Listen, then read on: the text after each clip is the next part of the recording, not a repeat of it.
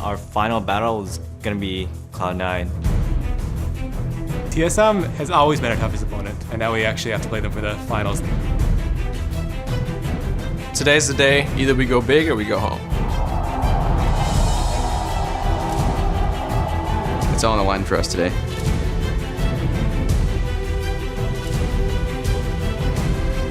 It's going to be like an all-out brawl. Balls in the back line, finding everybody. 3 kills for C9. Make that 4. It's only Quas alive. A quadra kill for Balls. Fans can expect there to be a bloodbath. We probably have a lot of blood, a lot of tears. It's going to be a chaotic match. This is turning messy. Bjergsen's got a double kill. Link forced away. That's a triple kill for Bjergsen. That's a quadra kill for Bjergsen. He's looking for the penta. Can he get it? That's the question. Bjergsen leads one more hit. That's a penta kill!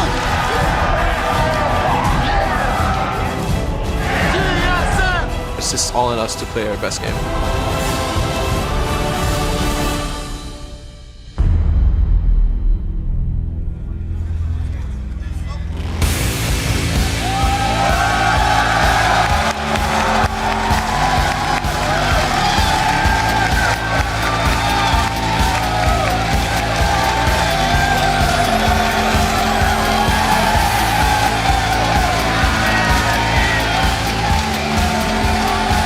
Welcome to day 3 of the 2014 North American League Championship Series Spring Playoffs. We're coming to you live in front of this amazing audience in our studios here in Los Angeles, California. What's up, guys? I'm David Freak Turley alongside Joshua Jat Leesman and Brandon St. Vicious DeMarco. Guys, we're in for an incredible set of games today. Let's take a quick look at where things stand in the North American bracket. TSM pulled out the win against the 3rd seed Counterlogic Gaming and advanced to the finals. They'll square off against the #1 seed Cloud9, who secured their spot after defeating Curse in a 2-0 sweep.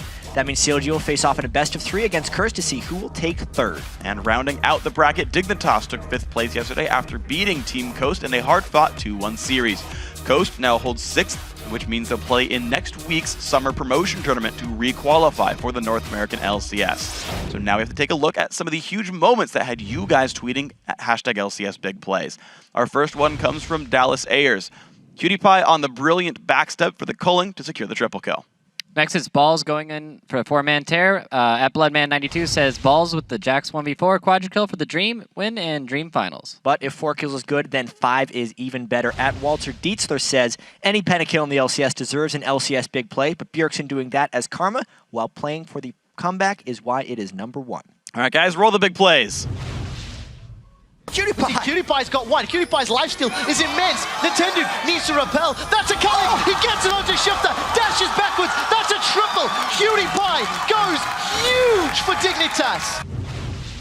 TP comes in, Quas the front lines dominate, big knockback comes through and they find the kill onto Kopto. This could be the fight. Balls in the back line, finding everybody. 3 kills for C9, make that 4. It's only Quas alive versus 5 in Cloud9. Take down every... That's a great play. X-Special flashes forward. The culling gets thrown down and Dexter eats most of the hits. He's the first victim and CLG as Nien has respawned. He's back in the fight. He's taken Mundo down. This is turning messy. Bjergsen's got a double kill. Link forced away. That's a triple kill for Bjergsen. That's a quadra kill for Bjergsen. He's looking for the penta. Can he get it? That's the question. Bjergsen leaves one more hit. That's a penta kill!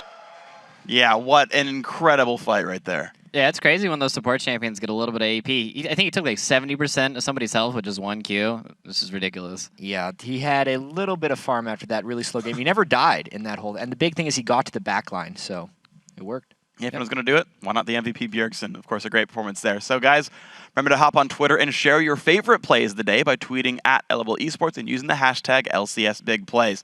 Now, the title of best team in North America and the trip to the All-Star Invitational is on the line here. So, TSM versus Cloud9. I want to start with you guys, right, and talk about this because TSM are 1-10 against C9 in LCS play, regular season playoffs combined there. What's TSM going to have to do to actually pull a win here?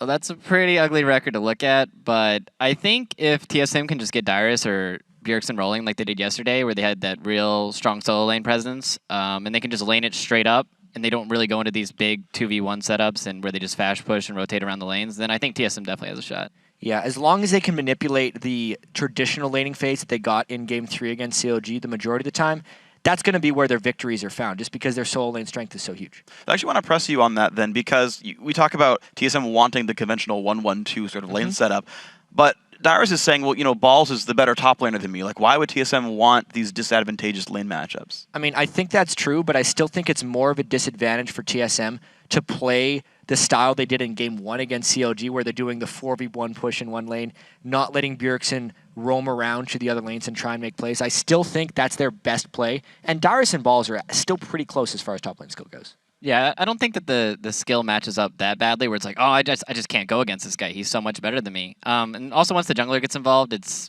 going to be pretty close. Okay, so then we'll see how the matches play out throughout the games. We're going to send it over now to Quickshot and Kobe at the caster's desk. Thank you very much, Freak. I am Trevor Quickshot Henry, and joining me is Sam Colby Hotman-Kensler. How you doing, Colby? Great, Trevor. Good afternoon. Yeah, good Glad afternoon. to have you here. It's good to be here. Well, this weekend we have had another piece of our spring split puzzle filled. We have the matchups for our summer promotion tournament. Next week could radically shake up the face of North America's LCS as 6 teams fight for a place in the big leagues. I think there's a very real chance that we have 3 new LCS teams by the end of the promotion tournament. I really feel like the challenger teams are stronger than they've ever been. Team Coast, Evil Geniuses, and XDG have all been shaky at best in the spring split. And now with their jobs and their careers on the line, can they deliver against the likes of LMQ and Complexity Black? For the teams that are coming up, this is the dream. This is what they've been playing for. Next week, the rewards are great for all these teams. You get a spot in the LCS, guaranteed job for 1 split, and a shot at even going to Worlds. If we look back to last year, Cloud9 qualified at the same time, and they ended up being the best team in North America. I think Coast are going to be able to collect themselves and play properly. Zion's partner Shifter will keep showing up big, and they'll win because of that. In order for EG to be successful next week, they need to draw on their past experience and play like the clutch team that they really are. The current LCS team that's in the most trouble is probably XDG. This is a team that went to the World Finals last year and suddenly are just trying to find themselves. I definitely do think there are going to be shakeups in the LCS this split. I think you're going to see the new face of the LCS. You're going to see incredibly skilled players and explosive teams. That is going to be a difficult series of games. 3 LCS teams that, honestly, I'm not 100% convinced all 3 will make it back into the LCS for the summer split. Yeah, people have been talking about the stress just in this tournament right now, the playoffs, but the promotion tournament, that's where it's extremely stressful because these guys will be kicked out. Well, we'll have to see how it pans out. The action gets underway on Saturday, April 26th, with a best of 5 between Team Coast and Complexity Black. Then on Sunday, April 27th, Evil Geniuses take on Cloud9 Tempest, followed by XDG Gaming squaring off against the Challenger Series champs, LMQ. Now, tickets are still available, but space is limited, so don't miss your chance to cheer on your favorite team. Head over to lolesports.com and reserve your seat. Just click the tickets link for all the details, and while you're there, vote for who you think will win today's matchup. Click on the schedule and make your predictions. You can also read up about all the upcoming All-Stars Paris event details, as well as study up on the players and teams that will be attending from China, Europe, Korea, and Southeast Asia. Yeah, and you can review the videos on demand that have made the spring split so incredibly amazing. Now we want to pick your brain, hop onto Twitter, because today we're asking you, who is your North American LCS Spring Playoff MVP and why? Yeah, be sure to write us at LO Esports and use that hashtag LCS so that we can highlight a few of your answers later in the show. We do have to take a very quick break, but when we come back, we'll be kicking off the day with our first matchup, Council Logic Gaming versus Team Curse in a best-of-3 showdown for 3rd place.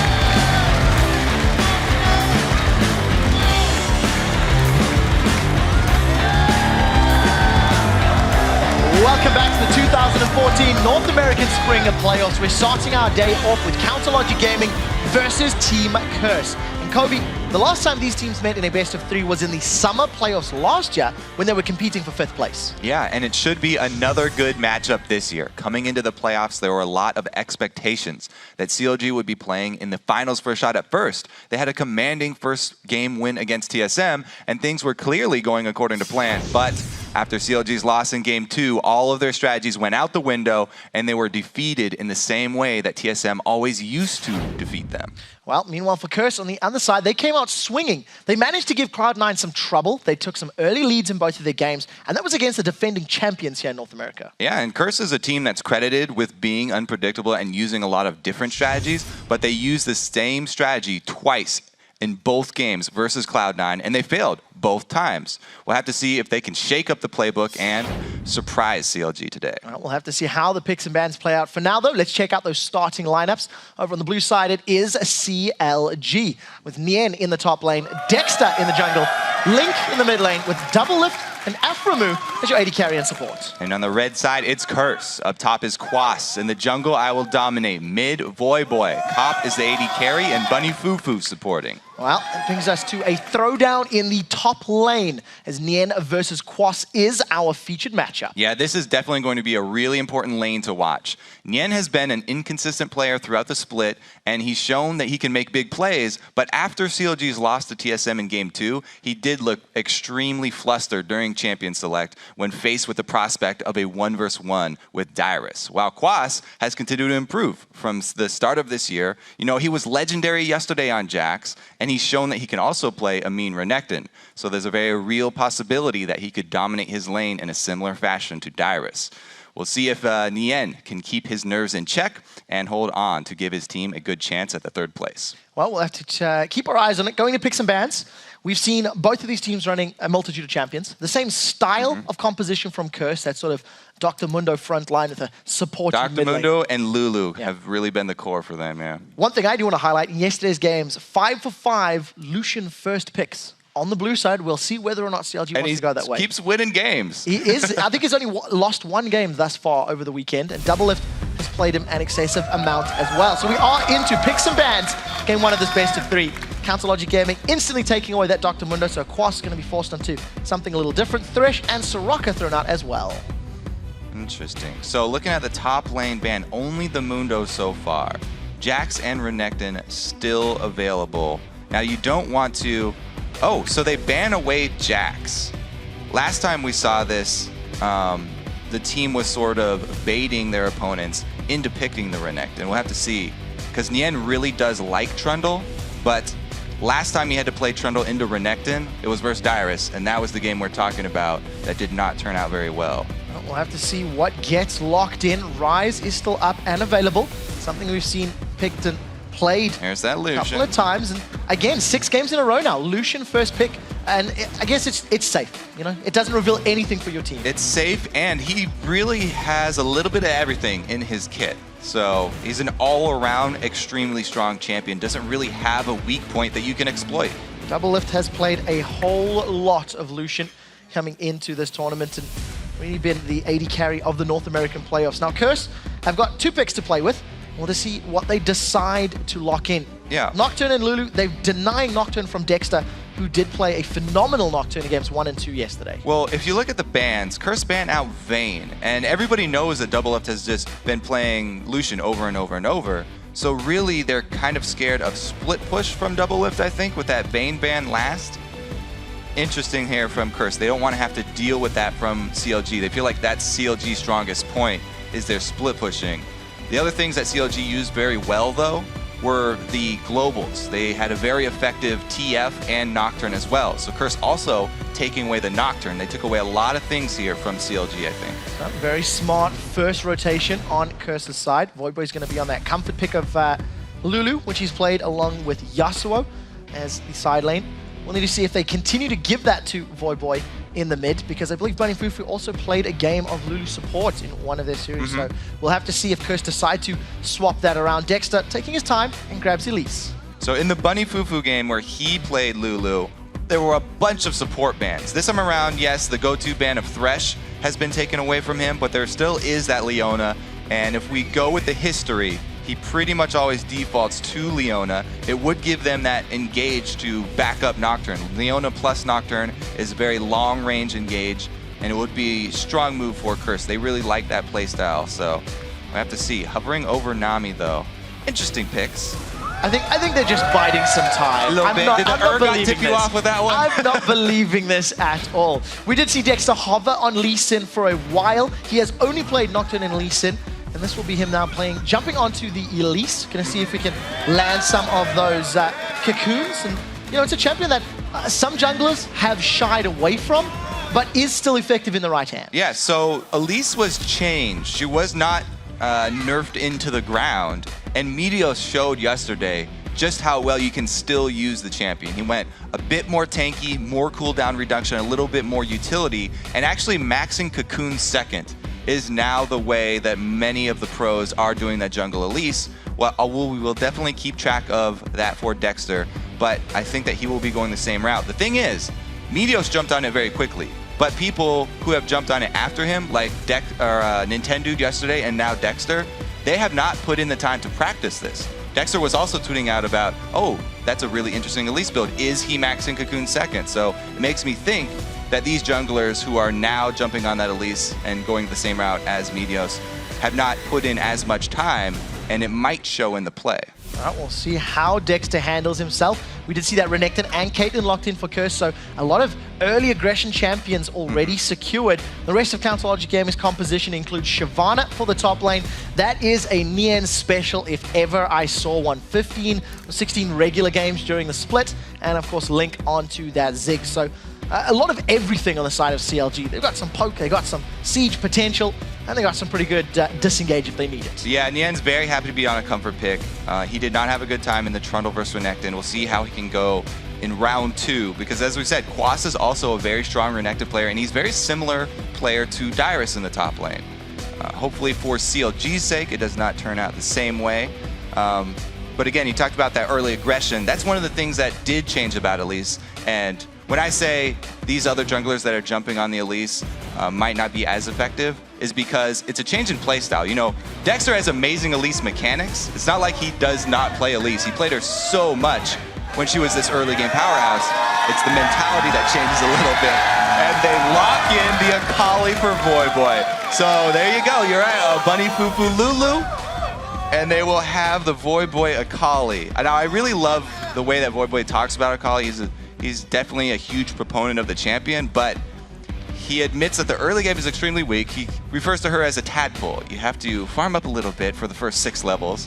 And then once you get that 6th level, that's where you finally turn into a frog and you can start leaping around and you actually get some power. It's a pretty deadly frog if ever I've seen one. We'll see how Curse handle the potential of the 4v1 tower swaps and lane matchups. If Voyboy is looking for some easy lane farm, hell, they could throw Caution to the Wind and stick him in one of those side lanes for the CS.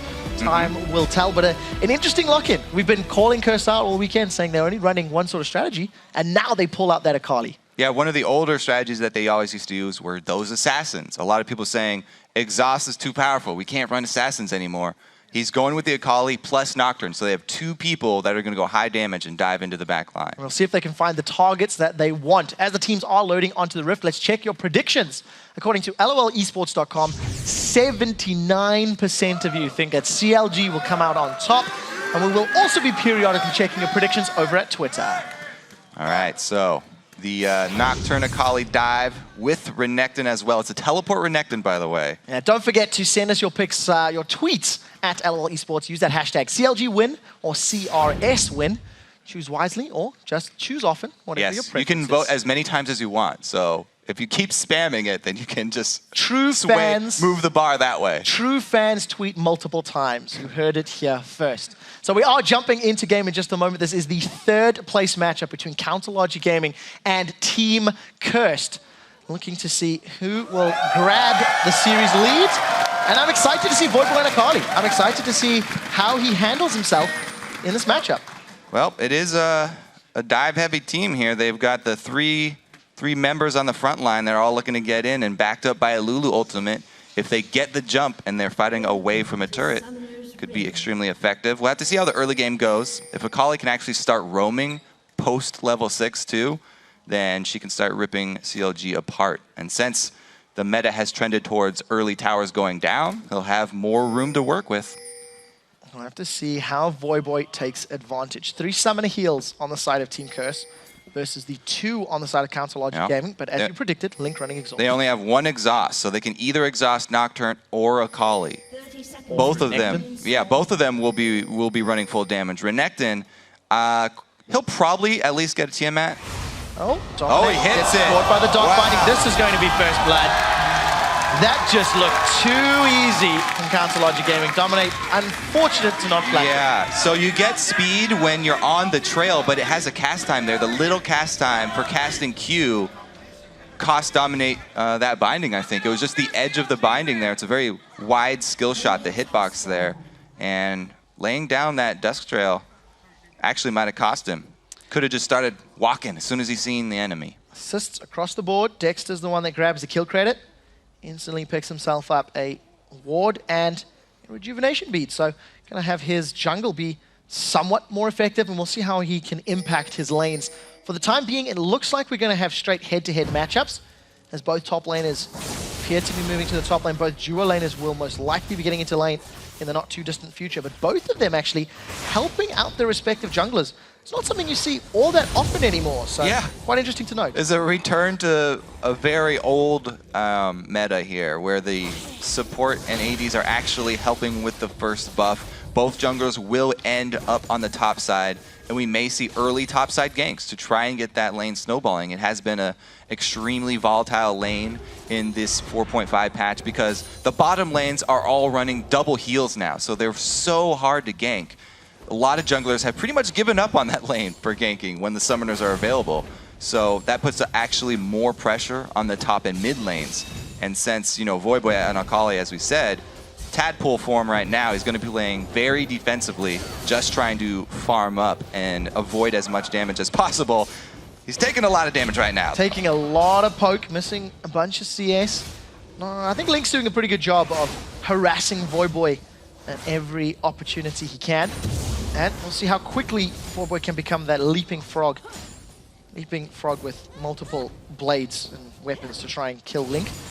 For the time being, Dark Binding connects. Bunny Fufu takes a massive amount of poke. Double Lift and Aframu coming out supremely happy with that trade. Yeah, Aframu has been pretty good with the bindings thus far.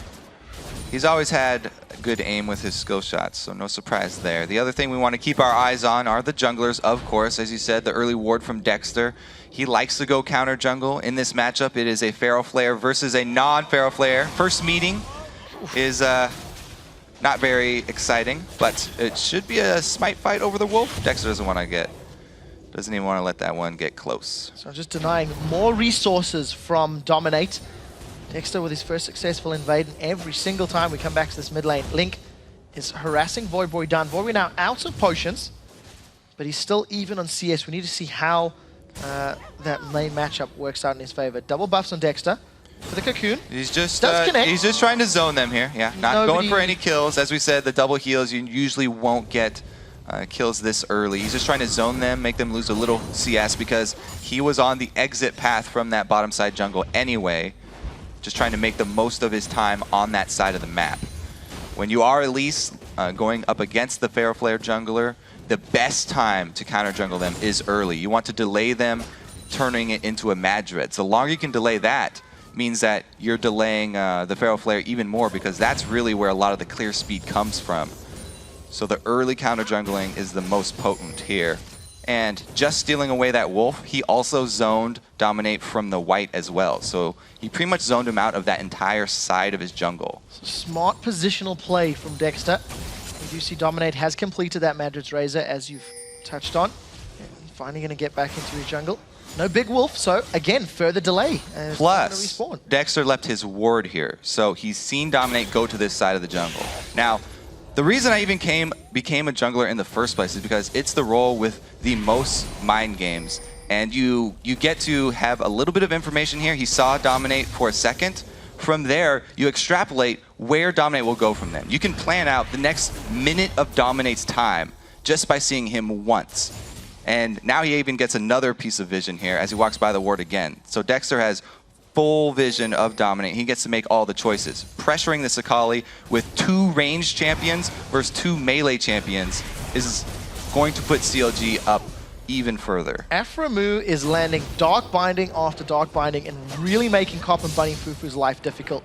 As you touched on, Voyboy's being pressured away from that mid lane. Yeah, what you want to do as Elise, since you have a huge advantage early in tower sieges against melee champions, all he has to do is pivot off of this mid lane. Anytime he sees Voyboy here, he can come help harass and damage the turret because he is ranged. And from this point, he can make his moves into Dominate's jungle because he's causing so much pressure. Ooh, that was a good flash there from Dominate. Gets out of range of the last couple of abilities, but flash blown. Dominate just trying to farm, just trying to get the pressure off the tower. Ends up losing his summoner spell.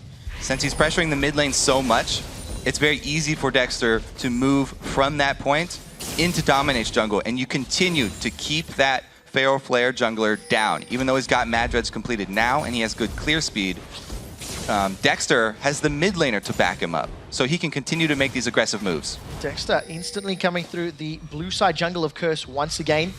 Good vision from Curse at least, allows them to back away quickly enough. Voyboy now has access to his ultimate, so he's got those dashes available. Made a ginger movement towards the river, looking like maybe, if anything happened in the bottom lane, he was going to respond. But CLG decided to not dive, decided not to play overly risky. And CLG just clawing small advantages. Dominate gets level 6 first here. We'll see how he makes use of it. Does have that paranoia, but needs to be comboed along with most likely that mid or that top lane. Voyboy gonna clear out this pink ward in the jungle of CLG. The sound effects for that Twilight Shroud working in his favor. So as you touched on, hitting level 6, even with the counter jungling from Dexter, Dominate not doing too shabby right now. Yeah, so you have to remember the solo lane experience that he got because Voyboy was harassed out too, also helping him get those levels. And it looks like Dexter has backed off from the cursed jungle. So now Dominate has a pretty easy time clearing with his Mad Dreads. And he just really wants to scale up. This is the way that Curse want to play it right now. As long as their mid laner can just farm and not be punished too heavily, 10 CS is pretty much to be expected in the matchup versus Ziggs, if not even worse. It's fine for them. Oh, that's Nian going Dragon's Descent all the way forward, clears out the minion wave and walks away. I guess it doesn't cost you anything in your Dragon's Descent. It'll be up and available soon enough. Make sure he gets the wave pushed out quickly. And this is the first time we're seeing Nian backing, sitting on that Dawn shield. Got 60 CS to his name. Was only marginally ahead on this Renekton, but we haven't really seen too many aggressive moves. It appears to be somewhat of a farm lane for now. Yeah, that's pretty much an average CS lead there too, versus Shyvana. Down a little bit early. Being pressured pretty well. They also have had this pink ward in the river the entire time for CLG. That was down pre-minion spawn at level 1. So good vision control now for CLG. Dexter sitting on Elise. He started off Seen by a ward. Solo dragon. Curse hasn't appeared to respond So yet. Dominate has his ulti, but he's also at 66% life right now. We'll see how this plays out. That's a teleport from Quaz. Remember, Nian used his to get in lane. There's the paranoia. Dominate's come in. Link, he gets stunned, but he's stunned over the wall. Exhaust is now blown. Voyboy goes in. Another kill secured. This is evening it up on the side of Curse. Dexter is forced away, and Curse, with a very aggressive play, grabbed the dragon and a kill. Can I say that Nian just teleported back top? After that return to base, Nian's teleport down because he returned up to top lane. It was a perfect time for Curse to counter a dragon. I mean, CLG make this call to start a solo dragon with Dexter at the same time as Nian is using his teleport. That is miscommunication. That is not coordinating the resources that you have available to you. And they get countered perfectly. Curse have a ward down there. They get the kill and the dragon. Nian is at least able to answer the turret, though. So, tower has been removed. The kill secured for Voyboy on Akali. Quas, it's fine. Nian gets some good damage down. Nian does have that Dragon's Descent if he needs it. Going to be happy to farm away and back out of that lane. Quas grabbed himself the Tiamat, so going to be playing more aggressively, I expect, in the coming minutes. And we'll see if he can bully Nian at all on that Shyvana. Back in the mid lane. Voyboy, thanks to securing the kill, also has the blue buff. So that's going to be helping him out, get some cooldown reduction. Maybe dashing across the map. He's jumped onto Link. Dexter is waiting in the wings. Instant Shadow Dance backwards. And that is just great. People just like seeing leapfrog. That's why the cheers are coming out. Voyboy timing his aggression very well. When you have minion waves back towards your turret, then you always have an escape route with Akali. Post level 6, as we talked about, Akali does get the kill potential. Dominate, though. Dominate thinks that he's got the jump, but he does not. Cop as well. Cop looks like he's going to go down 1 or 2 more auto attacks. The double autos. Aframu flashes forward, grabs the kill. The Flash Morgana autos. Too strong. OP, don't forget Frostfang. I mean, Frostfang's like, what, 10 damage per attack, bro? That's going to help out. Ends up working in his favor. So Curse, to give up 2 kills, they've also lost the bottom tower in the last couple of minutes. So well played around the Dragon, but CLG showing that, hey, we can lose that objective, we'll make it count elsewhere. Yeah, so Cop rotating back here. It was a good ward there that was deep from CLG. And Aframu was lying in wait. There's the Frost, the double autos from the Flash. I don't know if he actually had a charge from the Frostfang, but I'm saying he did. Congratulations to him then. Either way. It was pretty funny because Dominate had just tried to pull a very similar move, and he had a ward down there. Oh wow, Nien's gonna have to jump over the wall. Does manage to get over the wall. Voyboy opts not to chase. Dominate had the exact same plan that Afro did. The only problem was that Dexter was lying in wait to back up Dominate's target. So it really turned around on them. It was pretty much the exact same plays, but CLG had the extra backup. Well, we'll see how Curse respond. They've lost 2 towers. Double Lift is trying to run down Voyboy. Satchel Charge knocks him back. The pink ward is down. Dark Binding does not connect. And Link is throwing out those bouncing bombs. Voyboy able to get away. Summoner Heal was used, though. Now they're under pressure, though. Akali, yes, she's an assassin that if she gets rolling and roaming around with all these turrets down, can have a big impact on the game. But she has 0 wave clear. Zig's specialty is shoving down turrets and defending sieges. So they get that mid turret. It's going to open up a lot of the jungle for them. I don't see Dominate being able to farm up very easily from this point on. A lot of wards already from CLG, encroaching in Curse's territory. Well, Dominate at 13 minutes currently has 23 stacks towards that Feral Flare. That's extremely good. That is very good timing, considering the early game, you kind of felt Dexter was getting in his face a little bit in that jungle. Yeah, it's extremely good considering the counter jungling. I mean, right now is about the time that Feral Flare changes do come in, but he's definitely on track. Well, we'll keep an eye on Dominate's build path. Most of the Nocturnes this weekend have trended towards the Blade of the Ruined King as their second item, but we have seen Brutalizer thrown in by the odd one yesterday, if memory serves correctly. Regardless, Council Logic Gaming, 3 towers down, 2,500 gold advantage. Dragon respawning in about 2 minutes, and with Curse not having any of their outer turrets, we'll see how they respond. The previous Dragon was, I don't want to say gifted, but the previous Dragon was taken by Curse, I think, after a brave call by Council Logic Gaming backfired, but they responded well. Yeah, this time around though, Nien does still have his teleport, and it will be ready to join the fight.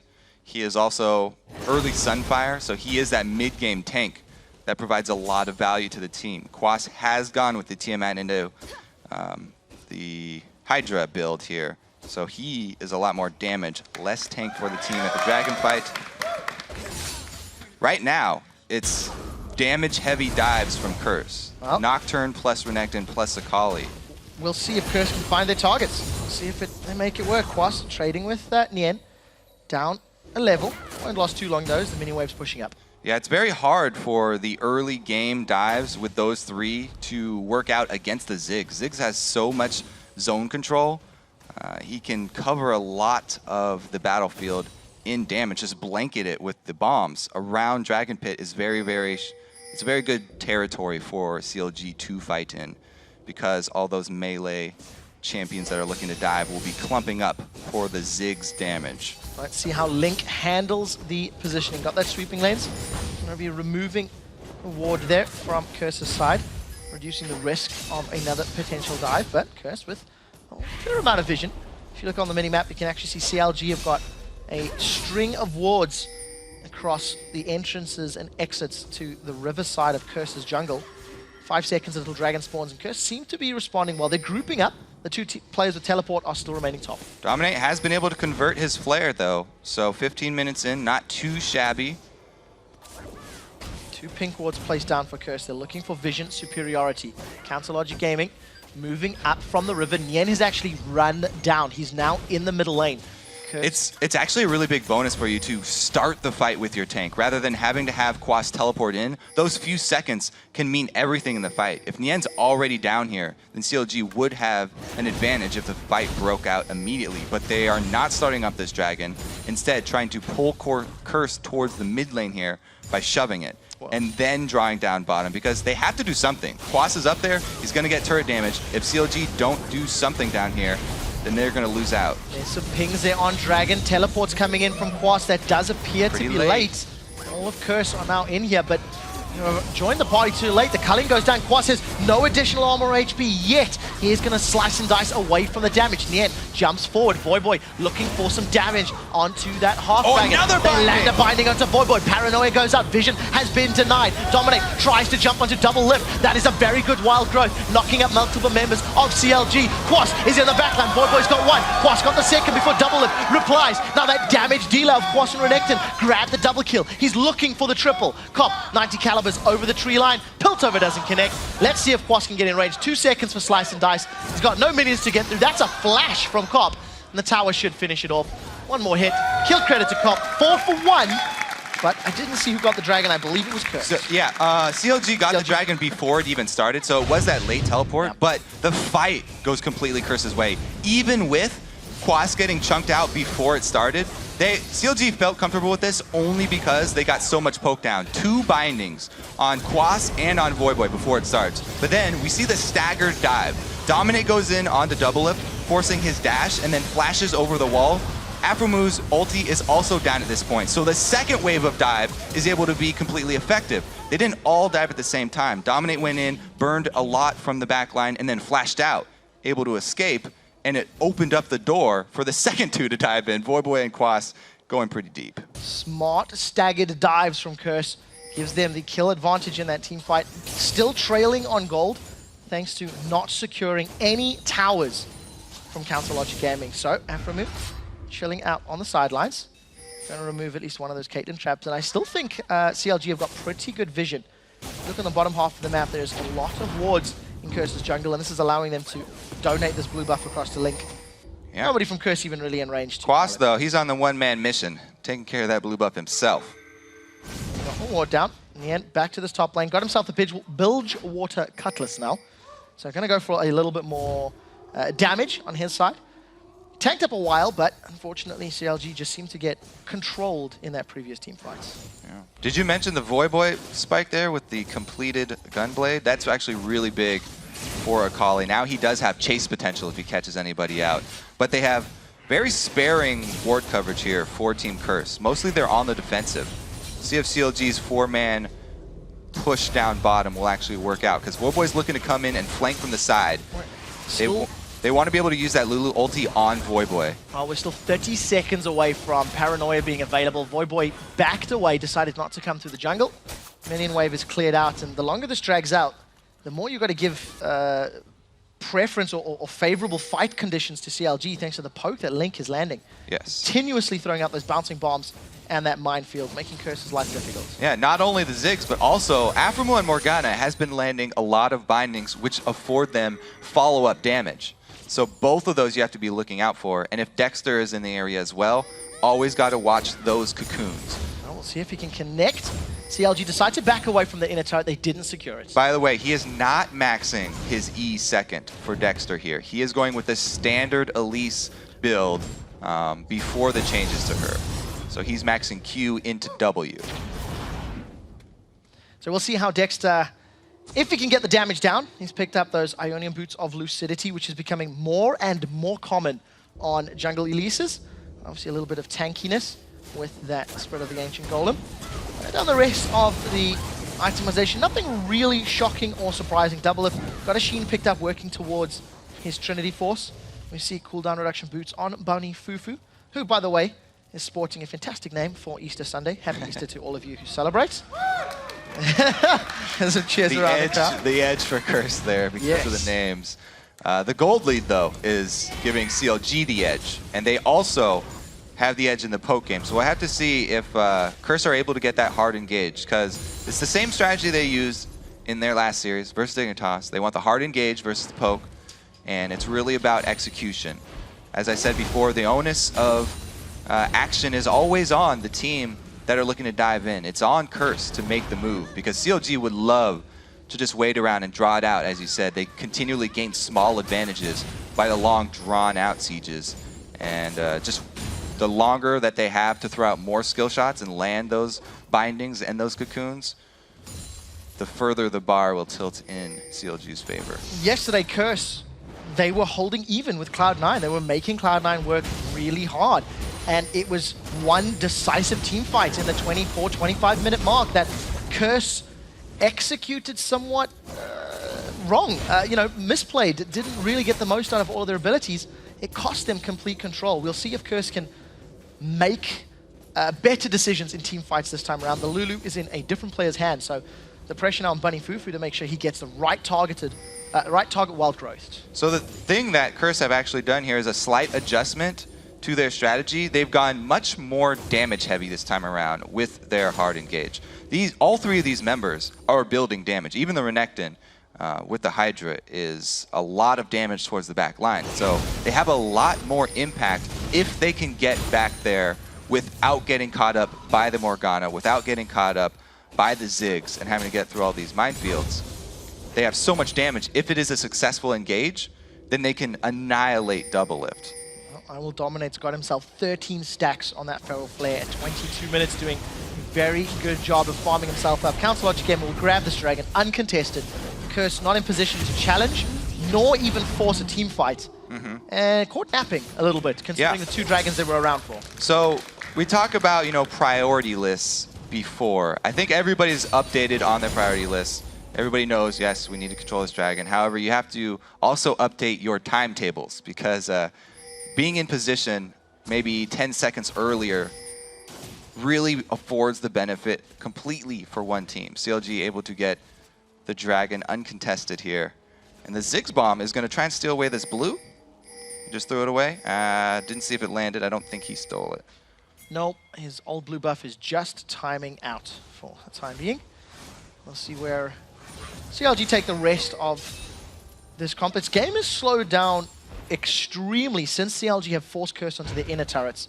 For a moment or two, CLG was touching that bottom lane inner turret, but decided not to commit more resources to that siege, and instead have been farming up. Now they do appear to be grouping towards that middle lane, so we'll need to see if they want to commit to any form of prolonged siege. And of course, you can't run the risk of being engaged upon. CLG themselves using the power of those long-range ultimates yesterday against Team Solo Mid. So if they overextend, the Nocturne, Renekton, and Akali could jump onto their heads and give them a tough time. Trinity Force just completed for Double Lift. Cop's got himself a Last Whisper. Cop the only one trailing in CS on the Curse side, as Dominate's got a massive lead over Dexter, as you sort of expect on this style of jungler. Yeah, he has been hard farming his jungle, and it has worked out pretty well. As we said, he's definitely on pace with that item. He's also gone into the Giant's Belt now, so he's not extremely squishy. He's going towards that Randuin's. Very strong first defensive item. Hex Drinker already picked up because so much ridiculous magic damage on the CLG team. However, losing control of the priority camps, the buffs here. Not a lot of ward coverage from Curse inside their own jungle, which they really need, not only to defend buffs, but also to get picks with Nocturne and Akali. Those two can jump on somebody if they're ever out of position. Well, the last few But minutes... Curse need to be able to see it. Last few minutes, CLG have extended that gold lead back to 2,000. It's swung back and forth over the course of the game. I still think CLG are doing a better job at vision control than Curse are. Yeah. Every time you look at the minimap, there are more CLG wards in Curse's jungle, which is affording them the ability to steal those red buffs and move unchallenged so far. Yeah, it also affords Nien the ability to stay pretty far up in this top lane here. He's past that point where he has to be really scared in the Shyvana and Renekton matchup. This is the point in the power graph where Shyvana overtakes him. He's got the Blade of the Ruin game. in addition to his Sunfire. So you can see Nien now is the one with the upper hand. And he has played a very calm game. That's what we were looking for him in this series. He's been able to steady his nerves, and CLG are playing to their strengths. We'll see if it's going to be enough. That is the question. Doublelift sitting in this bottom lane, farming up a Storm. Got himself some very key items on that Lucian.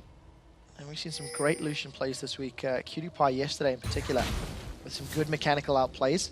We'll see if Doublelift's dancing shoes are on par when you consider there are 3 champions that want to be in his face and make his life difficult. Yeah, he's really got to rely on Link and Afromoon, because the dive is going to come from Curse. They're crouched and ready. They just need the right opportunity for everyone to jump in and back it up with that Lulu ulti. If they see anybody, if they see a little opening, then they can jump in on CLG. If they get that 1 kill, then they can snowball. However, CLG have great zone control for the all-in dive with those 2 members, Link and Afro. Cop is in the bottom lane. Quas is sitting just on the sidelines. He'll need to get past the ward. Cop's gonna get there before Nien. This is 4 versus 5. Let's see how this goes. Quas slices and dices through the minion line. The ace in the hole comes up. That's a big chunk of damage missing onto Link. Now Doublelift is going to get forced away. The first victim of the fight is Voyboy. As Doublelift then replies. Dominate is trying to get the fear down onto Link. They've traded a couple of kills. Quas is doing great job so far. That's a triple. That's not going to be the quadra for him though, as Curse are looking onto Nien. Nien's trying to tank up 3 members of Curse before finally he decides to back away. This is a 4-for-2 fight. It's not over yet. Nien forced to flash over the tree line. Curse are going to get in the tower. Another convincing team fight. That's going to give them the objective after the team fight that they just won. Huge swing in gold. They're still behind, though. It's a giant swing for them, though. A lot of momentum because they were able to get their dive. And you can see how long that dive went on. They dove all the way from their secondary turret into the midline turret of CLG. So Dominate goes in, Quas goes in, Voyboy goes in. This is what you're expecting. And CLG are trying to kite back, using the minefield, using the ults from Afromu and the bindings, but they weren't able to keep Doublelift alive. Too much mobility from Curse, and they dive all the way. This is such a long chase here from Curse, all the way back down the midfield. And as you said, Yen's able to flash over the side in the end, but that affords them the first outer turret. Curse able to take down the first turret of the game, and that's pretty much the situation where they're going to be getting turrets, is they have to win the team fights first. That's 2 team fights in a row. One that was in Dragon, one that was in the mid lane, where Curse have come out in a pretty substantial lead based off of the fight. Voyboy was focused down very quickly, which I suppose bodes well for CLG if they can get rid of their priority target. But Voyboy did not have his hourglass going into that fight. He does have it now. Dragons respawned. This time around, CLG are out of position. Doublelift try a cheeky steal, maybe with Link. Also, Quas has his teleport because he was with the team for that engage, and Yen had to use his teleport to come in later. So they are up a global summoner. See how Dominate can smite? He keeps his cool. That was very good timing from Dominate. Gonna even up the Dragons at 2-2 now. Secure 2 of 4. And with that Dragon, both teams were exactly the same on gold. 45,900 a piece. Quas returns to the top lane. As you touched on, he had actually roamed to the mid lane, and it was something that you had called out during the first big team fight, how Nien was present. Nien was around and didn't need to wait for the channel time on that summoner spell. So Curse just continued to play passively, play a farm game. Voyboy is well past Tadpole stage. Yes, he is. He's into fully fledged and as leaping death frog toads. And we got to see exactly what I was talking about with this team, the Curse team. They were crouched and ready. They just needed a long distance to fight over, and they were able to chase all the way into CLG territory. They had to use every inch of map too, from tower to tower. They went the full distance of that mid lane. And that's going to be the way that these fights go. It's constantly going to be CLG kiting backwards, trying to deal damage as they kite backwards to kill these 3 members of Curse as they're trying to save Doublelift. It's interesting to see Cop opted to go for the makings of an Infinity Edge as his 3rd item. No additional attack speed, no additional Zeals or Phantom Dancers.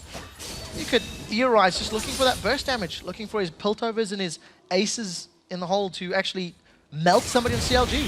Throw that burst down. You've seen how hard it hit Link in the previous team fight. If you get that with Voyboy and Dominate, somebody's going to die. Yeah, and you also play a little bit differently when you build Caitlyn this way. If you don't go with that Phantom Dancer or some attack speed item for your third item, then you have to weave in your Peacemakers and your nets in with your auto attacks, because you have a little bit of time, extra time there, since your auto attacks are slower. Oh, here we go. Oh, they're going to jump onto Link. Link is dead. Ace in the hole finishes it off. That is exactly what we were talking about. The rest of Curse looking for more objectives to secure. 2 ultimates down, and they've taken out the biggest component of CLG's defense and offense when it comes to sieging. So that's what I was talking about with the Akali and Nocturne. Ridiculous pick power. They were able to find their target and annihilate Link.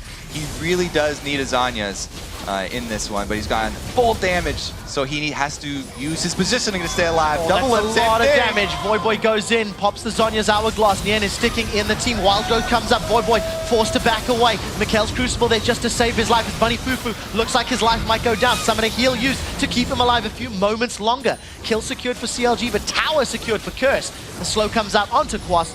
He's going to be able to put some distance away thanks to that slice and dice. And 1 for 0, but tower for Curse. Because Curse made this adaptation where they went more damage heavy with their dive comp, they can't tank turrets quite yet. Quas does not have any armor in addition to the Sunfire cape, so even he would have a hard time. But Voyboy especially does not want to be taking tower hits. A little bit too deep for Curse, but they still come out ahead. They get the global gold. Give up positioning around Baron though. Well, there's no Paranoia available yet. Dominate is fairly healthy, has Flash and Smite available. 3 members of Curse encroaching. That's 4, in fact, as Cop now makes his way. Remember, Ziggs is here for zoning. Rest of CLG decides to peel. Voyboy jumps back in. He's been exhausted. The damage is out. Dominate eats a massive Mega Inferno Bomb. Curse in, out. They can't decide what they want to do. Now Cop has rejoined the fight. Can he clean house? CLG losing so much hit points. Bunny Fufu now comes in for the slow. You are in so much trouble. Bunny Fufu's in the middle of the whole team. What are you doing, man? You are not going to get resurrected. And that is Bunny Fufu going down. CLG, 3 quick kills, and most likely the Baron. Oh, the jungler goes down, and then Bunny Fufu, who just spawned, spawns, then walks right into the team, dies again, right back to the death chambers. This is going to be CLG taking the Baron down, unless there's a miracle here. Nope, no miracles this time around.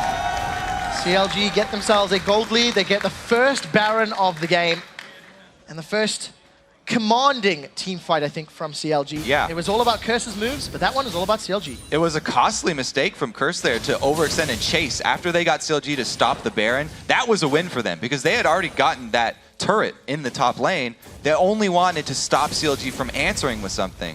But then overextending with the chase, losing your jungler and again your support right at the door to Baron is a really big step for CLG. And we'll have to see, because that was 2 tower dives for Curse. Kind of backfired. Well, we still have not seen CLG put together any sort of siege with their composition. And I feel like they could do pretty well considering the range of their abilities. Regardless, with Baron buff up, let's see where they decide to roll around. 1 minute till Dragon, and both top and bottom lanes have the inner turrets available. Yeah, so Curse are still looking to pick someone off. I mean, they do not want to fight while Baron buffs up. They would like to delay or like to make CLG waste some time by running around the map. But they do have a ridiculous ability to blow someone up 100% if they see them out. The other thing about this Cop build that he's going, all this heavy damage, no attack speed, is that his ace in the hole hits like a truck. If somebody's out of position and Voyboy or Dominate are able to get vision and dive on him, Cop doesn't even have to be there to follow up. He can just ace in the hole from across the map, and it will take out a good portion of anyone's life. 1,200 physical damage total right now from that ace in the hole before mitigation. So we'll see how effective that will be. Nien is going to find Quas. That's not someone they want to catch out, though. They don't want to burn anything into Nien. Well, we'll see how quickly Quas can get away. Dark Binding doesn't connect. That was max range. Costly the slow mistake. comes up. Quas forced to flash. The culling is now being burned. Can Quas get away? The answer is no. Intenso secures the killing blow, and that was just Quas being a little overconfident in his positioning. Yeah, that was a very, very poor ambush. That definitely turned around for Curse, and it gives CLG the opportunity to take inhibitor turrets. Well, Nien tanks up the first couple of hits, and that tower is not surviving long. Instantly secured. Curse deciding not to challenge for this one. Let's see if anyone pulls the trigger to jump in. Nien just zoning away members of Curse and an uncontested inhibitor, thanks to a positional error from Curse. Yeah, everything is going in CLG's favor now. A couple mistakes there from Curse, and it's going to afford them not only an inhibitor, but another outer turret. So, CLG finally get back down to this bottom turret. It's 20 minutes at least between the last time they were touching it and this time. It goes down very, very quickly, and Countologic Gaming now continue to apply pressure to Curse's base. 5 seconds still, Quas is up. Does not have any form of home guard boots built up yet, but he should be able to get in range to defend the inhibitor if Curse decide to engage. Wow. 2 inhibitor turrets down. Here comes the engage, though. We'll see what can Dominate do. The Wild Growth comes up, knocks up most of Curse. He's the first victim to fall, though, before Bunny Fufu gets blown up. That's a double kill for Link. Now we see Boy throws down the Zhonya's Hourglass. Can they do anything more? Cop has been dropped in the backline. Quas doing work. That's a lot of AoE. He's got one. Looking for the second. Afromu's trying to get away. That's Slice. That's Dice. Kaldameek secures the kill. Link on the way out.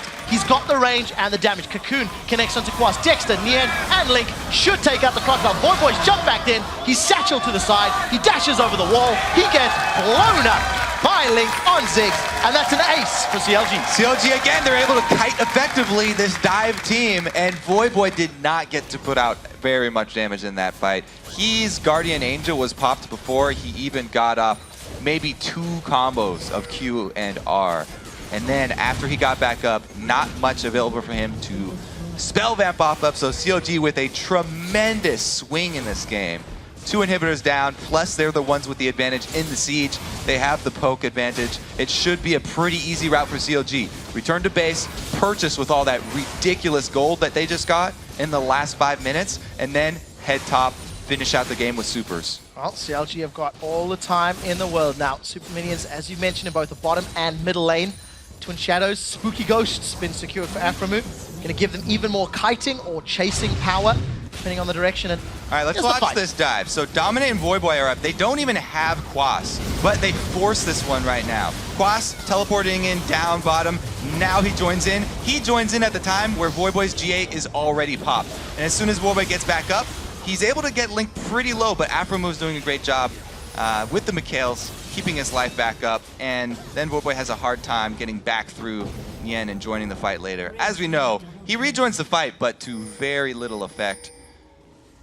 Quas was doing work down there, off screen, getting a couple kills for Curse. Boy going down in the end.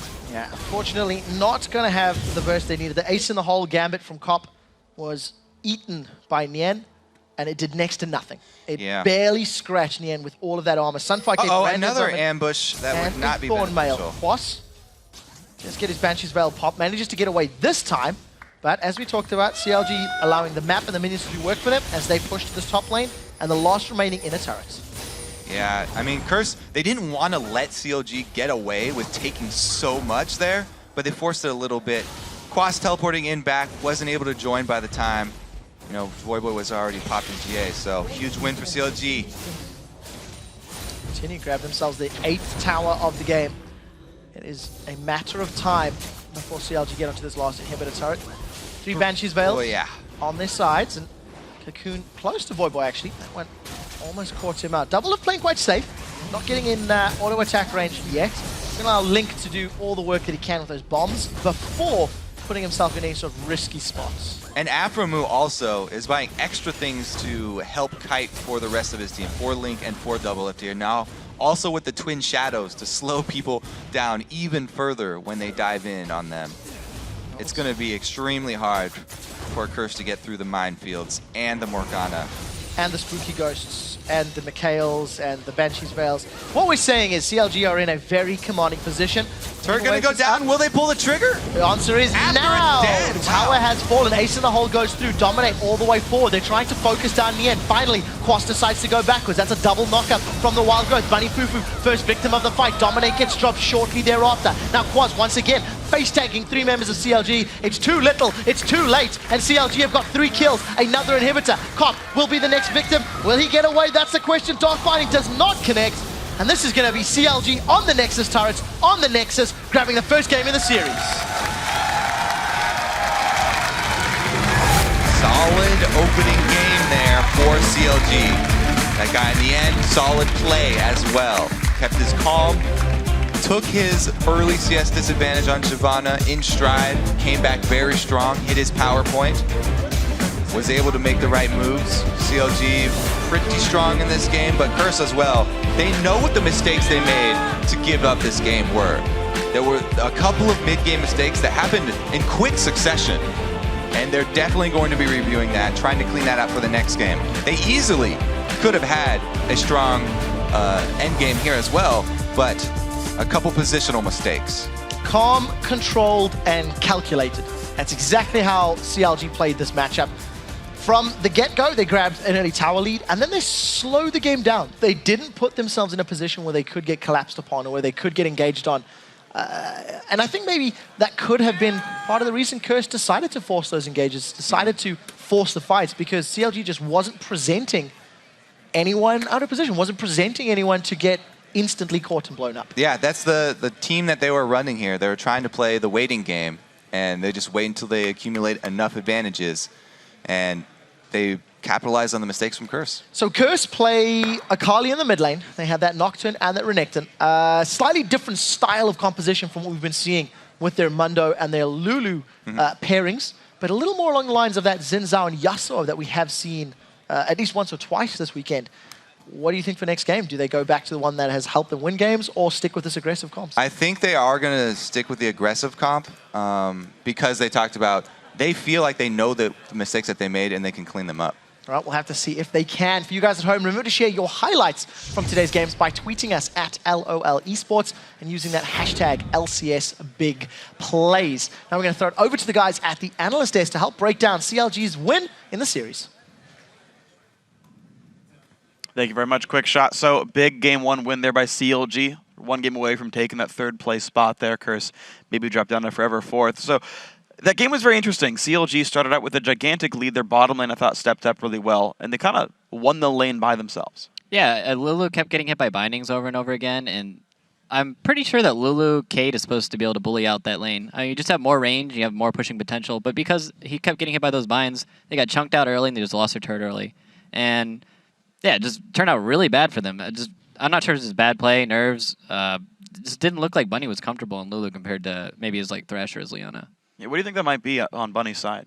I'm not entirely sure with Bunny. I still feel like he's a bit of a Thresher bust player right now. I know the rest of the Curse team has a lot of confidence in him, but when teams take a Thresh away from him, he's still adapting to play the different style, and it doesn't necessarily work with Cop. This overall, though, was a really strange game. I feel like both these teams are still kind of reeling from their defeats yesterday because it was not 100% from both teams as far as I could tell. Yeah, it seems like there are a few parts of the team that stepped up really well. I thought, again, CLG's bottom lane, they won their lane for themselves. CLG even started out with a 3-turret lead. It seemed like early laning was going their way. Yep. And then things got a little weird. They took a couple of bad team fights. Like, what was up with like Curse just like randomly coming back into fights? I mean, it looked like Curse has an all-in, we're going to pick you off and assassinate you comp. I mean, Akali she's an assassin by nature. But I didn't really like their team comp because they only had one way to play, and that's just, we got to go in. And, of course, you have Ziggs, who has an insane counter engage. Just throws out the Mega Inferno Bomb, puts all the minefield out, and you just have to run into all that and take all that damage when you come in. And it looked like Boy just didn't have an impact when it came to mid and late game. He just got exhausted and pop. All right, so let's actually pull up our first replay then. It's actually when Curse was actually doing very well in the mid game. It's around 20 minutes in, and Curse get a dive here that sets them up pretty nicely in the mid game.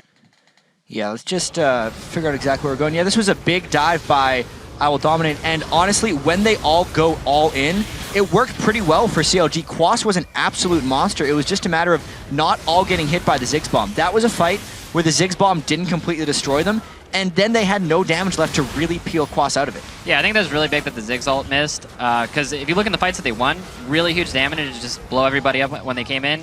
But because they couldn't hit that and they couldn't layer that damage on, they couldn't kill Quas. Like, Quas is just a monster here. They don't have enough damage to take him out at this point in the game. But of course, once Doublelift gets Last Whisper, the story kind of changes. And Quas also went pretty offensive for a build. I think he would have went a little bit tankier. But seriously, after that fight, you could see the power in Curse at that moment. They were kind of in position to control the game from that point, but they just weren't able to.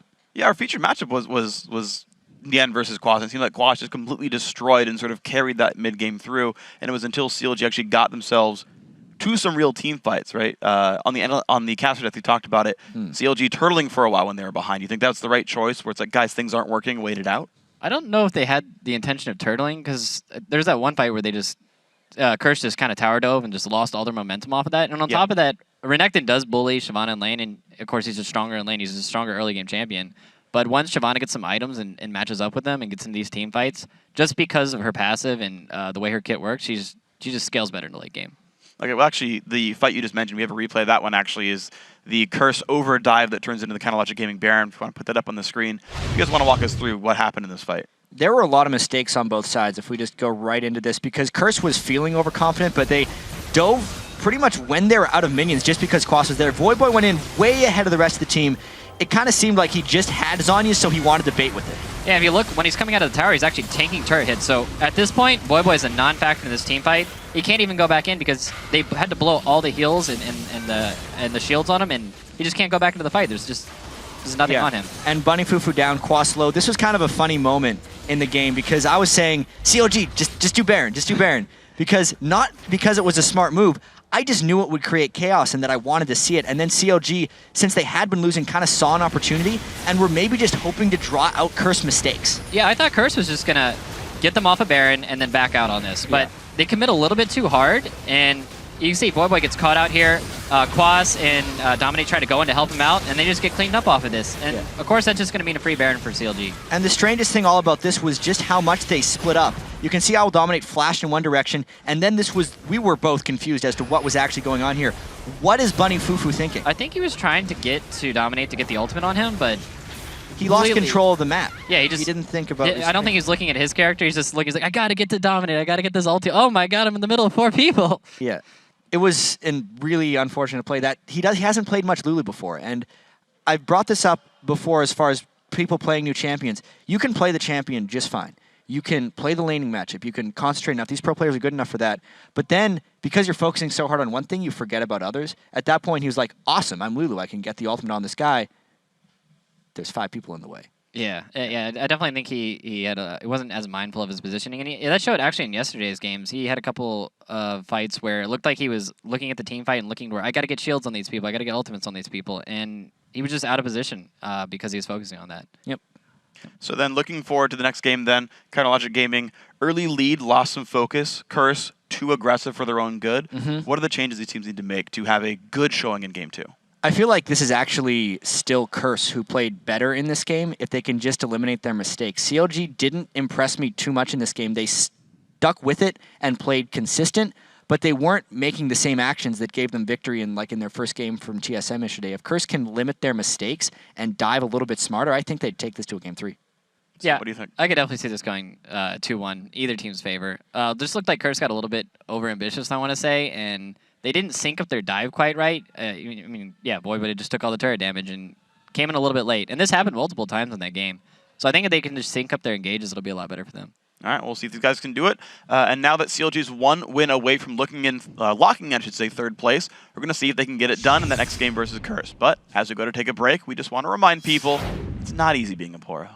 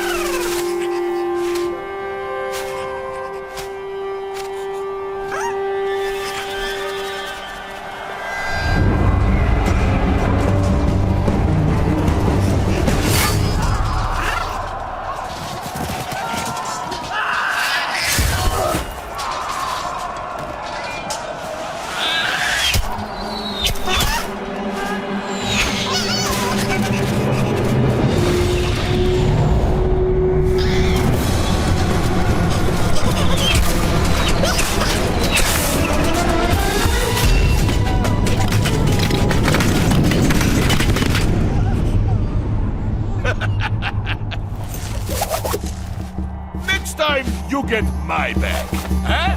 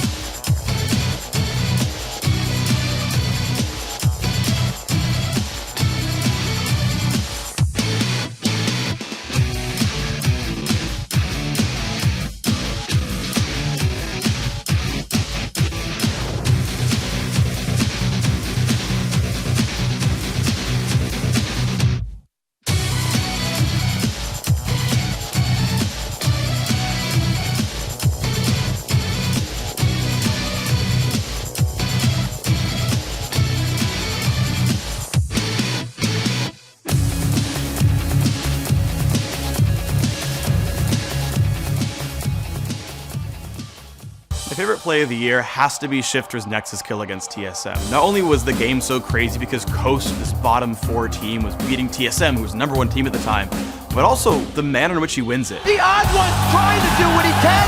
Shifter with the lick spin on. Oh my god, here it rush. Still goes the kills. The second, he's not gonna get it. No, my god, he does get it. Ghost breaks the win streak of Team Solo Men to go 5-8. But some of them were lying down at the end of it because of how immense that victory was, what it meant to them. The sheer joy of that win and just how awesome the moment was just made that my favorite play of the year. I rather enjoyed that one quite a bit. Welcome back, guys, to the North American LCS. A little heart in there just because I've cared so much about it. And our second game of the day is coming upon us now. Team Curse versus Counter Logic Gaming. So CLG, we talked about them not being quite as impressive as we expected from the end of the season, but we'll talk about a couple of guys who did well. We'll start CLG Doublelift. Yeah, Doublelift and Aphromoo performed. They were probably the best things for CLG in that last game. They destroyed the bottom lane. They consistently show why they're a world-class bottom lane down there, and this last game was no different. Yeah, they were really on point. Aphromoo had a lot of good exhaust on Boy in the team fights, and they just kept catching people out with those binds, even like the first blood and just a lot of the team fights. Really good binds from Aphromoo, and they just ran the bot lane over. I think if they can do that again and get the picks they want, like Lucian, maybe see it again. Yeah, it's a strange thing. Even though I don't feel like Lucian is too distinguishable from other AD carries, aside from being safe and just having a lot of freedom to do what he does, Doublelift might be a little bit reliant on that pick right now. It's really the thing he's been performing on recently. I mean, he does have his Vayne, but that didn't work out too well for him. Getting banned. Yeah. It was also banned too. So I mean, I would like to see Doublelift on Vayne. I kind of hope they don't ban it. Just I like Doublelift's Vayne. It's going to be fun to watch. Okay, let's talk about then on the other side of this one, Team Curse. They did look generally pretty good. Got a little over-aggressive, to be fair. You guys talked about that a bit. But let's talk about some guys who did perform well. Quas in the top lane. Started the game like 8-0-7 or something ludicrous to start that one out. And unfortunately, didn't quite have the backup to make it all happen, but had a good start at least.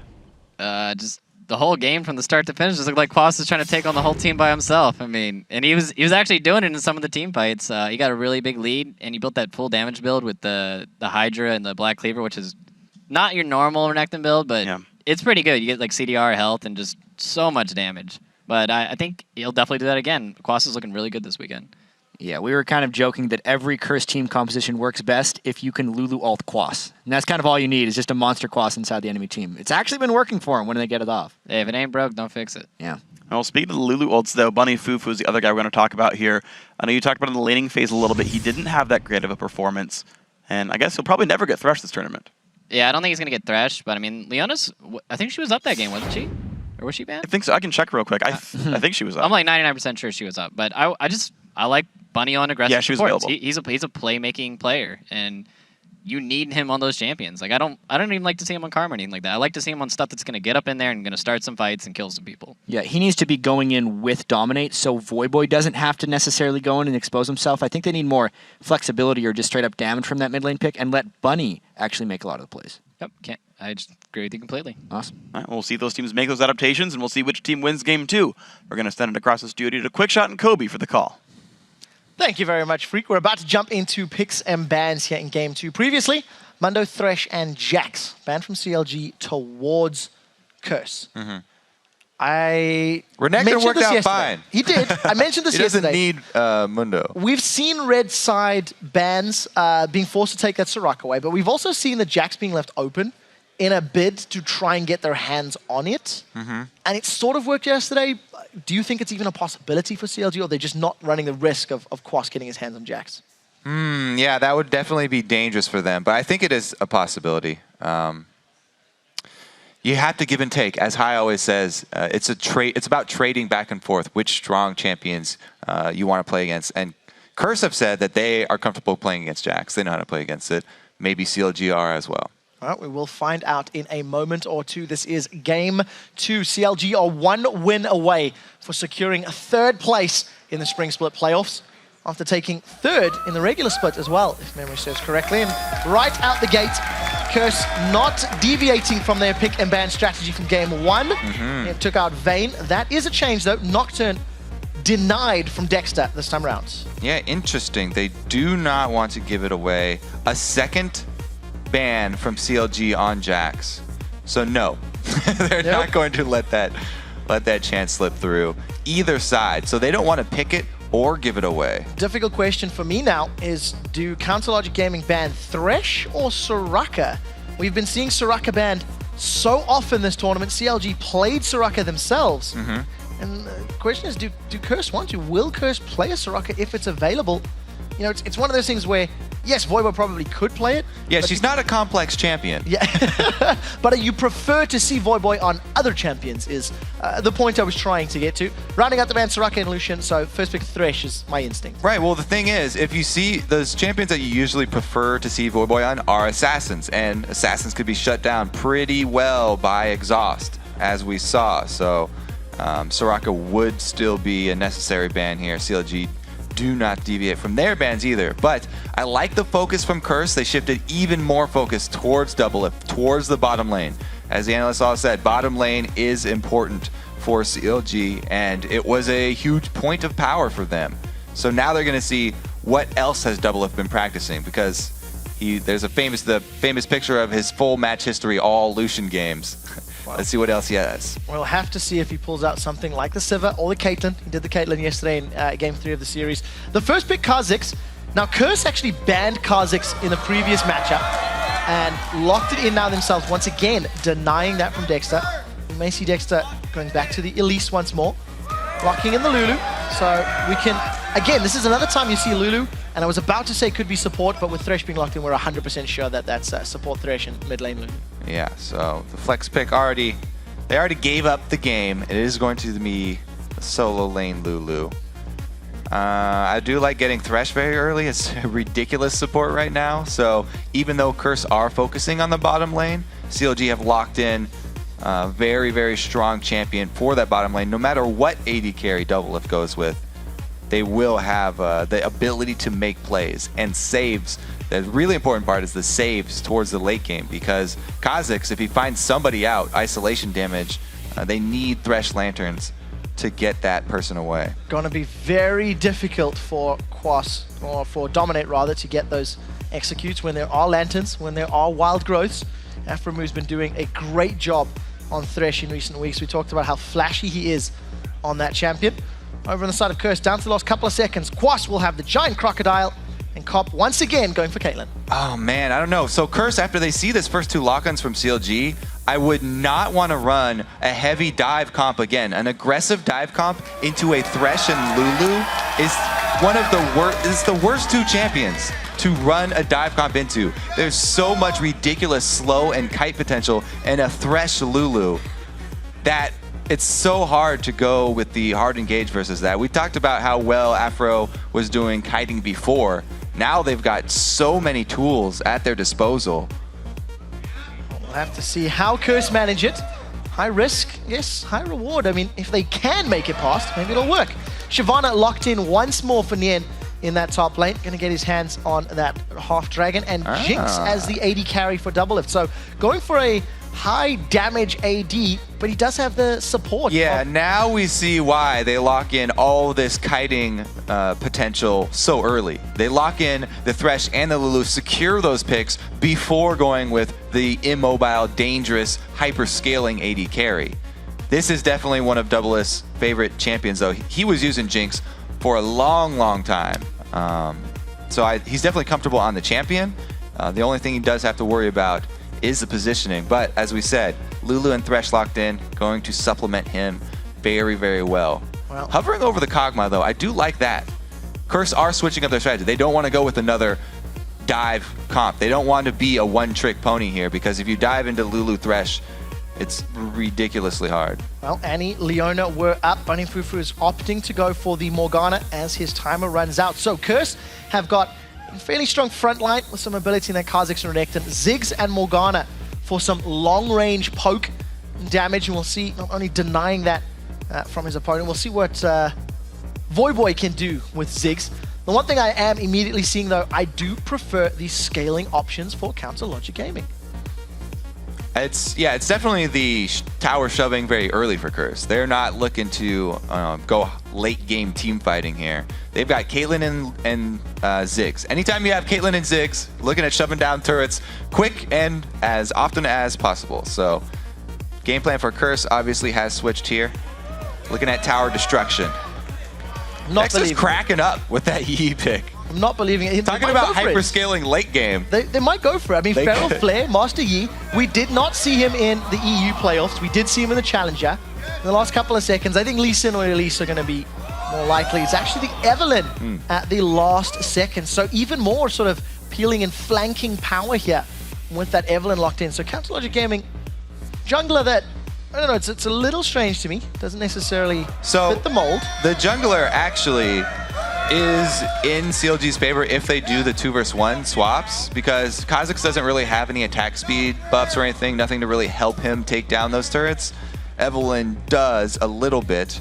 And then also, they can look to take advantage. When all these turrets are down so early, she has so much map to work with, roaming around invisible the entire time. When the lanes do eventually shake out, as they usually do, towards that mid-game sort of stall after the turrets are gone, she's got so many options of where she can pressure. You talked about how important the early laning and tower pushing for Curse is going to be. Evelynn is going to make that job much harder if you don't have enough vision or enough control around the map. So interesting compositions. First time we're going to be seeing Dexter on that Eve this weekend. All those teams are loading on the Rift. Head over to Twitter. We are still counting and tracking your votes for whoever you think will win this series. Right. Tweet your picks to @LO Esports and use the hashtag CRSWin or CLGWin. We will be checking the vote standings throughout the game. Yeah, so we'll have a look in Game 2 now, considering that CLG do have a leg up. They do have that additional point to their name. And I think in terms of compositions, if this game isn't in Curse's favor early on, I just prefer CLG's comp. I do think they have more options to play with later on. Yes, there's a Ziggs that they have to deal with and get past, but I feel like they're coordinated enough to do that. Anytime you have the Jinx in the back pocket, yeah, you feel pretty confident going later. And Lulu's got good wave clear. Jinx with her rockets as well when she gets some tech damage. Nobody to help out with that. Well, we are onto the Rift. Curse this time wearing the blue trunks and Counter Logic Gaming in the red trunks. Both teams barreling down towards one another in this mid lane. Curse rather, somewhat split. We've seen a lot of teams yesterday chilling in their tri-bushes. Yeah, I really do like the pickup here for Voyboy as well, Ziggs. Just able to control so much area and put out, like, it's blanket damage. I keep saying this about Ziggs, but he puts out so much damage to minions and towers and champions. He's just an all-around strong pick, just because of the pure amount of damage that he can put out, as long as you're able to aim correctly. Well, I trust Voyboy to aim correctly. Been around long enough to land those skill shots. CLG with some shenanigans going on. Hanging around the river. Aframu looking for a target, looking to connect with that Death Sentence. Dexter playing a living ward. That was close. That was so close. I like the little strategy here too, using Dexter to scout for Aframu so he can land one of those hooks from the Fog of War, and Bunny Fufu just luckily dancing back and forth. Yep, I am Evelynn and I like to play a ward, is what Dexter was saying in that opening minute. Worked in his favor. Unfortunately, the crowd control didn't connect. So now CLG repositioning themselves for what looks to be a blue buff invade. Teleport on Nien, teleport on Quaz. I kind of think Curse are going to do the same in the bottom, but it is a touch early. It looks like it will shake out into the classic swap here, and we may be seeing 1 or 2 turrets go down. Everybody, by the way, always checking that ledge, because more than a few have been surprised in scrims by people waiting there. We haven't seen it yet in the LCS games. So nobody's died from it, but CLG did it both games yesterday. Using Nien as the river sort of bait, so to speak, and the rest of the team chilling out on that ledge. It didn't work out in their favor, though. Something that Jat was saying multiple times yesterday during Dignitas series is that buddy system. Curse have actually got more votes now since the Twitter vote has been happening. It was a higher percentage earlier on. Okay, so we go with the single buff and level 2 for everybody. 4-man push for both squads. Actually, they didn't even hit level 2. Nien's still level 1. Yeah, this time round. Not been able to share enough. Curse have got level 2 on their side. Nien, the only one that's level 1 in terms of these pushes. With Jinx on the side of CLG, you have to feel that that attack speed buff from her minigun is going to do great work. Both towers falling. within a couple seconds of one another. Yeah, that's actually pretty big that Nien does not have level 2 to get the extra damage for the turret. And they are on the turret that also has champion reduction. They're able to catch up though. As you said, Jinx is great at these 2 versus 1, or 4 versus 0 now that they are swaps. We'll have to see who decides to recall first. Now, yesterday, there was a few teams that were able to grab a dragon on blue side. Don't know if Curse are going to be quick enough to make it happen. Again, the first member of CLG to begin recalling directly under the tower. Curse have got the tower themselves. At least the minions should finish it off.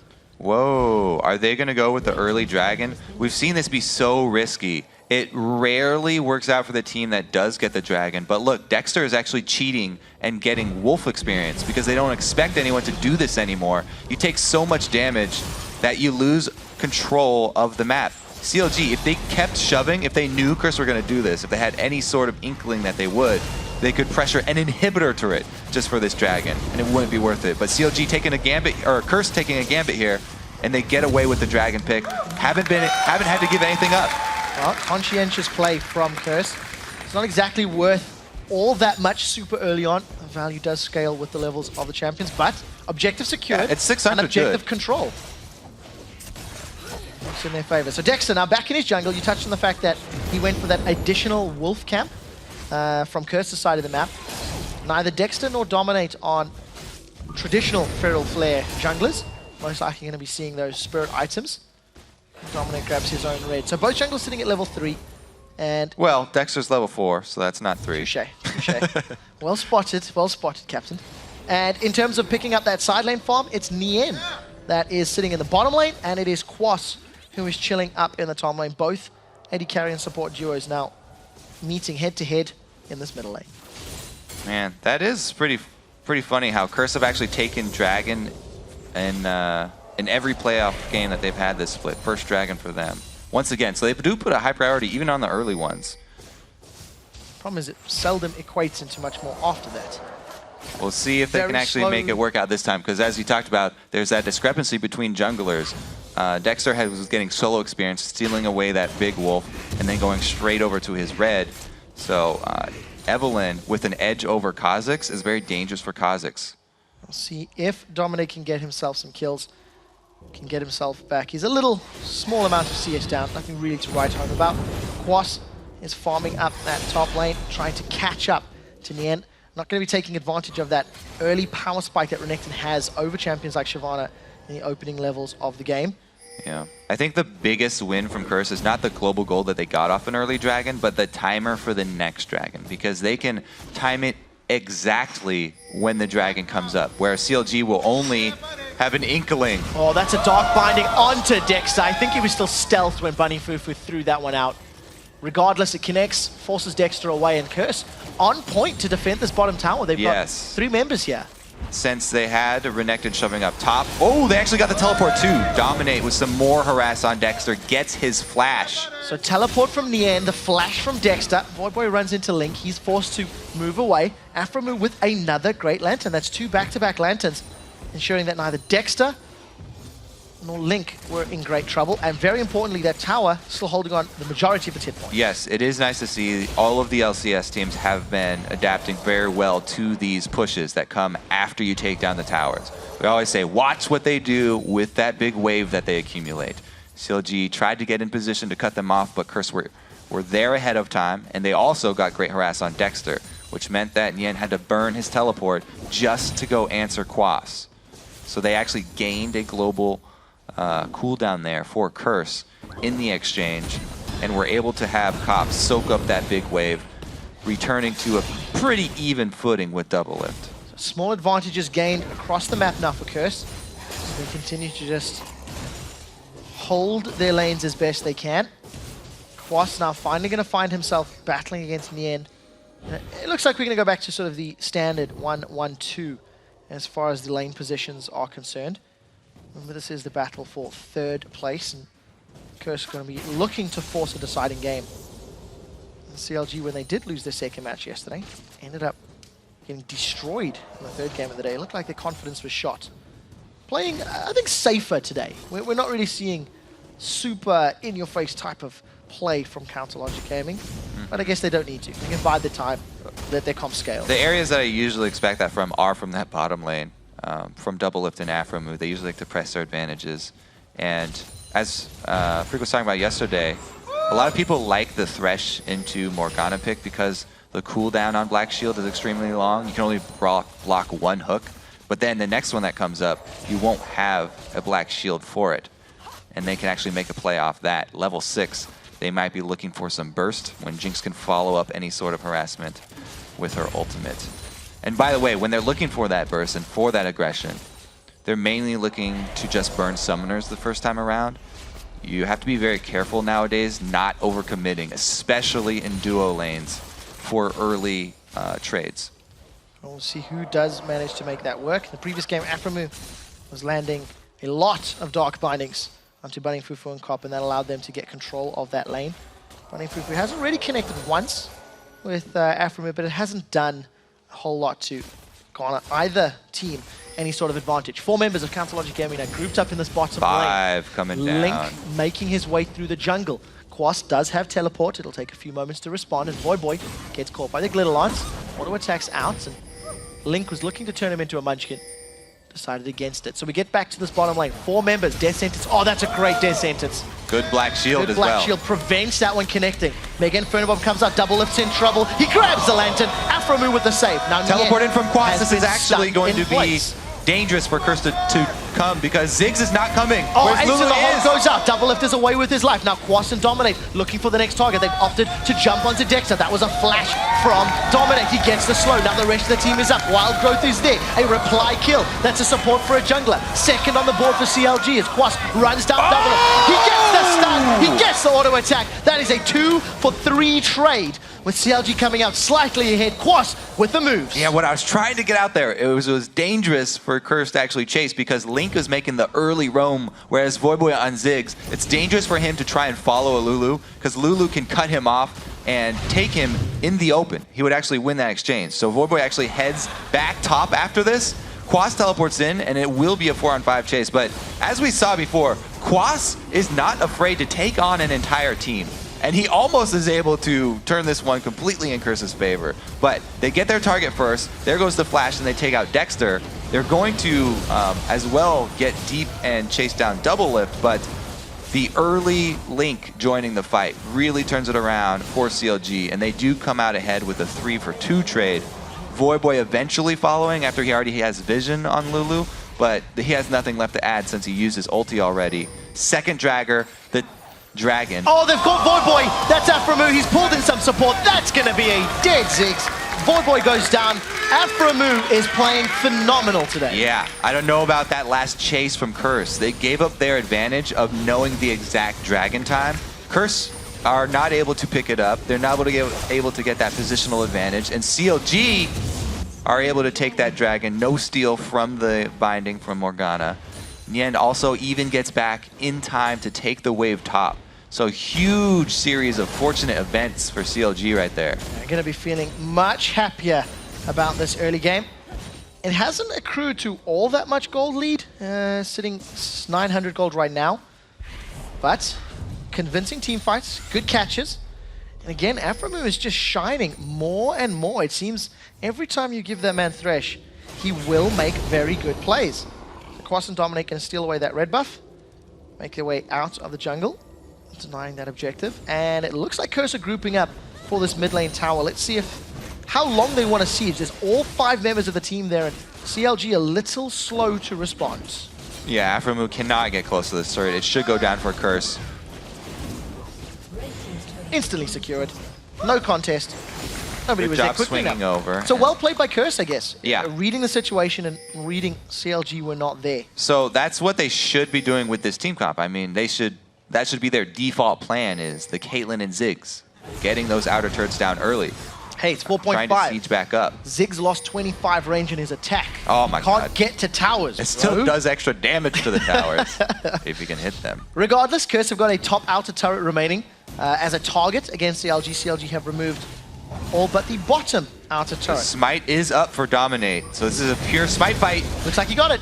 Dominate manages to smite that one away.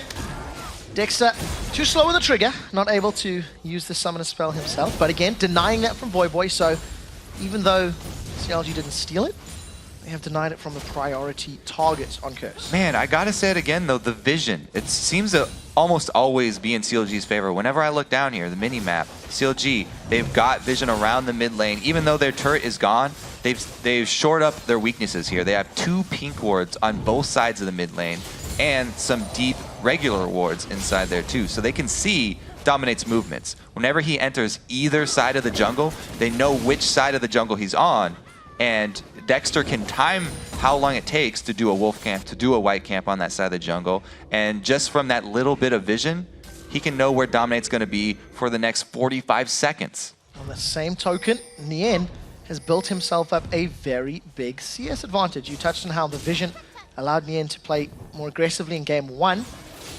He's going to begin putting himself in that same position. He's got 116 CS to the 78 of Hwas. CLG's map-based movements with those minion waves just appears to be accruing them a solid lead in that role. And it looks like this time around, they actually have the jump on bottom lane. They're trying once again, shoving with that lane. They get there first. They actually have the jungler, and they're going to get some damage. However, I'm Ziggs, so it doesn't matter. Wave clears down. It's not going to save the tower. If they stick around, nobody's going to tank it. A little bit too risky. Actually, Aframu gets 1 or 2 more. So even with the Mega Inferno Bomb, CLG were able to commit enough resources to actually get their 3rd tower of the game. And it's CLG with a faster push on the map towers than Curse. Yeah, Curse have made very little effort at going. Since Link was able to get the blue buff, whereas the invade from CLG caused Dominate to have to smite their blue buff away, there's no blue buff Ziggs, and that's a very big win for CLG. You can see the difference here since Link is able to spam his Glitter Lance and shove in Ziggs. Look for the He death loses a sentence. lot It of connects on potential. Dominate. Zap lands. Now Dominate manages to flash away. Summoner heal used to save his life. The Super Mega Death Rocket connects onto Cop. Now Bunny Fufu's in the back line. That Soul Shackles does pick up a kill on Aframu. The double lift was forced to flash away. Now Quas is in the middle of the team fight. He's got a Negatron cloak and that Brutalizer, not anywhere near the same scary crocodile we've seen from game 1. Double lift gets excited, carries on running around. Now Link has rejoined the fight. CLG just playing this one somewhat more effectively, even with Curse responding. Yeah, that catch actually, they're able to trade top laner for support and have control of the jungle. Oh, Bunny Fufu's in so much trouble, does manage to get away. Luckily, no secondary help picks, secondary Glitter Lance coming out from Link, and that means Bunny Fufu backs away. All right, let's see how much damage they can get on this turret. Ziggs is still here. He doesn't have a blue buff, but he's still got a little bit of mana. Has gone with the Athene, so he won't be hurting too bad.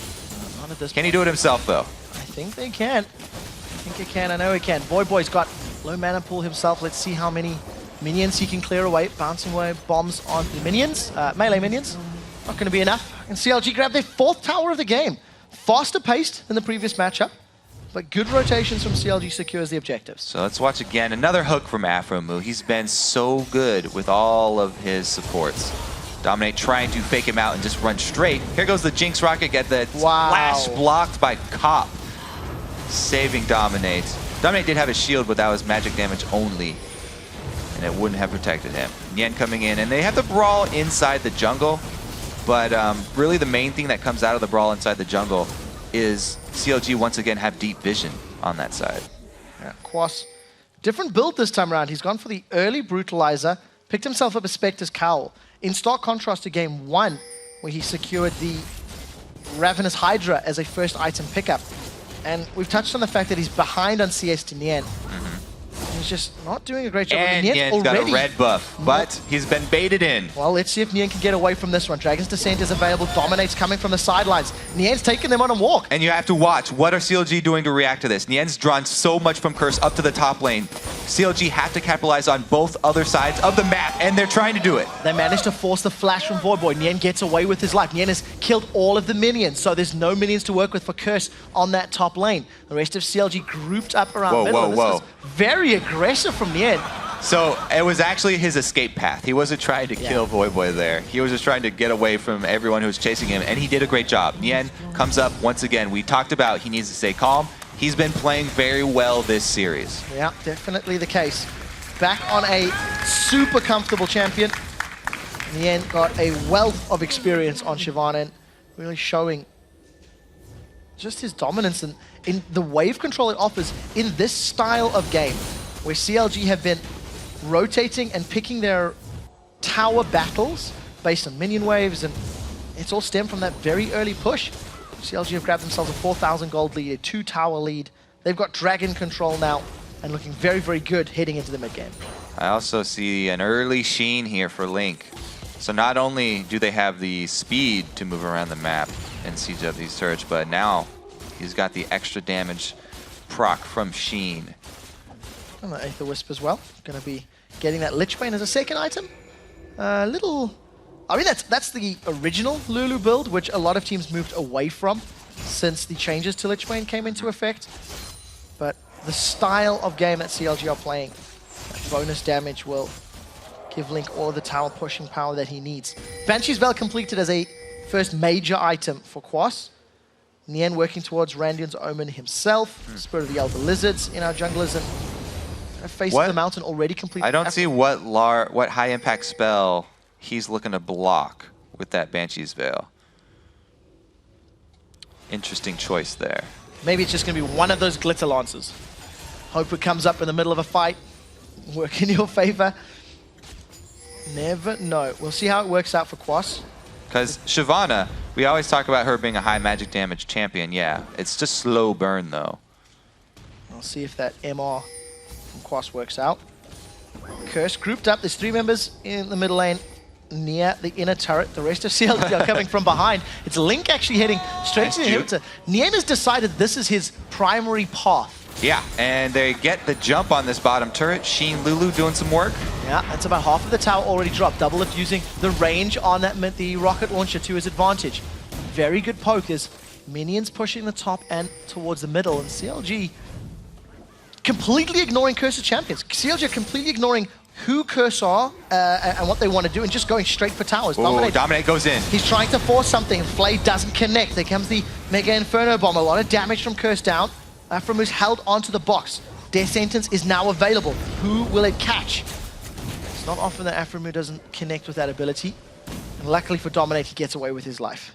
Yeah, I mean, after that first fight and CLG getting ahead, it's very hard for Curse to make an aggressive move because since CLG are controlling the vision around Curse's jungle so well, Curse cannot get too far away from their turrets. They always have to be wary of the Evelyn's position. She can punish anyone who extends too far, and it kind of makes the entire team of Curse play more defensively towards that mid game after CLG get the early lead. Well, Double Lift now using a lot of damage onto that inner turret. We'll be securing the 6th tower of the game. Aframu's moving forward. Teleport for the death from Quas. The Black Shield was up, and it doesn't stop Aframu. He flies in. Wild Growth knocks up Curse. There goes the Death Rocket into the background. Doesn't kill anyone. Quas is in the middle of 4. He sets his sights on Aframu. He gets hooked. The rest of CLG turn on him. That's a dead crocodile. They've turned him into a pair of boots. Void Boy's the next target. Rocket launcher's down. It's Dexter that gets a kill credit, and CLG turn for Baron. All right, so CLG, they actually, Quas teleports further away from the fight than he actually was standing, but he got positioning on the back line. He was trying to get back there to Double Lift. However, at that point, everyone is too weak. So watch where Quas is, and he's teleporting back up the mid lane. It's going to take him a long time to join the fight. Oh, there's another fight breaking out, though, right now. Forced to flash. He's in trouble. He's been hooked. Afro, please! Aframu disrespecting the law, dropping Cop where he stands. Aframu is definitely a highlight for CLG. Let's see Dominate actually walking into him again. Bunny Fufu. That could be very dangerous for Dominate. Well, Bunny Fufu is even more dangerous. At least it's an execute. Now Dominate's trying to jump onto Link. Aframu's got a small amount of mana. Can he save Link? That is the question. The lantern goes out. The shield is out. It buys the time. Double Lift is in the background. Mega Inferno Bomb comes down. That's a flash away. He was already Link out. Gets out. Link was alive. I think he was already across the finish line there, getting out of the Ziggs bomb, but it was so close, he flashes anyway. A flash photo finish ensures Link doesn't go down, and Counterlogic Gaming running circles around Curse. They've built up a great gold lead. They've got incredible map control. Yeah, it's getting out of hand now. It's out of hand. It's okay. It's out of your hands. It's on the floor. It's rolling away. Well, Curse, to be fair, do have Ziggs. So as far as defending towers, the theory is he can do well. It hasn't shown through just yet. Thing is, he can stall very well with Ziggs, so we may see Curse hold out inside their base in the Alamo for a fairly long time after this. But Bunny getting caught out trying to get vision of Baron. Well, Bunny Fufu throws down the Dexter, though, 5 members collapsing on him. Dexter is all alone, should be going down. Quas lands the slice and dice. Manages to give the kill credit to Dominate. Now Dominate turns to Doublelift. Another death sentence. Aframu puts the box down. It's actually a deletion from Doublelift as he gets excited. Got the red buff on. He's now kiting. Zap slows Quas. Red buff continues ticking. Nian jumps into the back line. He's got 3 members of Curse keeping him busy. Doublelift is excited. He's running down the mid lane. Link is now picked up a kill onto Cop. Look for the glitter lance. That catches on Void Boy. Link's going for the dive. Gets the help pick. The shield is up. That's a kill back for Void Boy. He manages to get away with his life. 2 kills for 3, and CLG looking on the tower. Yeah, Link goes too deep there, but Aframu has had Quas on a leash this entire game. And again, he's able to allow Doublelift to kite the Renekton, stay alive in the back line, lifesteal, and having Jinx up means they get the inhibitor. Doublelift gets away thanks to another great Lantern. Dominator's trying to push forward. That's a Lantern, the Death Sentence connecting. We do see Doublelift with another kill. That's a Phantom Dancer and Bloodthirster. A 6-1-4 Doublelift. Dominate simply doesn't have the damage to melt him quickly enough. And we talked about this. Okay, so here is who's getting caught right here. Dexter thinks he's catching Bunny Fufu, but actually Bunny Fufu's team is closer, so Curse do a good job. They collapse. Now they have their advantage, though. They've tasted blood, and they get a little thirsty. One hook from Afro, into a box from Afro, into the ult from Jinx, point blank. And there's no way for Dominate to dodge that ult from Jinx because of Afro's hook. Well, Dragon has been... Dragon for Baron, not the best of trades. Started. It looks like it's going to be secured because Baron is going to get locked down by CLG. But I figure when you're Curse, any little bit helps, I imagine. Doublelift even got some damage down thanks to that Super Mega Death Rocket of his. And now CLG even further ahead. 12,000 gold. Super Minis in the mid lane. Dominate. Is he going to get hooked? That's the question. Oh, Doublelift, can Aframu they saw connect? him walk by. They've got so many wards here. They still know where he is. Oh, this is going to be scary. Aframu is moving himself forward. The audio's bugged. That's why there's no actually Morgana ult. No, there is no Morgana. Don't worry. Yep. It's a nightmare, guys. It is a nightmare indeed. It's I will dominate's nightmare. Red buff is on. He's trying to stealth away. That was a great play. Can he land the hook too? No. Let him go. Not cool. Not cool. Everyone judge Aframu harshly for missing that hook. Link's crack. Doublelift is cracking up that Aframu just missed another hook. Ha ha ha. I know. He's going to be very, very gutted. 0-1-12. 90-odd% kill participation. Aframu saved so many of his teammates and helped secure so many kills for CLG. They are in absolute control. And it's what we talked about in Champ Select. The first 2 lock-ins, the Lulu and the Thresh. You have to secure those before you go with something like Jinx. And this is why CLG have showed they are amazing at protecting the Jinx. This is a classic CLG style. Protect Doublelift, allow him to kite. And they have plenty of damage to follow it up now. That's true. Going as far back as CLG's roots will extend. Link now, one more auto attack on that tower should secure it. He's actually bailed for now. He was pushing quite aggressively. Quas behind members of CLG.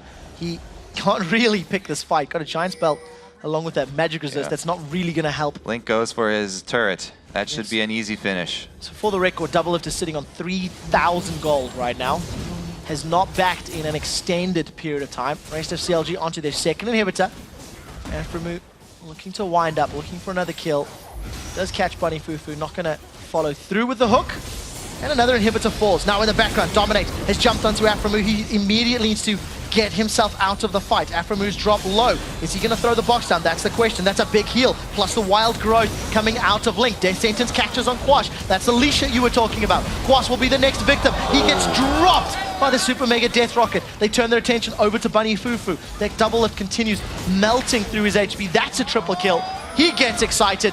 The rest of CLG are going onto the Nexus turrets. Unless someone gets pulled out by the Death Sentence, Void Boy gets tugged backwards. Kill credit is secured. That is a quadra kill. Going for the penta. Is it the penta kill? I found the dive. Penta kill. Worth it for sure.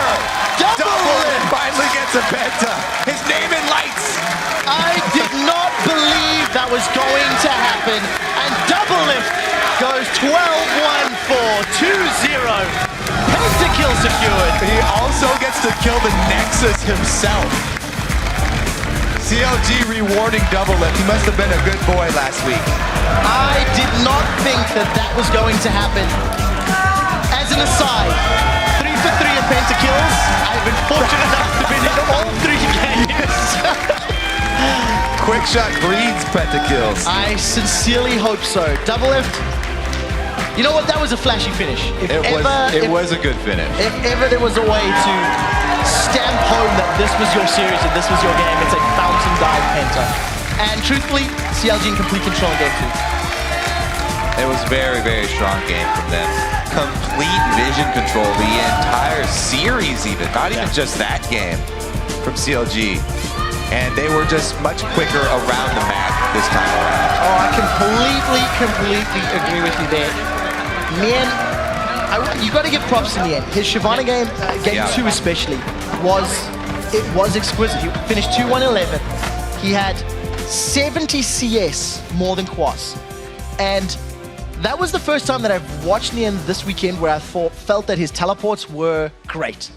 There's been a few teleports yesterday and today, yesterday and day before, where you sort of went, was that really necessary? Was that absolute optimal usage? And this time around, yes, it was. It got him a very strong lead, and he was bullying Renekton at level 8, which is something you don't often see. There is a little bit less pressure on him this match, but there was more criticism that he has to deal with. So that's got to weigh on you too while you're playing, and he brushed it off, and he came out pretty strong on his comfort champion, one of them, the Shyvana. So 3rd and 4th position are now locked in. Council Logic Gaming will be taking home that 3rd position in the playoffs, whereas Curse will, of course, have locked in that 4th spot. Both teams will be back in the summer split. Got themselves some time to breathe, to relax. Curse, 4th, what? Got some time to adapt to the upcoming patches, and that is, of course, the spring playoffs.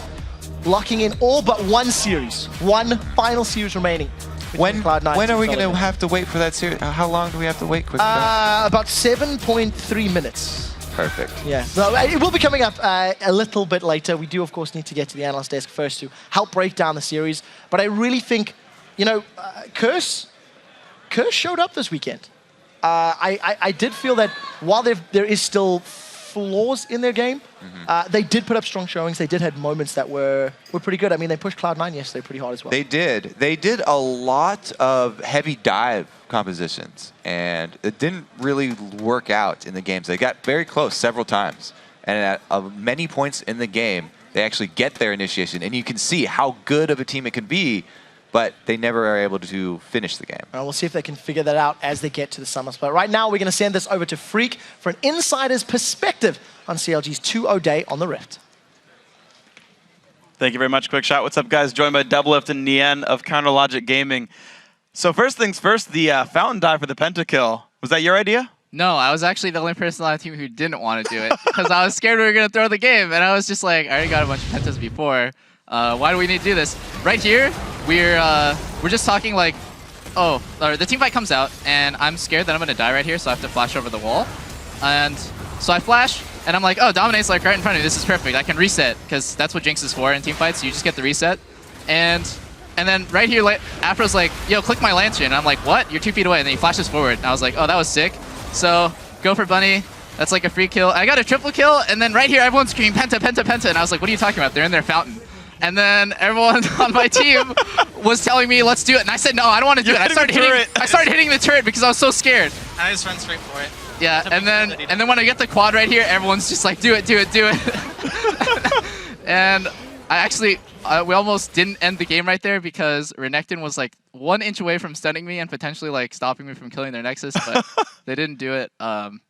Yeah, I don't really seek the glory anymore, but my team wants me to get the Penta, so I love them. It's very selfless of them. I think even if you lost that game, you could just say worth it, and we would give you the 2-0 anyway. Yeah. I think that's how we'd take care of this one. So, Nian, I actually want to talk to you a little bit because there's been a big fan outcry very recently. You've been getting some criticism early in the playoffs, and then everyone's like, guys, Nian's awesome. How's it feel kind of coming into that match with a big backing there for you? It feels good. In recent times, I've been on the hate train pretty hard, so it's really nice seeing people support me and seeing that people still do support me, and I really appreciate that. But ultimately, it's my fault for not performing as well as my team, so I just need to perform better in the future, and I won't get as much hate. So, anything to say to the fans who are kind of there for you? But just like I said before, just thank you guys very much for supporting me. I really do appreciate it, and I hope you guys still support me in the future. Okay, so let's actually talk about then how this game went down. Nice, you got an extra bit of applause there from the audience. Always wonderful.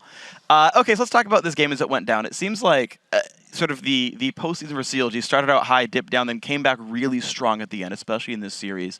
Were you sort of regaining confidence when you were fighting against Curse? Because Game 2 seemed so just devastating the whole time. Yeah, the first game, we made a lot of mistakes. Generally, like, it's a bad idea to fight against Assassins, and especially to fight against Renekton at Drag. And when they have double Assassin Renekton, it's just, like, a big no-no. You just, like, don't fight at Drag.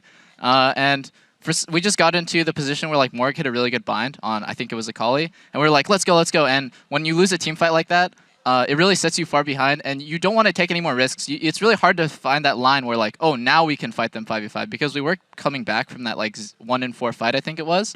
And we were just like, okay, we just have to wait till probably 30 or 35 minutes, and it's really easy for us to win 5v5 against Assassins when it comes late game, because I'm playing Lucian, really safe AD, really good scaling, and I smashed Cop in lane, so he's never going to get to scale into, like, 6-item Caitlyn. It was just a sloppy game by us, but then the second game, we're just like, okay, we know what we did wrong the first game. We didn't listen to our plan, and our plan was don't fight them at Dragon. And this game, actually, I think our plan was the same. They still had Renekton, so it's like, don't fight them at Dragon, but they just fed us a bunch of kills, so we just snowballed. Well, speaking of getting fed a couple of kills, I want to bring up another replay, actually. It's a mid-game team fight there in the mid lane. Afromu gets like an awesome initiation. We can get that one up there. Neon, if you want to walk us through this sort of a battle. Actually, this might be the one where Dexter got caught, sorry. Oh yeah, this is actually a clip of Dexter getting caught. Yeah, Dexter is just calling for help right now, so we start to rotate down to help him. We realize Link's bottom, so we don't really want to fight too much, but we know that we can if they misposition. And we get the free kill on Kha'Zix here, and me and Link are... well, Link hasn't started rotating yet, but I'm about to be here, and Link's going to rotate soon. So we know that we can just go on them really, really soon. And I'm about to flash over and ulti on 3 of them. I force 2 of the flashes, get on the Caitlyn, and the backline's doing absolutely nothing right now. Renekton's about to die. So we just clean up the fight from here after the backline's useless. Yep, when your tank flashes forward and your backline flashes back, it's either going to be a team wipe for sure from either side. Okay. That's guaranteed. Because, like, especially against reset champions and really fast champion cleanup champs like Lulu, if Renekton doesn't kill us both, then I get the reset and then their whole team dies. And so that's like basically a snap judgment call to say, are we the stronger team right now? And basically, all right, well, one of us is going to win the fight for sure at this point. Yeah. And Dexter was right then blaming Afro because he's like, where's my lantern or something like that. It was pretty funny. It came down, he got stunned too much. It was there, he just didn't click it. It's his own fault. Okay, so I want to talk to them about what happened in your tournament here, because you guys had, a great showing against Coast overall, 2-0. That went really nicely. TSM, Game 1 started so well for you guys. Game 2 started well and then dipped. Like, what happened to you guys that had you falter? You can go first. Wait, sorry. What was the question? Yeah, sorry. I was distracted by something. Yeah, there was a chant for one of the teams or something. I don't know why, but so your match against TSM, right? Game 1, completely awesome by you guys. Crushing victory. You guys did wonderful. Game 2 started well and then dipped, and it seems like you didn't recover in Game 3 either. And then the Curse game kind of started slow as well. What happened that made you guys kind of dip down for a while? After the first game, we were all feeling really confident. We knew that we could win the series. And then after the second one, we had the game pretty much, as long as we didn't throw, but then we ended up throwing. That really crushed everyone's morale, I think, and going into the Game 3. And for me, myself, personally, I spent like 40 games in solo queue practicing Jax, like 15 games in scrims in the past week. So I was like ready to carry, and my team trusted me to carry with the first big Jax, but I let myself down when my team wasn't able to carry. And so I was personally feeling kind of bad. And then also there was like a ward jump that failed. I'm not sure if that's an intended mechanic or a game mechanic, but that kind of also sucked, and I was pretty salty about that. So the combination of those things. That's fair. Going to Game 3. So then how'd you come back after the Game 3, the loss then, coming into third place match? You guys 2-0'd it. How'd you recover and get ready for this game?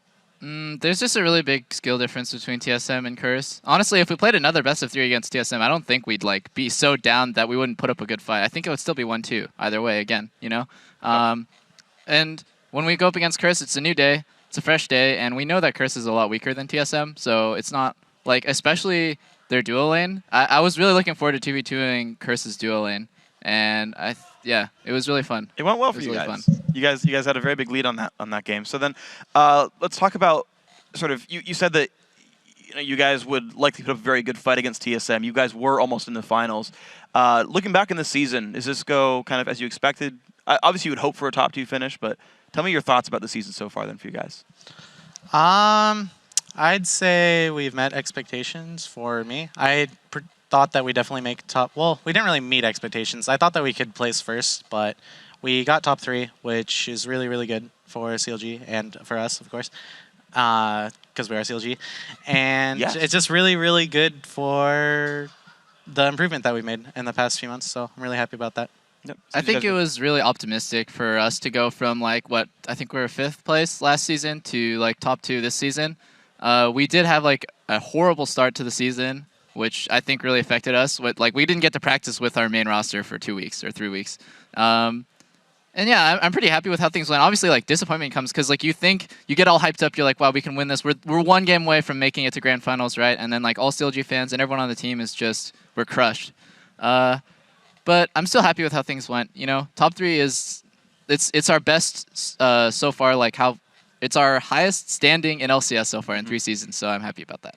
Okay, so one last question for you, Doublelift. You're actually going to be heading to Paris in about a week and a half. You're top 2 in the fan vote, and of course TSM Cloud9 in the grand finals. There means any one of the top 3 is going as well. So Metis will join you in one capacity or the other. How do you feel going into this event to represent as an individual player?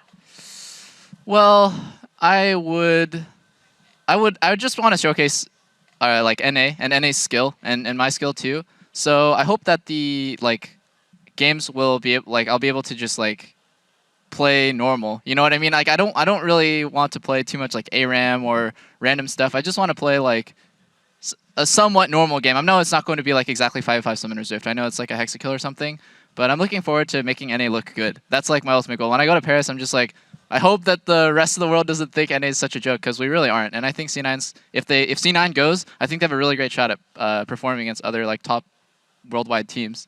And NA, me and Meteos are definitely world class. What if TSM goes? They won't represent? TSM has historically not really performed against, well, especially Korea. Maybe they'll be able to do well against EU and China. We'll see. They're really strong right now, especially Bjergsen. I think they would do good. I think. Yeah. All right. So a little bit of camaraderie there. More so from Nian. Doublelift, hit and miss. It's okay. What? All right. That's fine. Sorry. All right. Well, we'll see these guys, of course, play in a week and a half. But guys, thank you for your time. Congratulations on your 3rd place finish. We'll see you guys next split. We're going to take a quick break, but when we come back, it's our next big matchup, Cloud9 versus Team Solo Mid. The teams are in the building. They're mentally preparing, going over any last-minute strategies, and making sure they're ready for the storm on the Rift. In anticipation of our best of 5 showdown with the title of Spring Split Champions and Best Team NA on the line. The action gets underway in 3.5 minutes.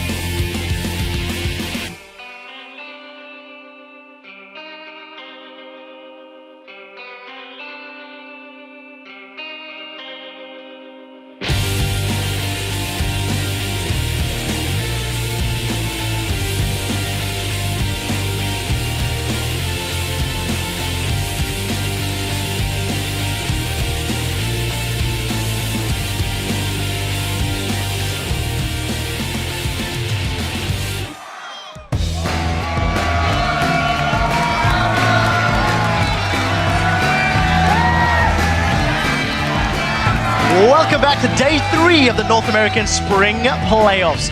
My name is Quickshot, and I am here at the analyst desk with Kobe and St. Vicious once more. Welcome back to the desk, guys. We're about to get into the final, but before we do, we're just going to jump onto the title match. But first, let's start it again. Let's get to Twitter and see what you guys have been saying. Earlier in the broadcast, we asked you, who is your North American LCS Spring Playoff MVP and why? And here's what you wrote in with. From @HighRulesJester. For me, it can't be anyone but Dexter for CLG. Not to discredit the rest, but how they've turned it around with him is amazing. What's your take? I mean, you got to give him credit for when he joined the team, they look like a completely new team, but saying you can't give it to anyone else on the team that has Afro Moo on it, come on. That's true, especially after that last game. The next one from @AndersTV. My LCS playoff MVP has to be Xpecial. His hook on Link in Game 2 versus CLG may very well be the sole reason they're in the finals. What do you think, Safe? For that situation, I'm going to have to agree. It seems like Xpecial is just always in the right place at the right time. Yeah, it has been delivering for a very long time. Now, the next tweet comes from @Kibbage. Kebbage? Don't know, however you say that. I wish I could say all of Cloud9 was my MVP, but it's probably balls. Guys got dominating presence in the top lane that can't be stopped. Yeah, Kobe? And he's consistent. He's not one of those top laners that just wins really hard sometimes and snowballs really badly for your team sometimes. He is always a very strong performer for the team. Yeah, I personally called him out before IEM and said, is he going to deliver at Intel Extreme Masters World Championships? He did, and he has been doing it the entire time. Thank you to everyone who wrote in. Join in the conversation. Tweet us @LOL Esports and use that hashtag LCS. Now, we turn to two teams that are no strangers to the MVP title. But for Team Solo Mid and Cloud9, it's the title of Spring Split Champions they're focused on now. Our final battle is going to be Cloud9. TSM has always been our toughest opponent. They're honestly the best team in NA right now. This is a really big match because if we win this, we're finally back to #1 in NA. We really want our throne back. We've dealt with the whole season being behind TSM, and now we actually get to fight them for the first place. We're both really good teams, and I feel like the places where C9 used to outplay us, we've improved on those parts very, very much. TSM versus C9 is going to be like an all-out brawl. I think there'll either be a lot of deaths or there'll be a lot of objectives, just a lot of fights. There might be a stomp in one of these just because of how we play. Maybe like a level 1 invade where we cross pass and just all-out brawl, something like that. Hopefully now we can show that with Bjergsen back that we can actually beat them. For the MVP voting, I was second and Bjergsen was first, so while I do agree he's probably better than me, there's still a little bit of that rivalry, like, oh, I could have gotten first, I was so close. Best 5A is usually tricky. Both teams just have to have the endurance to keep playing as well as they could by the final game, because if you don't, then you could just lose the series like that. Both teams with a lot of pressure, a lot of hope to perform and outshine their opponents. I want to get your predictions on who is going to take this series. Saint, who is going to win? And I'm going to put you on the spot with what score? What score? Before I would say it'd be a Cloud9 sweep, but after watching those games yesterday where both teams seem to have a struggle in their matches, even though Cloud9 did 2-0, I'm going to say it's going to be 3-1 for Cloud9. 3-1 to Cloud9. Kobe, what is your lock-in? I definitely am split now. I'm still going to go with Cloud9 just because of the history between the two teams. They have a ridiculous performance against TSM, and they haven't ever lost a playoff game ever.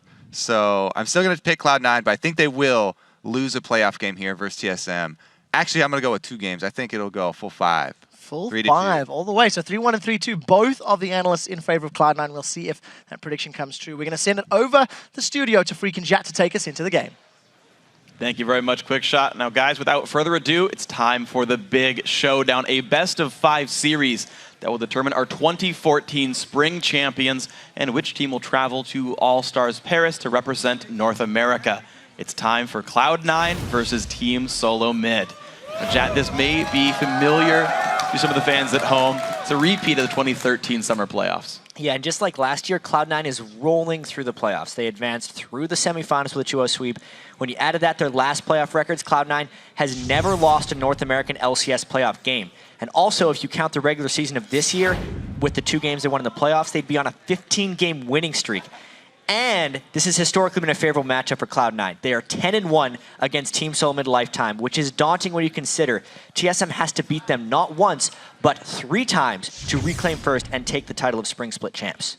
But of course, Team Solo Mid faced tough semifinal competition in Counter Logic Gaming, and they came out of it looking stronger than they have in weeks. Absolutely. They gave up a big loss in their first game to CLG, but in their second game, they managed to survive an early onslaught and then turn the tide. The whole team began to rally behind Bjergsen, and Bjergsen got that first pentakill in the North American LCS for 2014.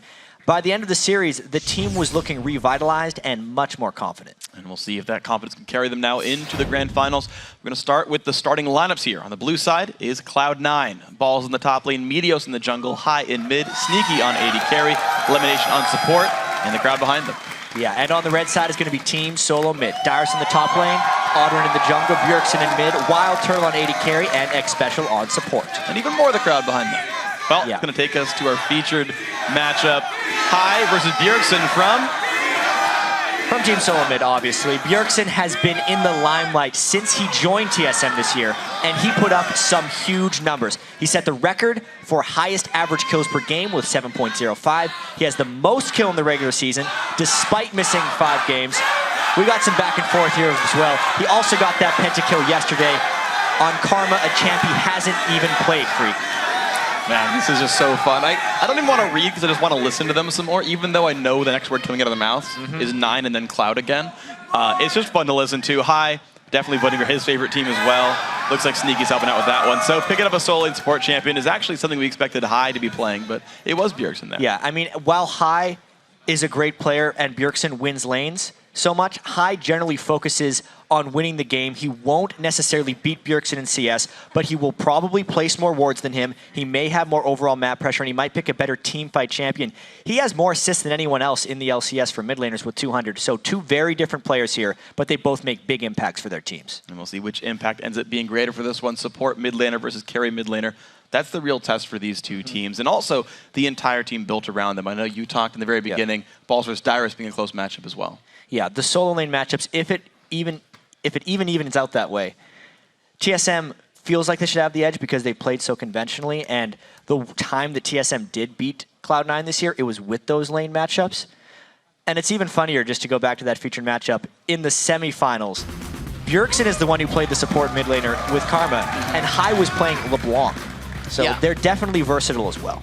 And we'll see which type of mid laner then comes out. The Soraka banned away from Cloud9, no surprise there. The Mundo away from Dyrus, something that Balls pretty much never plays. He's never been the guy to play the hyper passive laners.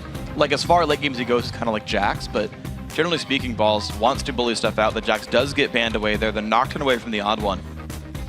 Yeah, it's actually banned by Balls.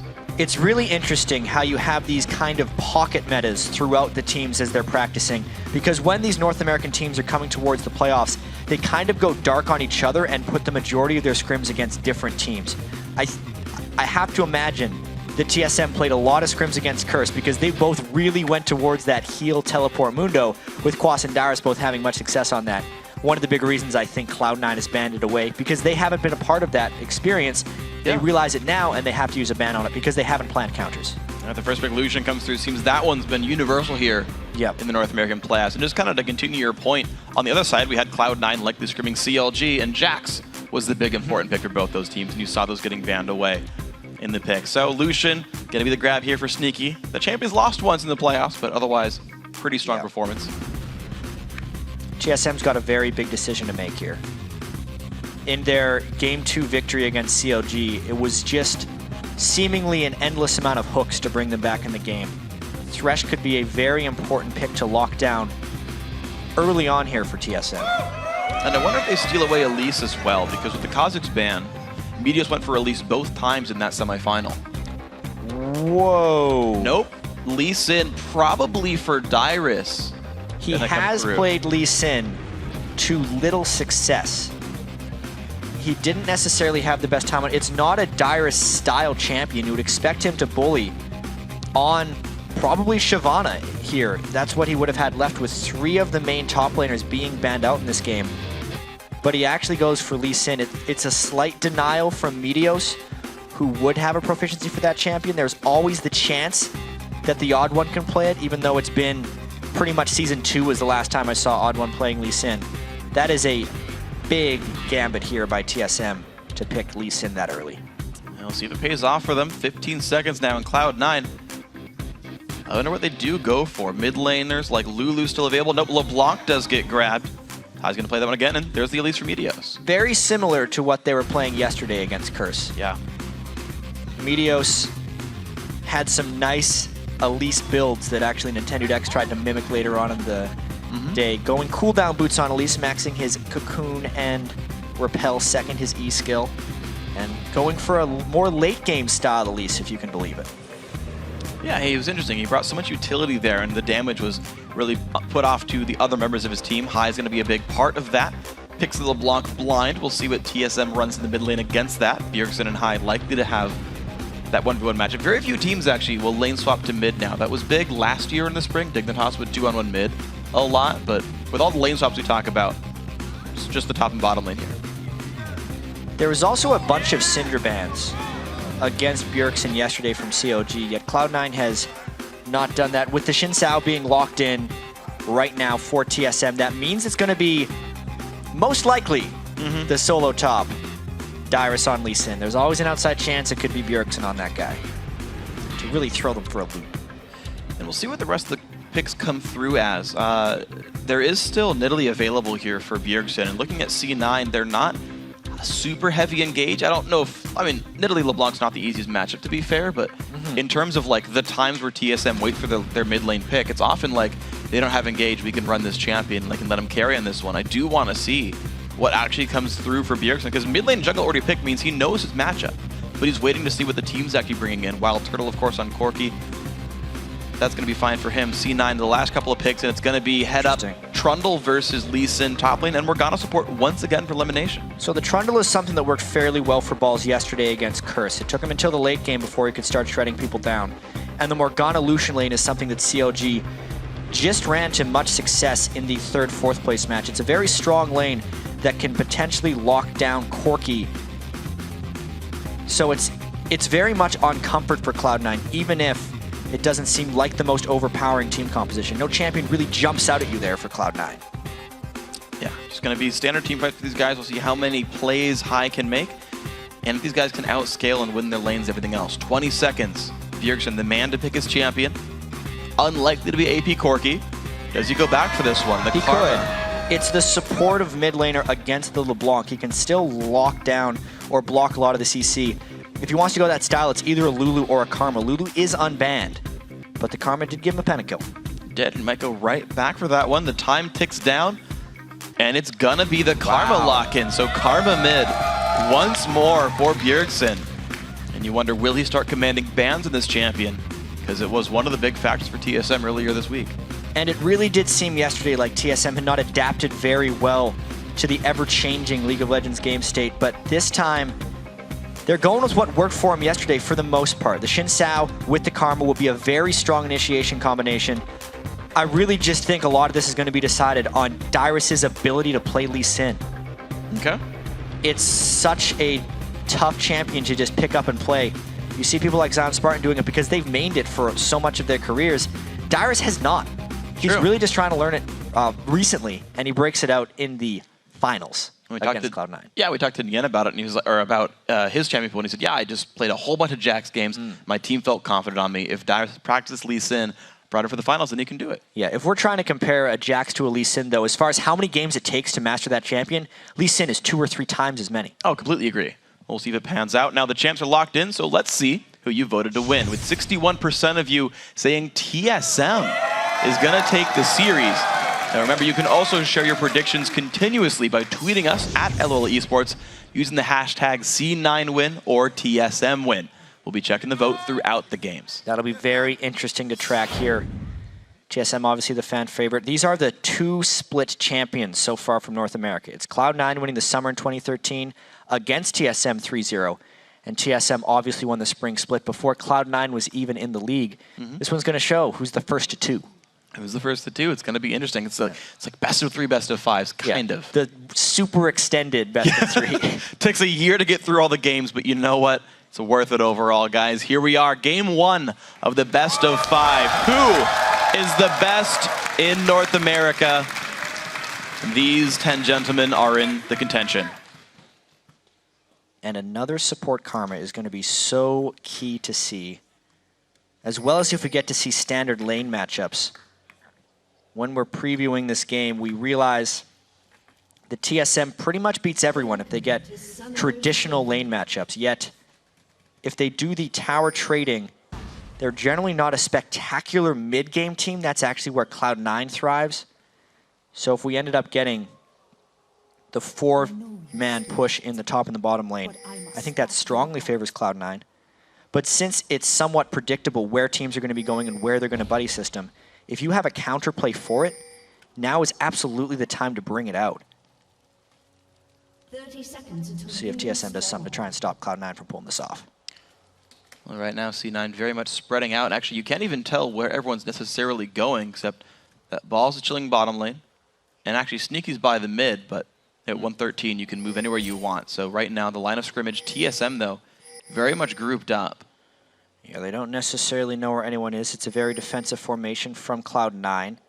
They are respecting the Thresh, although both supports have a lot of level 1 catch potential. Cloud9 might be considering a late invade, but they're also pinging that brush, saying it's either warded or there's champions here. Wow, that was brave. That was rather foolish, if we're being completely honest. But it does not hurt them here. All of TSM in that brush, but all of TSM is going to be in the bottom brush. Cloud9.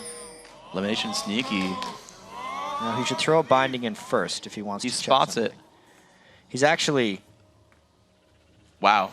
He delayed them 5 seconds.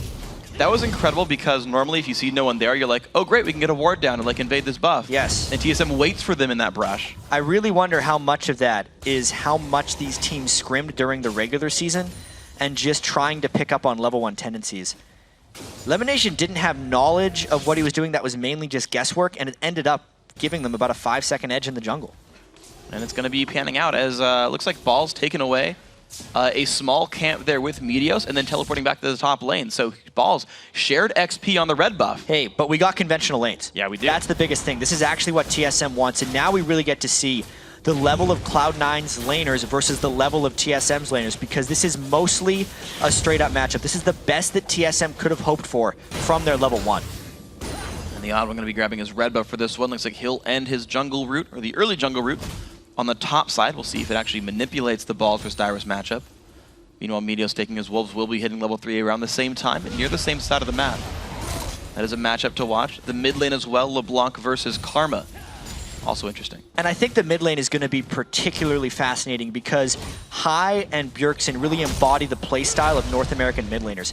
Hai, more than anyone, even though he doesn't have spectacular farm, goes for more early kills than almost anyone else. He all-in so many people at level 2, a lot of times just igniting them extremely early. And yesterday we actually saw some level 2 kills in the mid lane. Bjergsen is one of the best people to do that throughout the year. Even if you look at average CS of the mid laners, North America is much lower than European mid laners. They average about 75 in North America. There's a lot of European mid laners that are up in the 80s, but that's because American mid laners aggress much more. They go for way more kills, and farming is not nearly as much of a priority. All right, now we're going to see how the farming goes in the bottom lane, though, because C9 getting the shove in is kind of the duo lane way of aggression as you push down to the turret and force them to be stuck in the back lines right there. It's a 6-minion lead because of all this work. I meant CS at 10 minutes. Yeah. Just to make sure that's not confusing. Oh, to be fair, yeah. Yeah. That's the mark we're going to be looking at. So we're 40% of the way there. See what happens 6 minutes in the future. We can see if they're actually beating their own average records. It'll be something you guys can watch at home. You can call us out if we get it wrong. I'm likely to. Yeah, these bindings need to be able to line. Lemon Nation using a lot of his mana early, but they're just trying to shove in Corki to his turret. Lucian is very strong at shoving, and they're trying to get rid of the minions as well so they can land the Dark Bindings. But here's the first move, though. Meteos slinking into the top lane, and Balls just less hitting. Hai gonna take some damage, doesn't land. The chain roots in towards Bjergsen. They trade blows fairly evenly, and these guys also trading CS pretty close. Bjergsen slight lead. You should expect Karma to win that lane matchup. I think that's one of the big reasons Bjergsen likes Karma so much, due to the fact that she has access to empowered abilities at level 1, no true ultimate. Karma wins most lane matchups, and and Bjergsen is very good at exploiting that. He's doing that so far. Hook not quite going to land on a sneaky. Both junglers went towards the top side. Meteos now going to get warded out, though. More harass coming down. High going to take still more damage on this one.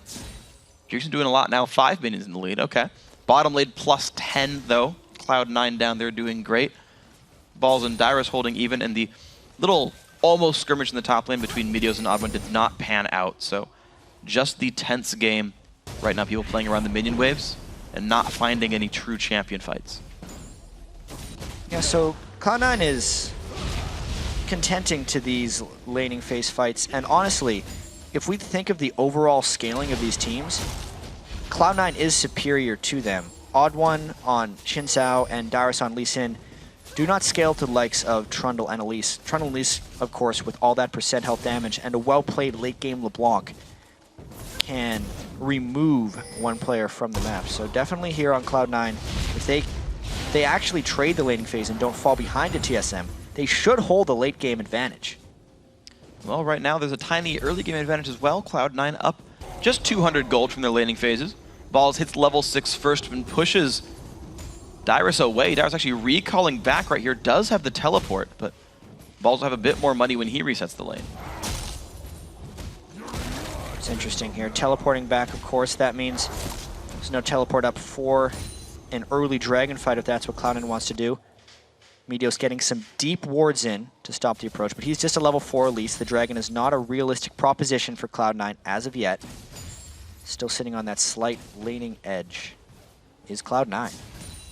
And Dyrus is doing the standard top lane Lee Sin build after the recall. He is going for Tiamat first, so he's going to be very offensive early on. That's no surprise with this kind of champion, but it means that there's not really a tank line for TSM. It's a lot on Bjergsen and Special to provide durability to anyone who gets into the front there. Balls goes Cutlass as well. Hook actually not going to get spell shielded in time. Yep. Desync on the coordination there in the bottom lane, though Wild Turtle had just Valkyried away as X-Special out of the hook. So there was no potential follow-up. That lane was getting pretty heavily harassed by Sneaky's Lucian. Here we go, another trade in the top lane. Actually, ulti's available, used by Balls, immediately kicked back by Dyrus. He does not want this fight, but the pillar nice comes down, jumps to a minion. Dyrus will stay safe, but loses a good chunk of health for that one. You can see Dyrus is actually going a fairly defensive skill order on Lee Sin. He's maxing his W. Bigger shield, more lifesteal and spell vamp to sustain through Trundle. That is generally going to make that into a farm lane, which will benefit Cloud9 in the long run. Balls, of course, is the all-league top laner as voted on by a panel of experts and the teams themselves. And he's showing why right here. A good chunk of damage down. Q's going to land. Dyrus does go into this one, takes another shield, and you can see he actually is able to pretty much nullify the damage of Chomp with the safeguard, but it's on Balls to sustain up. He's got a Cutlass and his passive, so Dyrus must auto-attack and lifesteal back to get his health in decent shape for this one. Meteos, though, will kill the ward, but that's going to give enough time for Oddone to grab his red buff. Yeah, I'd say that's just good play here by both of them, unless Meteos can get something crazy going here. Meteos knew he had a safe invade at that moment because Karma had just went back, yet it was still a good pink ward because TSM was expecting some jungle shenanigans coming out of Meteos. They trade the pink ward for the safety of Oddone. Now going to be the blue buff going over. A pretty late blue buff, all things considered, but High, starting with a needlessly large rod, is going to grab that, get back to his lane. Bjergsen going for the more standard Athene's build. And this is actually a good call by High. High actually has very good game understanding as far as the mid lane is concerned. Not many people would immediately know what to build against a Karma. Unlike many mid laners, Karma doesn't have an absurd amount of burst damage early on. She's more likely to wear you down. So High is actually going a no defensive build because he wants to be able to cut through the defenses of Bjergsen if they get a potential gank. As long as he can dodge the harass, the needlessly large rod is going to benefit him as far as kill potential is concerned. An interesting thing, High seems to have this planned out pretty well. He's actually running magic resist glyphs, knowing that he won't have any in his early build, and that'll help him keep up throughout the game when Sorkshies eventually come through for Bjergsen. Burst comes through, good damage, but the chain's going to land as well. High not in the best spot. Look at the damage, but High says, you know, my cooldowns are better, stays around, and he'll clear the wave. Not the best of trades there by High. Walking into the face of Bjergsen and just taking a Q. He does have Flask, and I'm wondering if the second trade goes any better, because that trade didn't cost High any money, and if that is somehow like the game that he can play. True. where he can like run out of potions and win that way. One charge still on high. He's not afraid of getting all in. Exhaust versus Ignite in the mid lane. So Bjergsen continuing that sort of defensive setup there. Saying I'll exhaust when someone goes in. Someone like a LeBlanc. High still wants to one-shot somebody. It's an interesting thing that's happening over in the top lane. Dyrus has actually moved to counter jungling while Balls is freezing. I feel like Balls thought he had a little bit of lane supremacy, but Dyrus snuck past him or something for that nice counter jungle. He's taken the white away. Interesting top lane matchup. Cloud9 still with the slight edge, but this game is holding really steady. I feel like this is going to be one of these old school games where the dragon fight has an incredible sway on the outcome. Nearly some damage elimination. Starting out with a Sight Stone as the usual. The odd one actually going to start this one out right now, and there's not a ton of ward coverage. No, that is a Cloud9 ward, so C9 knows about this, but TSM are there first. Gotta be a little careful not to get collapsed on. Lucian is a little bit out of position here, and a great Q by Bjergsen to keep Meteos away. Yeah, down below, half HP. The root might land as well. Forced to flash. High also has to. TSM with the dragon puts them back in the gold lead. Level 9 is actually one of Karma's strongest points in the game because she has maxed her Inner Flame, that Q, and she can empower it, blowing people up on the approach to that dragon and just making it a bad decision for Cloud9 to contest. They just don't even get to here, so TSM kind of account for all those minion kills that were coming through in the top lane for Balls and the bottom lane for Sneaky. Bjergsen is winning his matchup. This was our featured matchup. We talked about the fact that High wanted to play for the team. Do what the team needs, make it happen there. 11 minutes in, only 76 minions. Yeah. Bjergsen having 96, so High, you know, not having the best laning phase. That's what Bjergsen's so good at. But now we have to see how it transitions with the rest of the game. And we talked about this with Bjergsen's Karma game yesterday. It is outside of his style, but it doesn't mean he can't play it well. Typically, Bjergsen will be on the Assassin champions where he will individually go make plays, get kills, end the game at 10-0. But with Karma, it's a much more team fight oriented supportive process where he still does damage, but it's over longer periods of time and it's in big team fights where they have to work together. It worked for TSM in Game 2 yesterday against CLG, and it's working a little bit here. His Karma play has been very impressive, but here's the row. Here's High looking for this one. Can they get the damage? Special Watch to force back. There's the chain flash force for that. It's going to lose a minion wave in the mid lane for High, though, as Bjergsen's pushing down. Double heal by both of these bottom lanes as well, which means the kill potential from both of them is a little bit diminished. It would require a very powerful dive in order to take someone down with the turret dive. They try to catch Bjergsen, they get him with the buy! Completely through the boards. The burst comes through. He's got nowhere to go. Exhaust elimination. That's not who he wanted. And High picks up first blood. Big comeback kill because they can potentially get the blue buff here as well. 4 members of Cloud9 are moving towards us. Lemon is low. Odd One goes in. He gets binded though. High, can he go in for the burst as well? Blue buff losing health. Odd One goes down. Sneaky finds the kill. Wild Turtle went a little too crazy on that one. Meteos should secure this blue buff away. What a good start for Cloud9. Knowing when to go in and when to go back is some of the marks of the great teams right there. And Cloud9 stayed in despite being low health. A lot of it had to do with Lemon Nation's pinpoint precision on those dark bindings. He catched one on Bjergsen, got another onto Odd One, and that's the reason they picked up 2 kills. And meanwhile, this top lane is just going well for Balls. He's up 26 minions right there. Not getting a ton of turret pressure, but the thing is, he is holding Dyrus down. And we talked about the fact that Trundle would outscale in this overall game sense as well. So this is something going quite nicely in Cloud9's favor. We have to see if TSM can do something to pull themselves back in this game, because C9 are making the better moves right now. And this is typically, in a Cloud9 game, when you would see Meteos come up in the top lane and capitalize on Balls' small advantage. However, against TSM, I think Cloud9's playstyle changes a little bit, and Meteos then focuses on trying to catch Bjergsen. That was the result of that rotation down in the bottom lane when they were going for that gank. They caught Bjergsen trying to support, and they got that kill, as opposed to helping out Balls with the secure. And the Odd One, though, going a little bit aggressive for the blue buff. Meteos finding him one more time. The flash over onto High. Are they going to turn the pressure? Yes, they do. Odd One goes down, making that 3 for 0. Great pillar forces the flash from Bjergsen.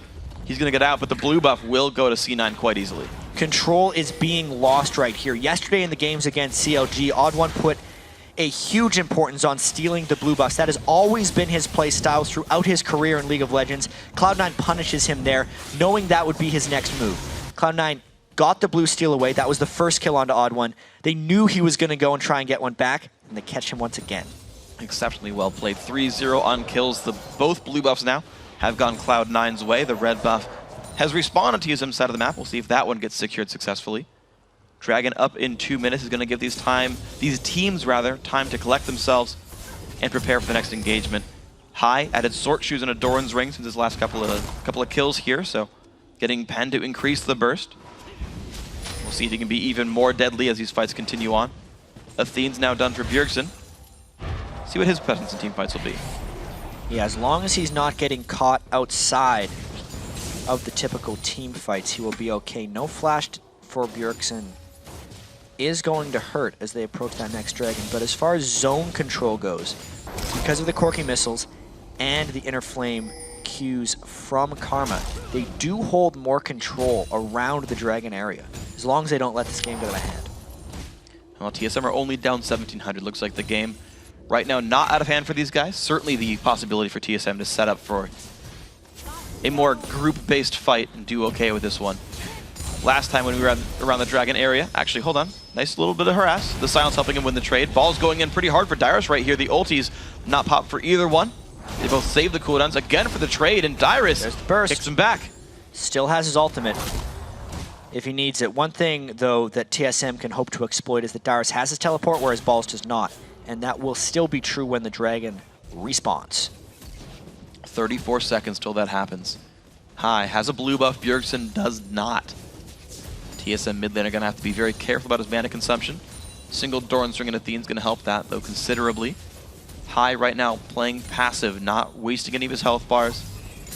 Might just be considering when that dragon comes up. The harass still attempted by C9. A small minion lead there. Balls does pop the ulti. He's putting some damage on it to Dyrus, but looks like it's not going to be enough to push him away. Yeah, it actually feels like Balls is going to have to give up a little bit of control of the lane. The fact that Trundle is out of mana, and there is a complete Ravenous Hydra on a Dyrus, he should be able to lifesteal up and get Balls out of this lane. So Dyrus taking a little bit of an edge here.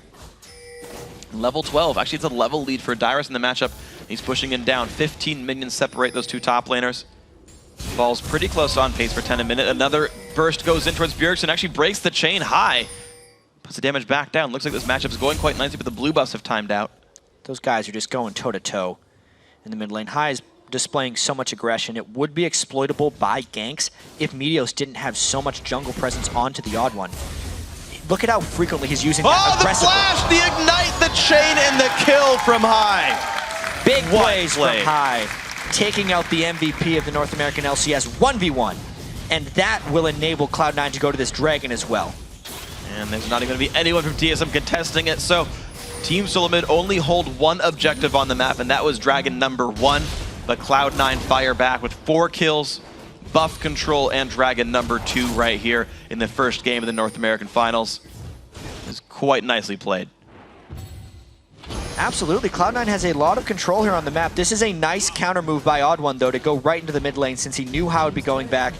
And he broke his habit of trying to protect his own blue buff. Gets an objective in the process. So mid lane turret first, stone for TSM. Elimination, Sneaky. Still gonna force back Wild Turtle. That binding hits. This could be some major damage. Ulti is popped. Wild Turtle has to flash and Valkyrie away, but that's some summoners down now. Heal as well. Yeah, didn't expect that binding to land. That's actually why Sneaky was so far back when it did. Still burns a heal and the flash from Wild Turtle, which will be exploitable by the rest of Cloud9 as he's still trying to defend this turret. There's Meteos. Great lantern from Xpecial, but there comes the piercing light. Sneaky finds one Cocoon. Not doing quite enough yet to lock down Xpecial, but that is rank 3 Cocoon. It's a 1.5 second stun. Top turret did go down in the process while Meteos was down here bottom lane, but the push will continue. They're trying to deny a lot of minions. High gets caught out, though. Big damage from Bjergsen. Passive popped once more. Looks like the TSM mid laner winning that matchup finally, at least in that trade. But Cloud9, after taking the bottom turret down, are going to recall. So TSM only down 2,500. It seems that even though C9 have won every single champion fight, the red team is able to find something to do for themselves, get some advantages back. The mid laner winning in CS, the top lane turret going down. The game is still close. Yeah, the one turret edge for TSM is keeping them at least a little close in the gold, but it is disheartening to be shut out in kills 20 minutes into the game for TSM, who for so much of this regular season was sitting as the best team in North America. But they're up against Cloud9, the team that has never lost in the North American playoffs and is on a 15-game winning streak. We're looking right now to make that 16 because they're in good shape for this game. Got to point out the Odd One already does have his Feral Flare. transformed already. Xin Zhao, a slightly slower jungler than someone like Nocturne, but has that combined and the transformation pretty early. So, you know, he did try to control the dragon earlier. He was trying to control buffs earlier. He's going for those single target sort of emphases. This is really interesting, though. If we look at the wards on the map, Cloud9 has very little ward coverage outside of their own jungle. TSM has actually managed to take down 3 outer turrets, which should translate to a lot of map control. Cloud9 has been losing the pressure game here, which could pay out pretty big for TSM later. See if they can find it. I mean, Meteos is still taking his own buffs for now, but you're right, the outer ring just now has fallen. I want to see where the ward coverage comes in. Right there, you just saw Sneaky walking by one. Dyrus actually getting a bit of a flank down onto Balls. He doesn't have any vision. The slows could be a lot for this one, but the trade, Balls really not showing fear. He's going to hold on to that matchup, but I do want to see TSM are slowly losing gold. What can they find for themselves? They're going to want to find more pressure, basically. They need to make sure they're shoving their lanes out. Look how little damage the Bjergsen's turret has actually taken, even if he's 0-2 against a 3-0 high. What Cloud9 wants to do is get rid of TSM's ward control so that Deathfire Grasp on Heize LeBlanc can find kills and then they can take objectives. Because unless they're killing someone on TSM thanks to the great wave clear, they're not going to be getting much of this turret pressure back. Yeah, so the Odd was actually going to make sure that he keeps the vision control for himself, though, right? Like, TSM are playing the vision game quite nicely. The sweeper there. Oddman lost pink ward, immediately put a ward back down. New Hyde put one in there, and he's sweeping. So, Cloud9, you're right. Their wards are largely only defensive. Sneaky does have a way in towards the bottom lane here. He will pull a small rotation, but Cloud9 are also ready to respond to this one. Trigger ward keeps him safe. There's the Morgana. Another ward there as well, and now looks like blue buff. Ooh! Taken nicely. And a bunch of damage down onto Wild Turtle as well. That's going to be Cloud9's bottom lane trying to take a bit of an advantage down there. It's going to be tough for TSM to make it back to this turret since Turtle is so low. Here comes the odd one, though. It's tough for a melee champion like Xin Zhao to defend this. Yeah, Sneaky has so much damage, though. He's got 2 kills. He's got the Sheen and the Bloodthirster. Takes it down. 22 minutes in, tier 2 turret bottom lane goes in. And Sneaky Elimination are really one of the shining points right now of Cloud9. Yeah, they did first pick that Lucian, and they're trying to take best advantage of his turret killing abilities. 230 CS here, less than 23 minutes into the game, farming up a Storm. While that turret does give Cloud9 more gold, it doesn't actually do much for their overall map control because there's still outer turrets in the top and mid lane that are yet to be cleared. Here's their chance at the mid one, though. If they get that, they're winning by a lot. Here it goes. And here it goes, 36.5 to 32.6. That's going to fall over, making it 37,000 gold. Cloud9, when they show up to something, TSM do not seem able to react. So Cloud9, if they can throw their weight around continuously, they'll keep getting these advantages, it seems. That's a perfect way of describing it, is just Cloud9 throwing their weight around. It's one of the big things they do when they have leads in games and why they are on such a huge win streak and have consistently been the best team in North America since they joined the LCS. They just know how to capitalize on leads. And speaking of capitalizing on leads, Trinity Force now done from Sneaky. The extra turrets, the dragon, the kills he has, he is a completed item ahead of Wild Turtle right now. His effect in teamfights will be massive. Cloud9 already took most of the outer ring down, but with Dragon up in 20 seconds, their AD carry is stronger. Their mid laners actually, I think, are fairly comparable, but the other point to bring out is Meteos already finished his Locket of Arnsolari, 7,100 gold on him. Teleport actually comes in behind Sneaky here, and it just gets matched by Balls so that Sneaky is safe. Yeah, but it puts C9 on the right side He of the actually map. canceled it. He didn't come all the way in. It was just a matter of Dyrus going out. That means that it could be a 5v4 for this Dragon if TSM goes quickly. You're right, yeah, Ball's on the wrong side of the map, so TSM, they're going to go in with 5. They know there's no Trundle here. Cloud9, will they contest 4v5? The waves aren't necessarily in a place where Cloud9 can easily push. They should just be pushing mid right now, but they're looking like they want to contest. There's the no steal on the Dragon. 2-1 Dragons now TSM. They get out cleanly. The teleports do pay off, and nothing falls down. As long as Cloud9 blocks TSM's path to the top lane, however, they should still be able to get a turret out of this. And all things considered, that means 3 outer turrets are down for Cloud9 as well, which is overall a good trade for them.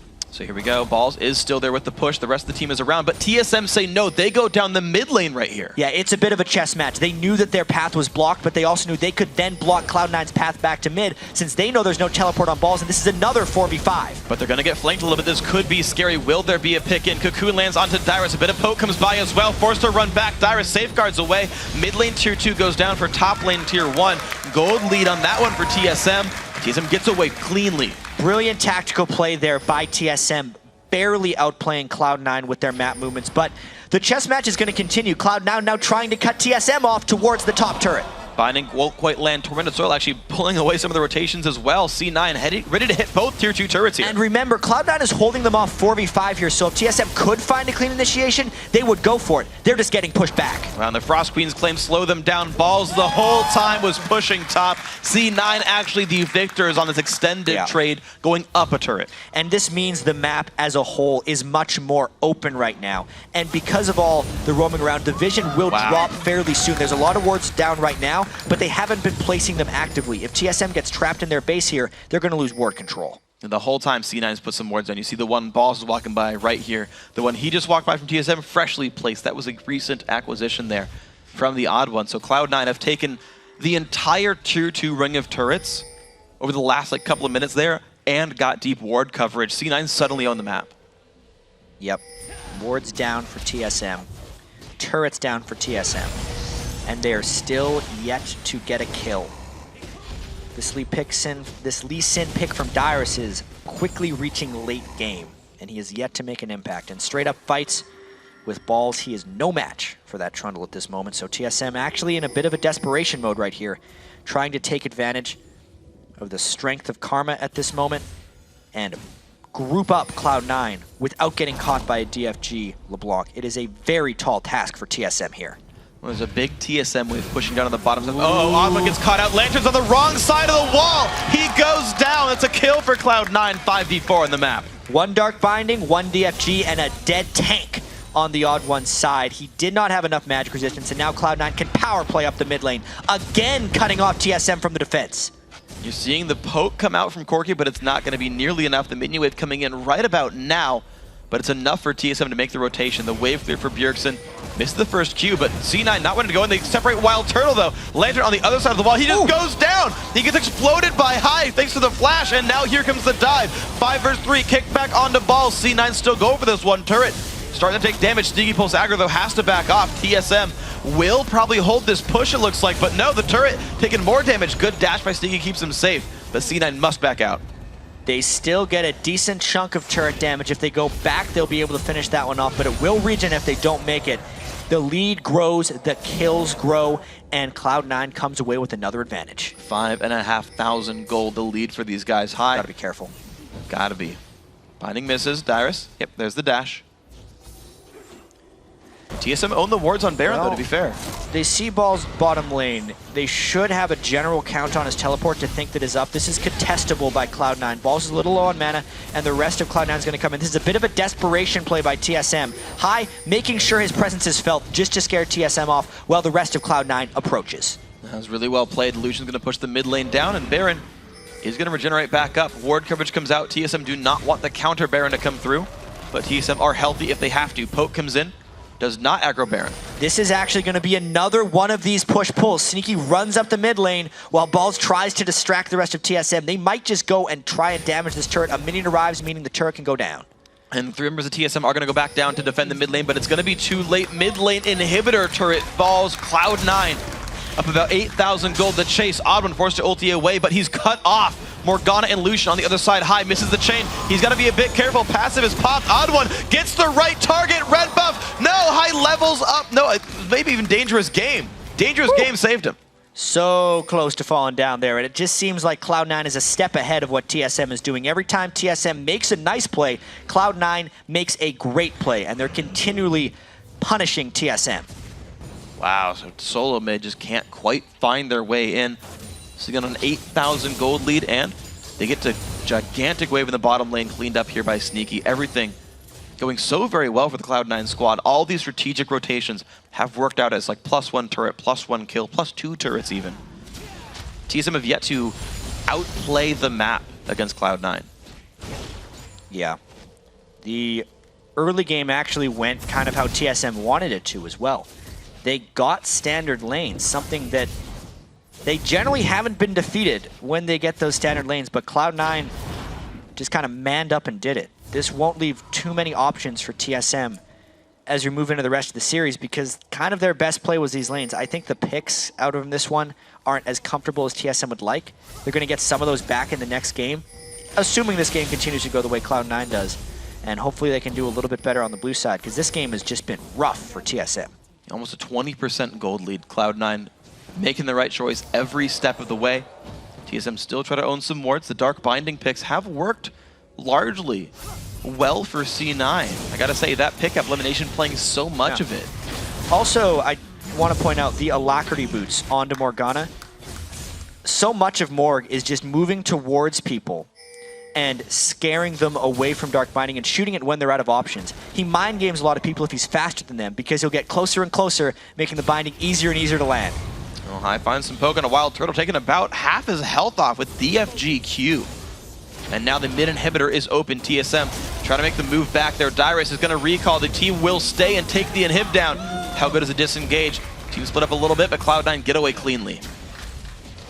Dyrus trying desperately to make a play in the bottom lane. He will demand a response down here, or at least some action by Cloud9. It doesn't seem like Cloud9 is too phased by this, though. Either they got to go for Baron or they got to go down to the bottom lane. Well, Dyrus about to take this turret down. That will be the 5th turret for TSM, but Cloud9 has started up. No, they haven't started on Baron, but Balls is coming down, maybe to stop that. No rush, though. The split push for Dyrus does get a tier 2 turret. Cloud9 not panicked. They let it go down. No teleport was up for Balls. Oftentimes you see panic out of a team like that, and that's actually what TSM wanted to instill in Cloud9. But they very calmly take a moderate loss to maintain their big edge in this game.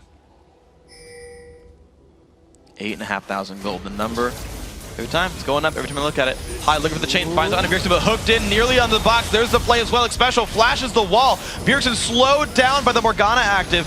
Three Media's now finding a bit of an engage. Oh, Sneaky gets kicked! And Wild Turtle are there. Sneaky on the wrong side of this fight. Kill picked up. Well played there. Special does get away from that one. TSM, they find a 1-for-0, and they're on the chase. And it's the disengage and teamfight power of the Karma there that gives them their first kill. A nice step forward for them, showing they can make a play. Dyrus with a big move there to get Sneaky way out of position. Oh dear. The engage, these chains, the ignite, not quite enough. Looks like Bjergsen will live. That was rather close. Special also dangerously low. Yeah, a lot of shield power across the board there. They managed to burn the Mikhails. That's one of the big reasons Bjergsen didn't die there. Very good play by Special to give him the heal, actually. But let's take another look at this play. Sneaky looking to go a little bit forward, but behind them, Dyrus is making a big move, and Sneaky goes way over the wall. Then he actually flashes away, but Dyrus is already on the way to him. Sneaky's slick escape turns into a slick death over the wall. Nice play by TSM. And a clutch summoner heal by Special kept him alive when we saw High at the end of that clip trying to chase him down. Yeah. So TSM back off. They did find a way to get a kill for themselves. They're down back to under 8K, the gold deficit. So we did see them with clutch hooks sneak back into a game against CLG yesterday. That's the kind of story that TSM is going to want right here. They defended a pink ward, and they found the random pick. Dyrus jumps the wall to get away from High, but mid lane has a dead inhibitor. C9 ride that down the mid lane, and they go towards Baron. Yeah, and TSM wouldn't have been a top team for so long if they didn't know how to stall games and draw them out. It's what they're trying to do with Cloud9 here, hoping to find an opportunity, but Special gets trapped. Twin Shadows and a trophy, nowhere for the TSM support to go. Harass not going to matter much to C9 as well. Great play on this one, 9-1. 5-4 on the map, and they're going down the mid lane. Bjergsen tries to find some slows. Balls will look for another trophy, finds Wild Turtle, and out of that one, Ruin King used as well. Corki is slowed. Now so is Xin Zhao. The jump in High, looks for the burst, misses the chain, has to jump back. That's passive pop. Cocoon not quite going to land, but C9 shoved the mid lane in very far. Honestly, though, that's not the end of the world for TSM. Nobody died. They did have to burn a flash on the odd one, so if that scenario were to play out again, Cloud9 would then be able to finish. It was really just the return fire onto High that managed to pull them back here. Cloud9 is still going to continue to try and starve Baron vision in this game and get TSM to check the wrong brush at the wrong time. That's how they want to find their edge. If they catch anyone but Special there, I feel like Cloud9 might even be able to push through for a victory. That is a nice pillar.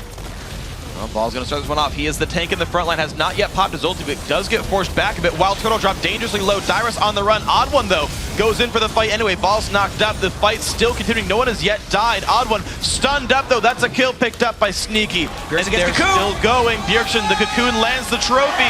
Oh, not going to beat up. It's the Lantern that keeps him safe. Dark Binding hits X-Special.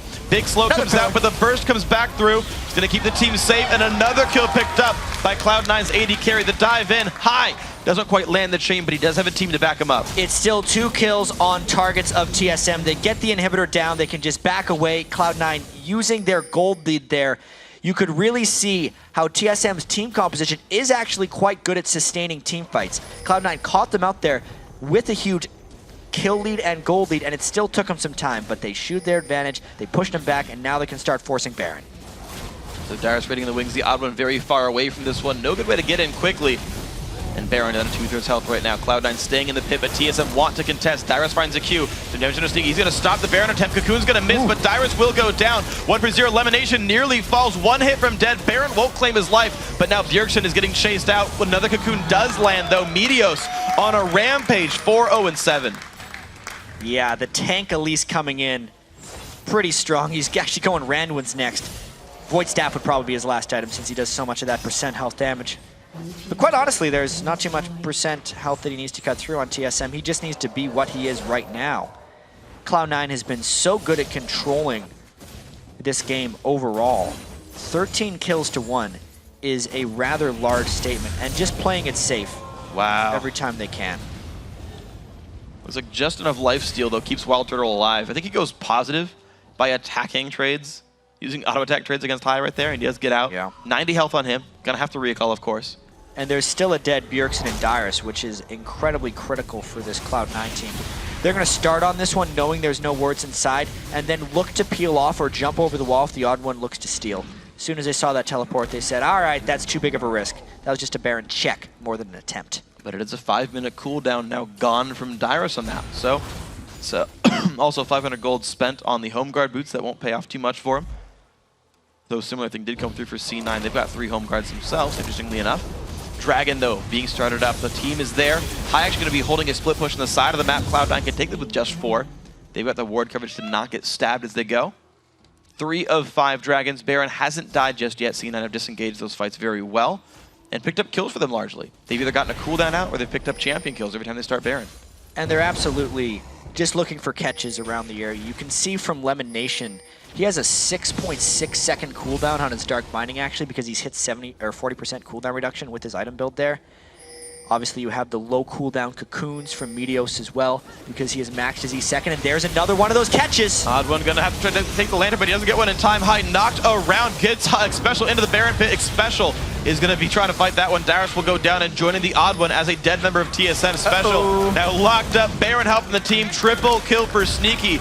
Now Bjergsen getting locked up, gets a root back down. Wild Turtle getting chased away as well, goes back in, looks for Sneaky. Sneaky with the outplay, and the team stays alive. Meteos unstoppable. Ball's gonna get locked up though. Bjergsen is alone from TSM. The trophy, that's in the eyes for Cloud9. They want number 1. They're gonna be taking game number 1. High will get a save from Lemon Nation. He will not go sour. It will be game 1 in 38.5 minutes, but Cloud9 are looking like the best team in North America right now. 18 kills to 1? In this one, a dominating performance there by Cloud9. More turrets. They played TSM's laning game at the start and just beat them up and down the map. Every time TSM made a play, which worked against every other team in the North American LCS, Cloud9 shut it down. Yeah, they did. Cloud9 made every trade properly. TSM made a play, C9 found something else to do. 1v1 lanes, 2v2 lanes, no big deal. The lanes overall went well. C9 even had a gold lead just from CS and then managed to outplay the map on top of that one. That was the team. That's number 1 in the standing. That's the team with a 16-game winning streak right now that looks like Cloud9. And it was really cool down the stretch, having a 6-second cooldown Dark Binding, a 6-second cooldown Cocoon on Elise, and just destroying TSM one by one. They weren't really those monumental, clashy 5-man team fights because that's what they wanted to avoid against the team fight prowess of Bjergsen's Karma. And they did that. They executed their strategy. they almost tricked TSM into playing the laning phase so they could catch them while they're moving in between lanes. Really nice move. Going all the way back maybe even to that very first catch they got on Bjergsen in the river, they never let them recover from that, Freak. Yep, every single time. Great coverage by C9. Amazing plays overall throughout the map. Now don't forget to share your favorite moments from today by tweeting at LOL Esports and using the hashtag LCS Big Plays. But, you know, a couple of those that game, right? A lot of good catches. There was a few big plays, and we have a whole series yet to go. We do. At least 2 more games, maybe up to 4. We're going to pass it over to the guys at the analyst desk for an in-depth look at that win. Thank you very much, Freak. A commanding victory by Cloud9 to start off the series. No lane shenanigans, no 4v1, 4v0 tower swaps, straight up lanes. And we talked about how TSM were ideally looking for that sort of scenario coming into this game. Didn't look like it helped, didn't look like it mattered. Yeah, it looked like what TSM, their ideal situation to win, but every single lane just looked like they got outclassed. The best lane was pretty much Dyrus versus Balls. That was the closest, and they didn't really have that large impact on the game. Hyde just killed Bjergsen all around the map. He rotated better, and even in the bot lane, Sneaky Castro and Elimination, they just looked like they outclassed TSM's bot lane. Yeah, the top lane only going even, not even going in Dyrus' favor on that Lee Sin. Champion you don't really associate with Dyrus, but he seemed to perform pretty well. TSM gave up some early kills, lost a blue buff, were pushed around the map a little bit, and it felt like they were making some desperation plays. What do you think, Kobe? Yeah, I definitely want to highlight that mid lane that you pointed out, because Bjergsen, he made some roams where he got caught by the rest of the team, and then he also died 1v1 to High. Both of those resulted in not just that lane going in Cloud9's favor, but also in the jungle going in their favor. Each time Bjergsen makes one of those mistakes, Meteos gets something ahead. The first time, he gets the blue buff steal on the odd one. And this is why I always say the junglers that plan well, play well, because Meteos, after they kill odd one and steal his blue buff, Meteos goes back, farms his red buff. As soon as he sees the death timer from Odd One come up, he starts timing in his head, how long will it take for Odd One to come to my blue? And he gets there 5 seconds before Odd One does. He's just standing in the bush waiting for Odd One to come try and answer and counter his blue in return, and they kill him again while he's trying to make up for the ground that they've already lost. Talking about the Odd One, picked up the Feral Flare jungler with Xin Zhao, got himself some stacks. Not the fastest, not the slowest that we've seen that upgrade. Saint, you were talking a little bit about Odd One's maybe adjustment from yesterday to today. What was your take on Odd One outside of some decision making, his individual play style? Because he struggled that game. 0-6-1 by the end of it. Yeah, it just looked like TSM and Odd One and Bjergsen specifically, they were playing catch-up the whole time. C9 would make the initial play, like that roam on bottom where they ended up catching Bjergsen. And yeah, C9 made the original play. Bjergsen's like, okay, I'm going to roam and try to counter that. And they just caught him out. And the same thing happened when they took the blue, what Kobe was just talking about. C9 made the original play where they took the blue. One tried to reciprocate, and they just punished him for it. And that was pretty much the entire game, was just punishing them for being behind. Odd One did get that dragon that you talked about. You're like, as soon as you get your wriggles, then you got instant dragon, and he went for it. Yeah, he actually did do that. He used the farming ability and the objective control for the Feral Flare pretty good. I was like, oh my god, this is so much different than yesterday. So he got the first one, but then High died 1 versus 1 for Bjergsen, and that cost them the second dragon. So, like TSM, even though they had the timer for the dragon to come up for the second one, because Bjergsen dies 1v1 to High, they don't get to capitalize. They don't get the second one. That's something that doesn't happen all too often either. Actually, 1v1ing Bjergsen. I actually wanted to talk about that dragon a lot. That should have been TSM's dragon because the top lane, Trundle didn't have his TP, and Dyrus was pressuring really, really hard, and he has his TP. So that should have just been a clean dragon for them, and because Bjergsen got just outplayed, murdered middle, they just lost dragon because of that. So we do have a replay. It's one of these slightly more obscure replays. Let's pull this up onto your screen. Basically, at this point in the game, Team Solar Mid are way behind. Let's roll this clip out. A few moments ago, Wild Turtle had been blown up and had been dropped in the background. TSM had tried to start off this Baron and had actually been pushed away from it. It was a desperate call, and Cloud9 positioned well. Yeah, this is just really Cloud9 just playing, gaining little advantages here and there. And the whole point of this is just to keep TSM occupied. Well, meanwhile, it just cut off, but Sneaky Castro was pushing up in the middle of the lane on that clip. So, yeah, just looked like the entire game with Cloud9 just getting small advantage, small advantage, small advantage, and they don't want to fight. They got the inhibitor turret off that. Because of the dancing, the inhibitor turret was pushed all the way up. And they don't take unnecessary damage from Baron. The times where they start Baron, they tank it just long enough to bait TSM over. As soon as they see TSM in a compromising position, they turn around, everybody leaves Baron, they're all on the same page, they focus down one target, and they get the kills. They don't really tunnel on Baron, which is a problem that a lot of LCS teams do have. I want to highlight something about the complete control that Cloud9 had. When you look at all of the games that we've seen from both of these teams this weekend, you have the feeling that Cloud9 are completely adapted to this style of play, this objective-focused gameplay, and they never once felt threatened by Team Solo Mid, by their movements, by any play that TSM made. Cloud9 had an answer or were doing something in preparation for TSM. Yeah, it just looked like Cloud9 was one step ahead of the game, and they never really forced any big fights. There wasn't any huge team fights that game. Not like, oh, we're going to go fight for Dragon, we're going to fight for Baron. They'll bait you into somewhere where they want you, and like, all right, nice, you're right where we want you, and they're off doing something else on the other side of the map. So Cloud9 looks tactically like a better team. You have to always be planning at least for the next 5 minutes. You can't really play the game reactively anymore.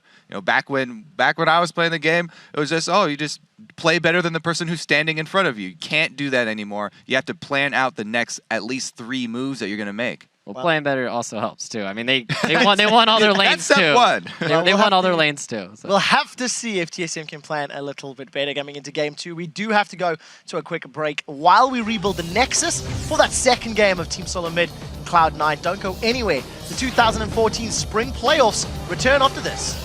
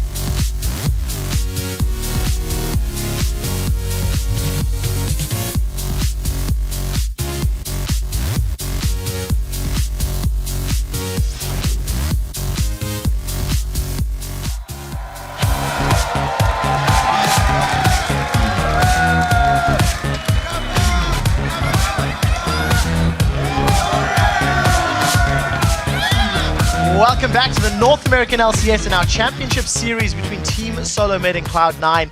These two teams that have traded possession of first place throughout the split. But ending the season in first comes with the title of Spring Champions, a trip to All-Stars, and a huge boost to their fans. Not to mention the one thing that motivates them both, Korean barbecue.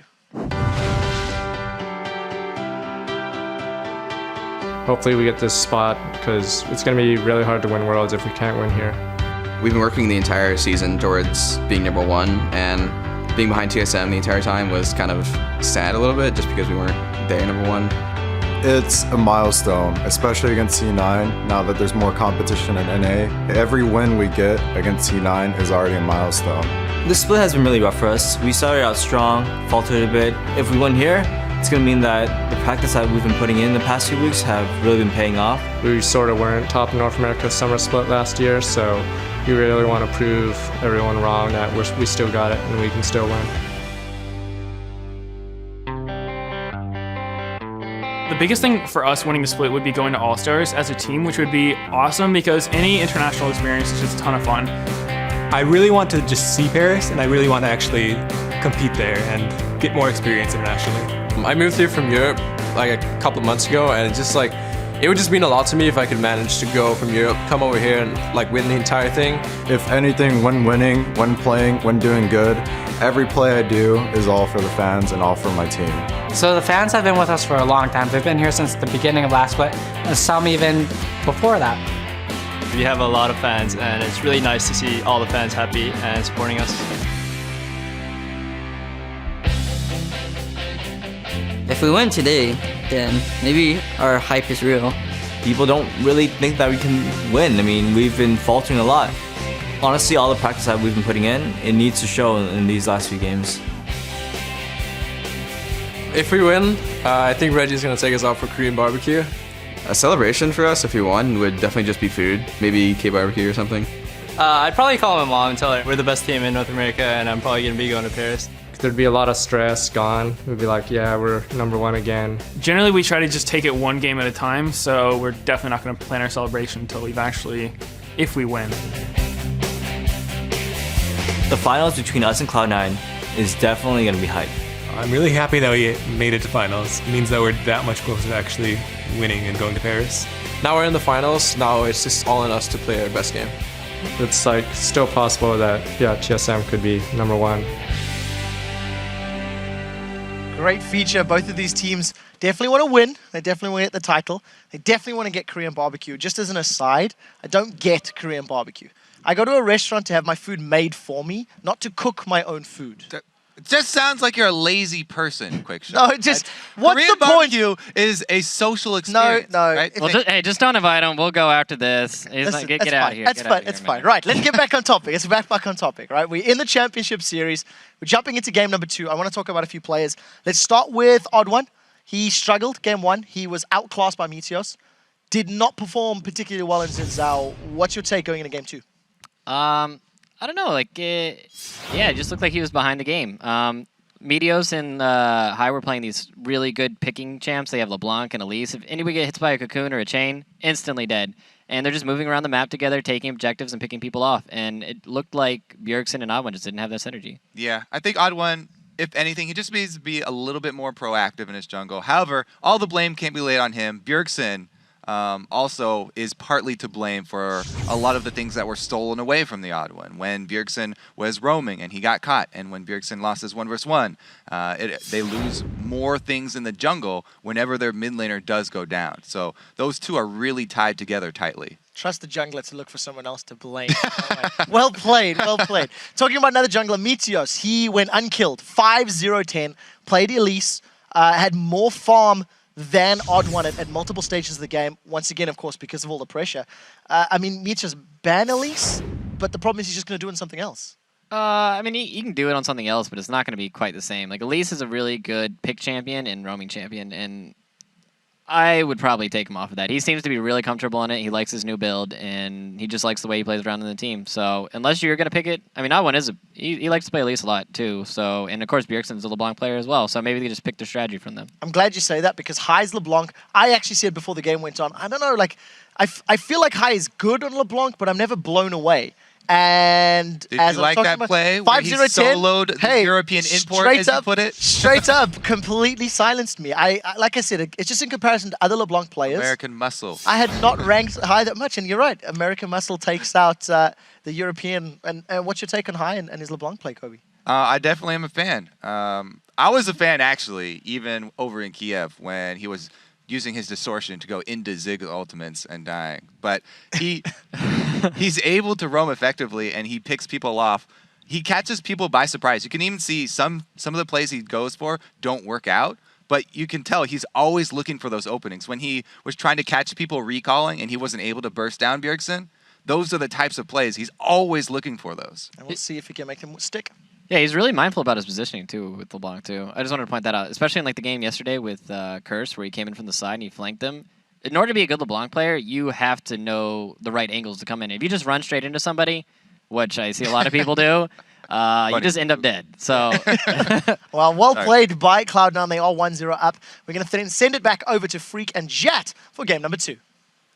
Thank you very much, guys. So we are about to get ourselves into this one. I mean, this is such a great match, of course. It's great because we're in the finals, and it seems like the teams are playing their best as well. Yeah, well, Cloud9 is definitely playing their best. As far as TSM is concerned, losing 1 kill to 18 is something that's even worse than the last time they met Cloud9 in the finals. Those games that they played actually back in last summer's championships, 11-24 kills death, then 10-24, and then 8 kills, 24 deaths. 1-18 was nowhere near that. So Cloud9 actually really making a statement in that game. Yeah, they're so controlled. They're not letting anything in. It's weird. And the reason I said like TSM I thought played well is I didn't see like obvious like major mistakes. Right? Like Bjergsen won his lane. Okay, he got 1v1. Like that was bad. But like there are like a couple small ones. I guess like Odd1 got caught stealing blue buff, but like these are so small things you typically don't lose a game off of. But I didn't see like a single thing really wrong with C9 in that game. No, Cloud9 played pretty much flawlessly, as you kind of have to do if you're going to win 16 games in a row. Yeah. A couple too many flaws, you're going to lose a couple of this one. So here we go. Picks and bans coming through. TSM starting to learn from the things that Cloud9 was picking. The Lucian ban comes through. Strange, though, because they are first pick. Yeah, so there's which something means else they have their eyes on something else. I feel like the Odd1, like, he was playing a lot of Elise and a lot of Kha'Zix in the recent past. I want to see if they, like, ban Elise, take Kha'Zix as their first pick Gambit. Well, what's interesting to note, in the playoffs, Midos has played Elise 3 times and Hai's played LeBlanc 3 times, all resulting in victory. That LeBlanc ban, they block that strategy. And this other big first pick I'm thinking about as well is Soraka. That's the big question, because I'm thinking like, you know, they're not banning anything they banned last game. The LeBlanc ban, the Lucian ban, right? C9 is still running the same bans they were running before. Jax also was one of the bans, so it's the Kha'Zix ban. They're looking for Soraka. I mean, this means that Dyrus could first pick either the Jax or the Soraka, something that has been banned pretty much the whole weekend for Cloud9 games. Does Dyrus get to play Jax for the first time in like 3 years? Here's the interesting thing about this. Even though Dyrus could play Jax, it would leave the door open for Balls to play Renekton, and then they either play the lane swap game, where Jax is a little bit, can kind of survive against Renekton, but that's not the game that TSM likes to play. If they pick Jax into a straight up 1v1 against a Renekton from Balls, they would lose that matchup. If they do the lane swapping while Jax might win, the rest of the team could suffer, so I feel like TSM is kind of battling against themselves a little bit after this ban phase. Well, we'll see. Elise is available for Odd1 if he wants to play it. Of course, that wasn't a high priority before. They're really talking about this one, too. Thresh could be the grab for Special. They can't go LeBlanc with this one. Of course, LeBlanc and Soraka both banned away. And they're saying, you know, if Renekton beats Jax, then let's go Renekton. And Dyrus can run that. Trying to think through TSM's logic here. They got standard lanes in game 1. That's generally what they were going for. So they want to make sure they can at least win standard lanes if they get it again. Of course, that's going to leave them open to Cloud9 doing the 4-1 push, doing heavy rotations and map movements throughout the mid-game, and forcing that way. An interesting strategy to first pick the Renekton. That was when Dyrus went massive, though, in Game 3 against COG, is when he got to play Renekton. Yeah, there was a stat, I don't know if someone wrote it down wrong, but I thought there was something like a 51 KDA with Dyrus on Renekton. He was 5-0 with the champion, and he's a player good enough, like, he probably didn't die, it just accrued that kind of a KDA. I mean, Meteos had a 38 Lee Sin KDA back in the day, in the earlier part of the split, like, and yeah, he won that CLG game so strongly, like, that really just might be a stat line there. Cloud9, the Elise, and interestingly enough, with the Lucian ban, Graves, once again here for Sneaky. That's actually kind of to be expected from Cloud9. When they couldn't get Lucian against Curse, they played Graves, and those have been his 280 carries throughout the playoffs. I actually kind of look at Lucian as just being a slightly better Graves as far as short range, short dash, long range ultimate that can have an impact in team fights. And Cloud9 can play very much the same way, whether they have Lucian or Graves. That's why they picked it here. Yeah, it's going to be a pretty good plug-in for the team. Cloud9 once again taking their time with their mid lane pick. TSM to make their choices. And TSM, I mean, they're taking a very, very long time. Not hovering over anything, just the concentration on the face. You can see them talking, Bjergsen, Oddwin back and forth. A lot is on the table for these guys, right? So much is on the table here for Team Solo Mid. Lucian out of it. And TSM goes for, I think they're going to lock in those Xin Zhao and Corki picks. Obviously, Turtle didn't have the greatest performance last game. Did get outlaned a little bit by Cloud9's duo, and Odd One was not able to make an impact on Xin Zhao, but with stronger lanes, there is a chance that it could have a bigger impact this game. Yeah, TSM picking these same champs as last time, the only difference being that Renekton was banned in Game 1, so TSM got it this time for Dyrus, so ostensibly an upgrade on the lineup, but if they think the only mistake was strategic play as opposed to them getting out-comped in champ select, this could be TSM wanting to just repeat the performance and just try again in version 2. But Cloud9's strategic play was just so good. Absolutely. Teams generally do not beat them at that game. That's what TSM wants to try and go and do. Cloud9, of course, still having their trends as far as pick goes. The supports that they've played throughout the playoffs have been very long-range supports. A couple Morgana, Karma game as well.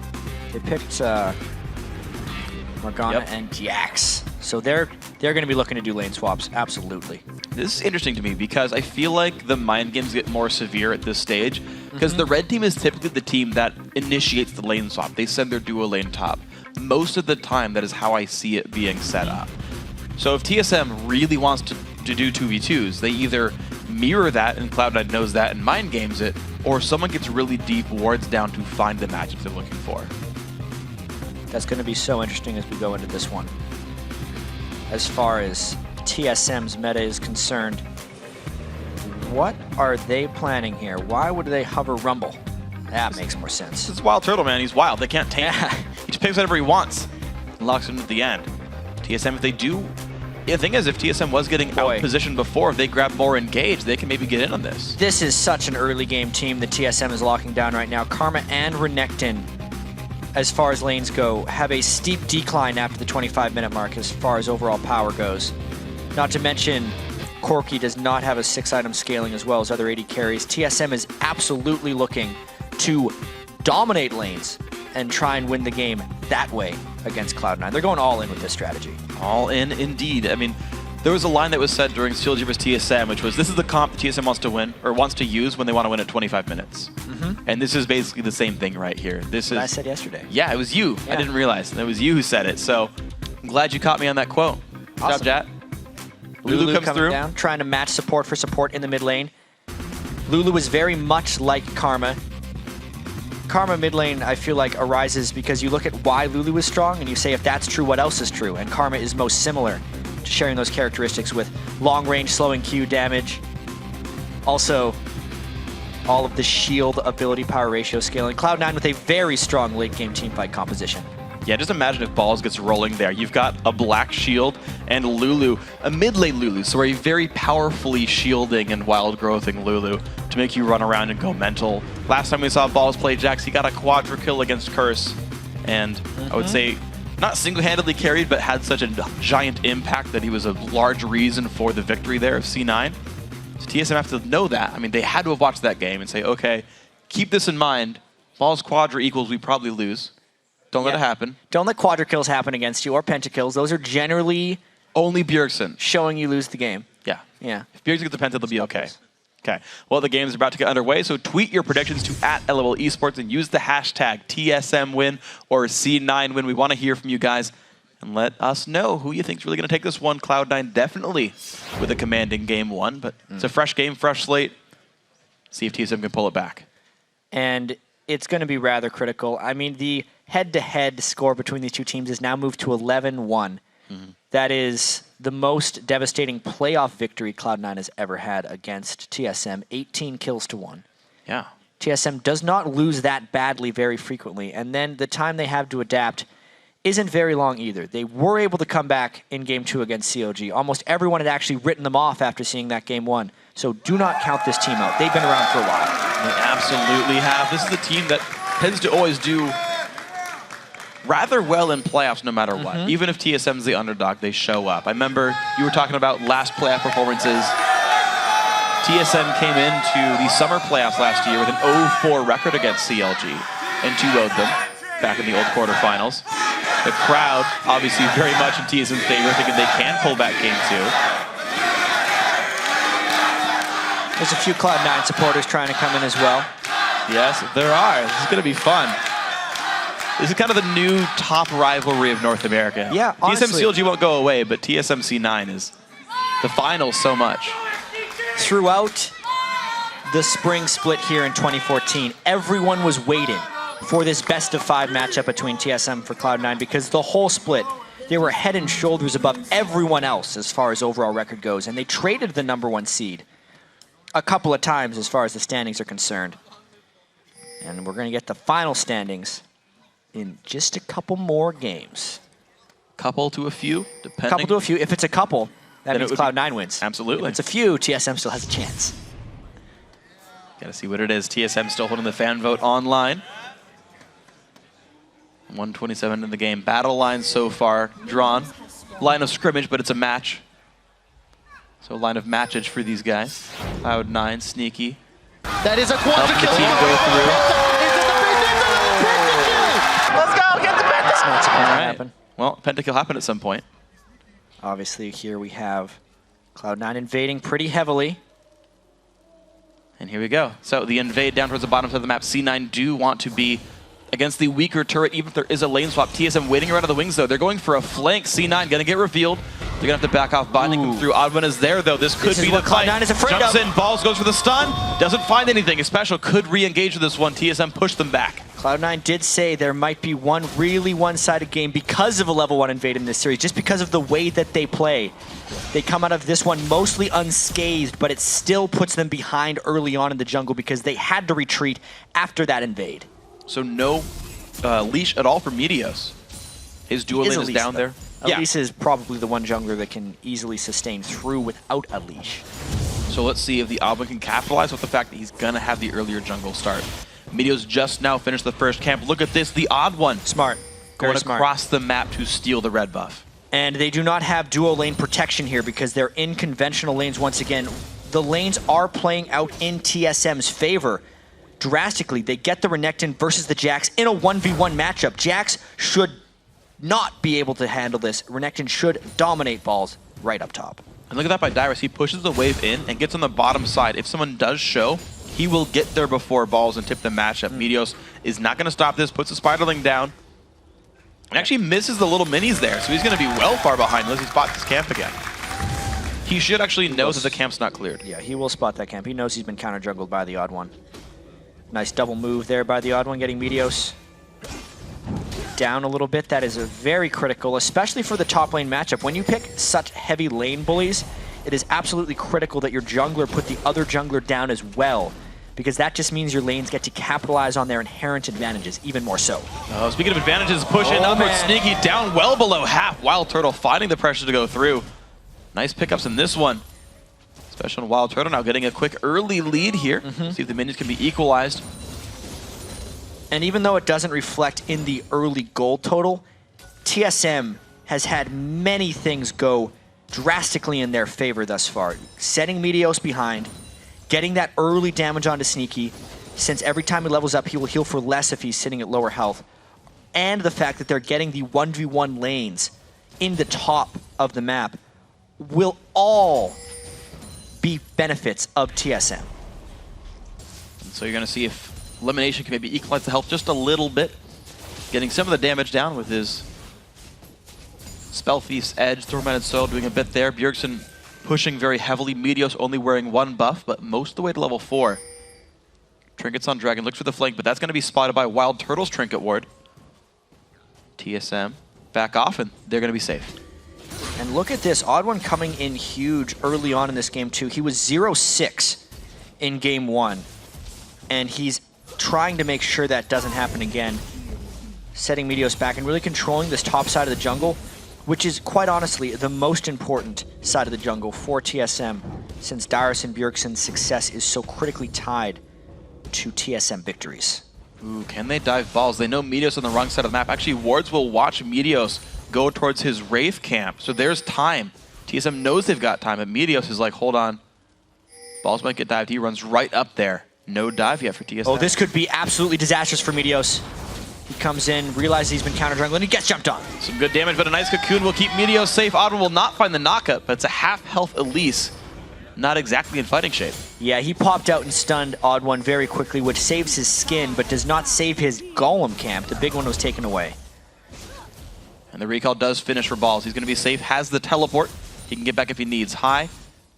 Kind of fighting with Bjergsen. Bjergsen ran up in case there was some kind of an altercation. You saw him on the wrong side of the lane, but that was for the team. And you see it's a 7 minion lead in that mid lane right there. TSM, the tiniest of gold leads right now.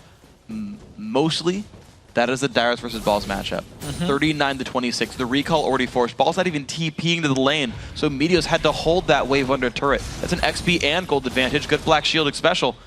Doesn't go in for Sneaky. I'm really trying to think as this mid lane battle goes down, why exactly these lanes played out the way they did as far as formations go. And I think it actually did have to do with Cloud9 kind of mind gaming themselves. There's no team in their right mind here in the finals would want to 1v1 a Jax against a Renekton. So therefore, TSM would have expected an absolute swap. So they thought TSM would do it the other way as well. But because TSM just played it standard, Cloud9 actually played it counter standard by putting it up this way, and that's why we see that matchup. Doing a later rotation wouldn't be beneficial. Yeah, absolutely agree. And kind of thinking about it, in terms of the mind games there, I think this is probably the best choice for C9. Because if they got it wrong the other way, they'd have the worst push. Yeah. Right? Like, you don't want to be double wrong. That would be even worse. There was also that level 1 where Cloud9 put a lot of the invade in, and since their bottom lane was down for that invade, there's no way they could have gotten them into the top lane without falling greatly behind. So the only option was for them to teleport up and meet Dyrus up there. Yeah, so here we go. Bit of a wave freeze now for Cloud9. Wild Turtle, though, going to recall on 60 minion kills, meaning he's got enough to make his purchase of a BF sword if he wants it, and a couple potions just to make sure. So that is with a 7 minion lead, to be fair. So if Sneaky recalls off this, he's only sitting at, he's got 1700. Never mind. Sneaky's fine there. I was wondering if Wild Turtle had enough of a lead that you couldn't answer the recall right away. But that's not the case. Odd1 going to grab his own red buff once again. The respawns have come in. Mita's going to do the same with blue buff for High here. So second jungle rotations, nothing major happening. Just TSM holding the small laning lead. This game is fairly similar to game 1 of the series as far as the start goes, except all the mini advantages were going to Cloud9 in game 1. This time all the mini advantages are actually going to TSM. So you can see that very scary Crocodile in the top lane takes almost half of Ball's health in a quick trade. So level 7 versus level 6.5 right there. Dyrus once again going for Tiamat. It's going to be a very important roam, actually, to see how aggressive Dyrus gets at the turret, trying to shut down Balls here. Does take one turret shot, and his Slice and Dice is down now. And the stun's going to land. Help Pick's going to go through as well. Ball's got to be a little bit careful. It gets the ulti. That should be very safe. Nowhere for Dyrus to go, and Balls secures first blood. And notice how High stopped attacking at the end, because even though a kill onto Lulu is nice, it is way more critical that Balls has the gold to fight Dyrus. That only evens it out there as the invade continues from TSM. They want to steal the red buff, but it's not going to happen there. It's going to be secured there. Meteos and High helping. The mid laner well away from his lane, letting Bjergsen push that lane even farther in. But it's par for the course, right? Cloud9's mid laner, 55 minions only at 9 minutes. But it got his team first blood, and he got his team a red buff. High plays for his team, not for himself. You're seeing the evidence right here. It was a very timely roam up to catch Darius. It did even out the gold in the top lane. Especially with that Tiamat coming in from Darius, it is critical that Balls gets to his Blade of the Ruin King as quickly as possible. And it's interesting how differently timed these blue buffs are as well, looking at the factors in the map. Ooh.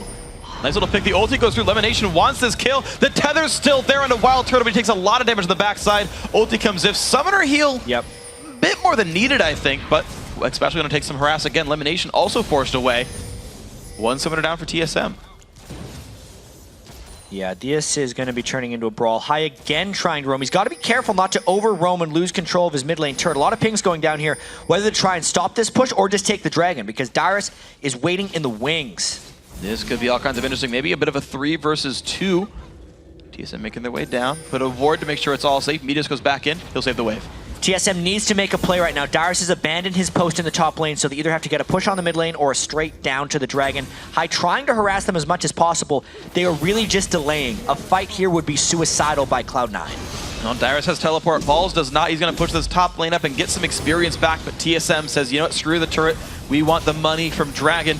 Special leading the charge in this one. This will go over, and the turret won't even die. Bjergsen actually getting a bit of a catch there on the Hai. Some damage comes through. Meteos. Cocoon's gonna land on Wild Turtle. Darius Special is gone getting right now to 44. Oh my gosh, Special about to fall. The chase down. Sneaky gets it.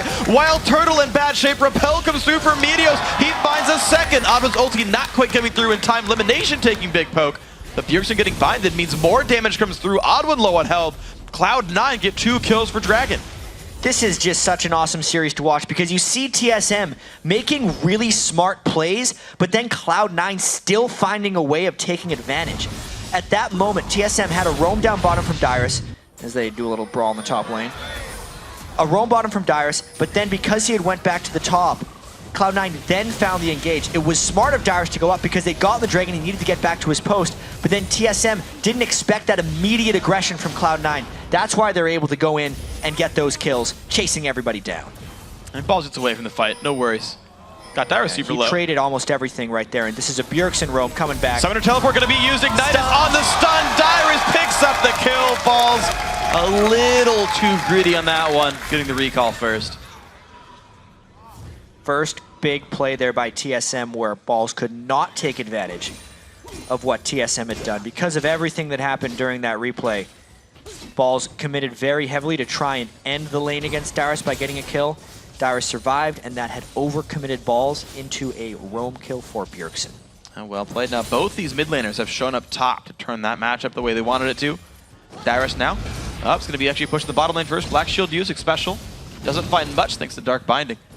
But yeah, so both mid laners have tried to make that top lane work for them. And Darius, now that this team is up a dragon and he's up 20 CS in lane, he's got to be ahead here. These mid laners are roaming so incredibly much right here. Hai can't get over aggressive because they do have to worry about what comes from behind them there. Meteos trying to hold mid lane. He's not the best person for this job. Yeah, rank 1W, not the ideal situation, but he'll do what he can. Bjergsen and Adwin are there to put out some damage. Hai will be joining the party a little bit late on this one. You're seeing the shield going towards the Adwin. They're putting out some decent damage, but the retreat pings come out. They know about this. Hai pushed away. Very good zone control by Bjergsen in the mid lane. That CS advantage is ever growing. Every solo lane right here for TSM does have a lead. It's just the team play of Cloud9 that has kept this game close. This top lane is becoming much more interesting here. Balls trying to get some aggression on. Ulti popped in on both sides, but Darius getting pushed completely away. He's got to sustain back up. It's Cutlass versus Tiamat and a Giant Spell. I feel like Darius is very tanky, but if Balls gets one set of good traits, it's not a good thing. Yeah, the Karma Roam is coming at him once again, though, so Balls has to be careful about this. The ward control is actually dropped in the river. Right there, that's why he wards over the wall to see the Karma approach. Bjergsen just doing his best to harass him down. There's a lot of Karma damage here. Balls does not land the stun, actually. One more rotation of spells. This is going to be close. Balls 300 Gotta health. juke the Q. He's running back and forth. There's a W coming through the Q. Lands Bjergsen. Gets the solo kill. That is the lane control from Bjergsen here. So much of Darius' top lane has been ruined against Cloud9 when Hai and Meteos roam up to kill him. He's finally experiencing the other side of the game, with Balls dying twice to Bjergsen. And that puts TSM now 700, 800 gold in the lead. The first major lead we've seen so far for TSM in this final match, but they're poised to look good in game 2. High is going to push his opponent away for a short time. Mid lane turret did not fall because of that roam. Odd1 held the wave and held it successfully. Cloud9 pretty much holding equal to negative across all their matchups. TSM doing a great job in the laning phase. The turret and Dragon, of course, helping quite a bit as well. Down 1 kill. Dragon's in 2 minutes. We'll see where the next move is. And while these teams are going hit for hit against each other, it is important to note that Odd1's Wriggle's Lantern is actually fairly slowly transforming. He's only at 13 stacks right now. Very low CS as well. A lot of his emphasis was put on early game counter jungling to make sure his lanes could have the solo experience that they required. It has worked out for TSM, but not necessarily for the Odd1. Ooh, nice move by High. Gets himself behind the minion wave to block the next Q from Bjergsen. Pops the Whimsy. He's getting a little bit careful, but Bjergsen now out of cooldowns. High finds a trade back in. He gives himself a positive trade on that one. High, of course, still has that wild growth. If he gets all in, there is an Ignite on Bjergsen's side for a little bit of extra aggression. That mid lane matchup is absolutely going to Bjergsen this time. His roam top lane could not be understated with how important it has been to keep Dyrus going. So Dyrus just kind of pushing balls while you're seeing the Jax not even try to stay in this lane right now. Going around, putting a ward down, but has to be pretty afraid. Spotted out by Dyrus. Both these guys level 10. Double Doran's Blade comes through for balls, plus a Ninja Tabby. Just trying to hold on a little bit longer in these fights. Ulti again. Bjergsen got great wave clear on Karma. Yeah, that mid lane is going to be shoving so much back and forth. It's actually a 900 gold lead on Bjergsen, though, when compared with High. And he's even went for that Null Magic Mantle, which is not very like a Lulu to do, because he's just taking so much damage from Bjergsen. He needs a little bit of extra defensive capability before he goes for those bigger AP ticket items on Lulu. So the game's slowing down a bit. We haven't seen action since that kill in the top lane. These guys trading farms, 600-700 gold, still the difference. But Dragon's up in 4. I think with these teams, so many moves will have a chain reaction off of the Dragon plays. We can see the beginning of it right now. TSM trying to get a pre-Dragon gank down so they could take it without contention.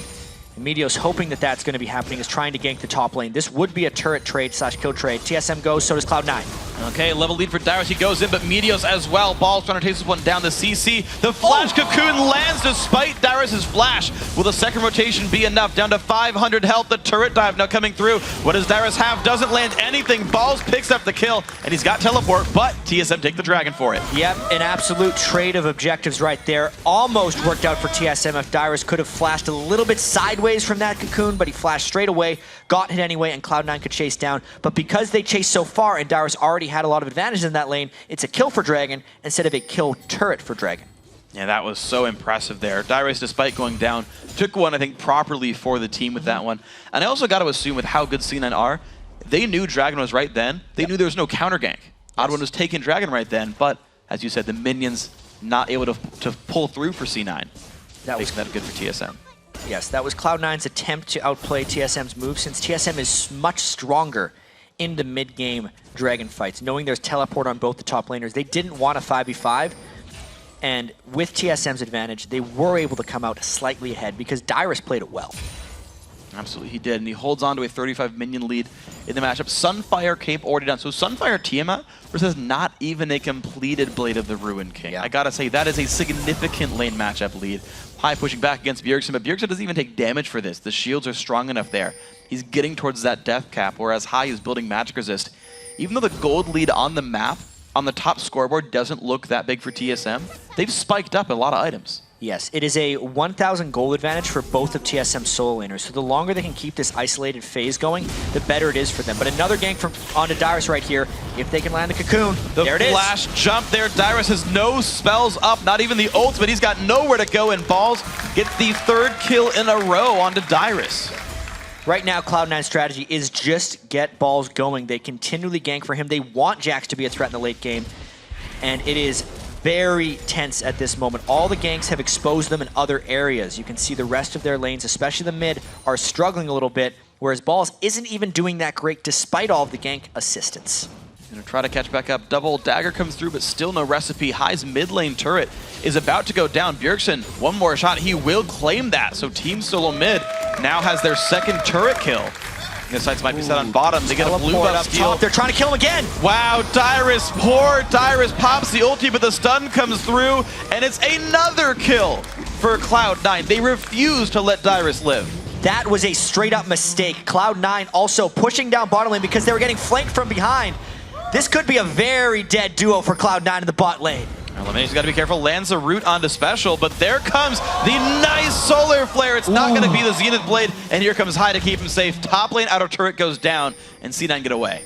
Cloud9 is actually escaping this. They had no business getting away from that one because it was pretty much a pile-on dive to the bottom lane. They went the only place where TSM wasn't and still got out of this one. Plus, they rotate for a turret push in the mid lane. It's down to half. Cloud9 can't stay too much longer. So they're going to back out on this one. So, geez, a lot just happened in the recent past. We're back to an equal game on gold. Balls sitting at 4-2 and 0 score with this one, holding onto the bottom lane. He's only 200 gold behind right now. They trade blue buff for blue buff if we look at the big picture here. Did he not get that? Lemon got it instead of High. That's not good. That was greedy, too. Yeah. There's no one around. He just dark binded it and said, nope. Whoops. To be fair, they both have the same score. Equal participation. Lemon's having just the same game as High. But really, trying to track what just happened, Dyrus made his first mistake of the game right there, teleporting to the top turret. It is so easy to underestimate the strength of Jax when he has full attack speed stacks while beating on your turret. Engaging on a mid-fight Jax is nearly suicide. And the rest of TSM missed an opportunity.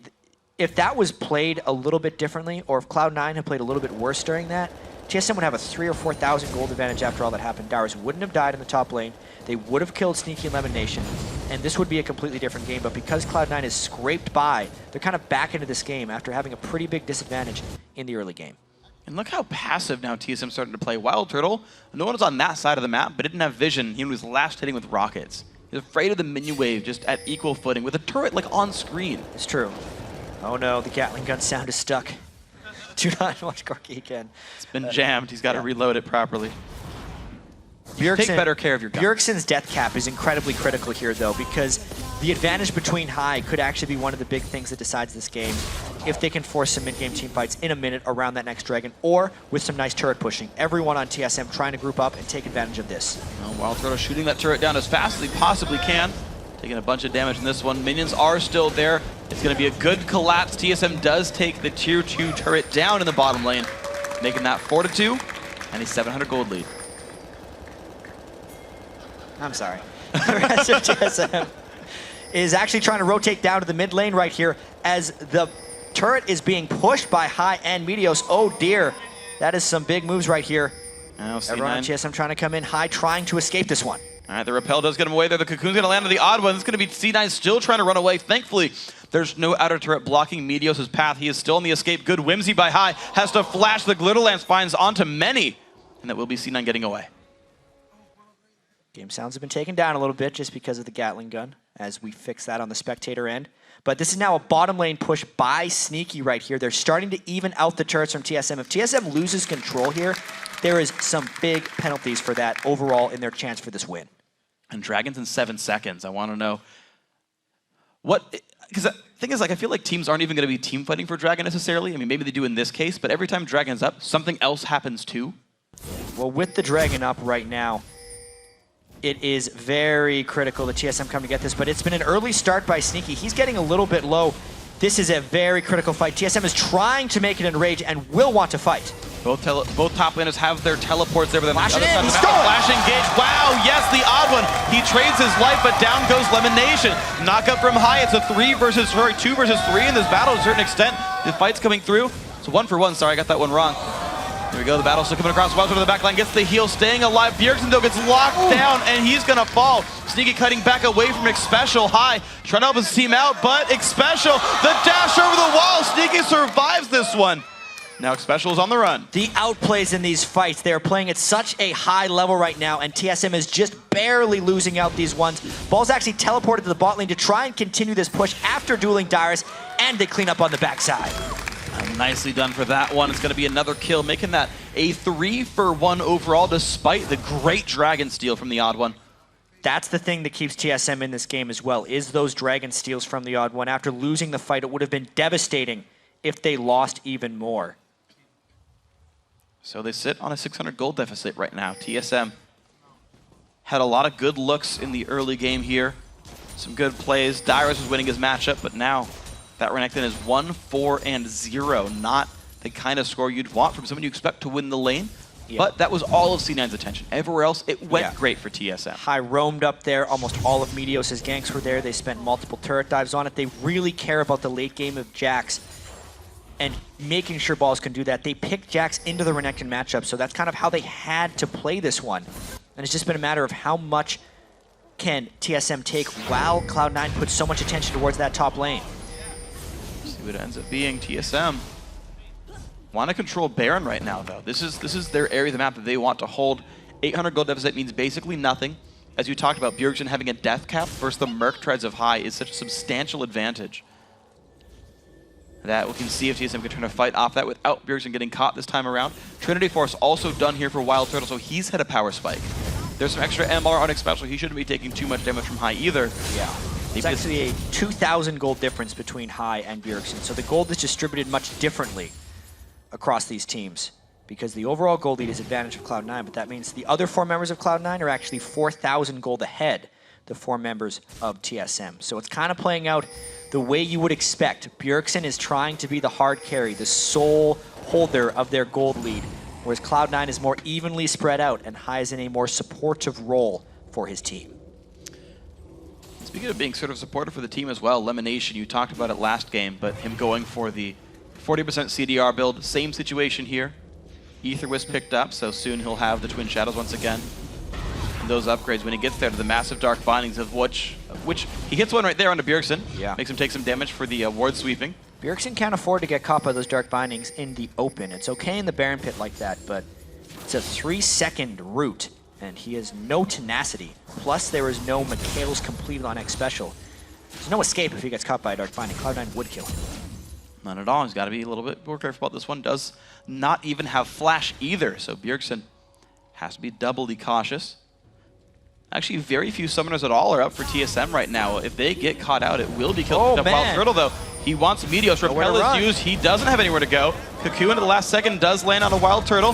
That is a rank 3 Cocoon, so it takes a good long time. Spiderlings now blocking rockets.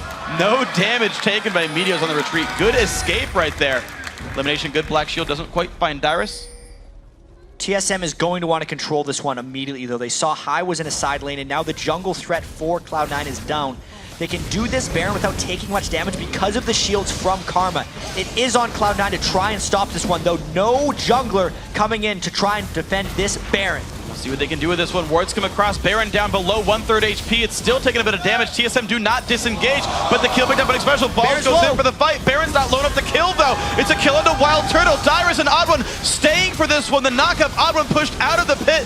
Double kill, triple kill here for Sneaky. He's killing everybody, and now Balls secures Baron in a 4-for-0. Wow, that play right there may decide the game for Cloud9. They collapsed on TSM, who had completely overcommitted to the Baron. When you're doing Baron, TSM knows this. You either peel off or you finish the Baron. They did a half and half, and that made it not a 4v5. It made it a Cloud9 and Baron versus TSM. That's why they won so convincingly. And so it's a Baron buff picked up, a couple of kills, as well as the mid lane inhibitor. C9 going to be sure to disengage after that one, but they swept the minions away and now hold on to a significant 7,000 gold. Taking another look at this one, X Special went in while Dyrus was ulted on the Baron and he didn't even peel off. Then it's dead. It's now a 4v4 and they're still hitting the Baron instead of peeling. It's not low enough to do that at that point. Cloud9 uses the free time to decimate the TSM team trapped within the Baron pit, and they take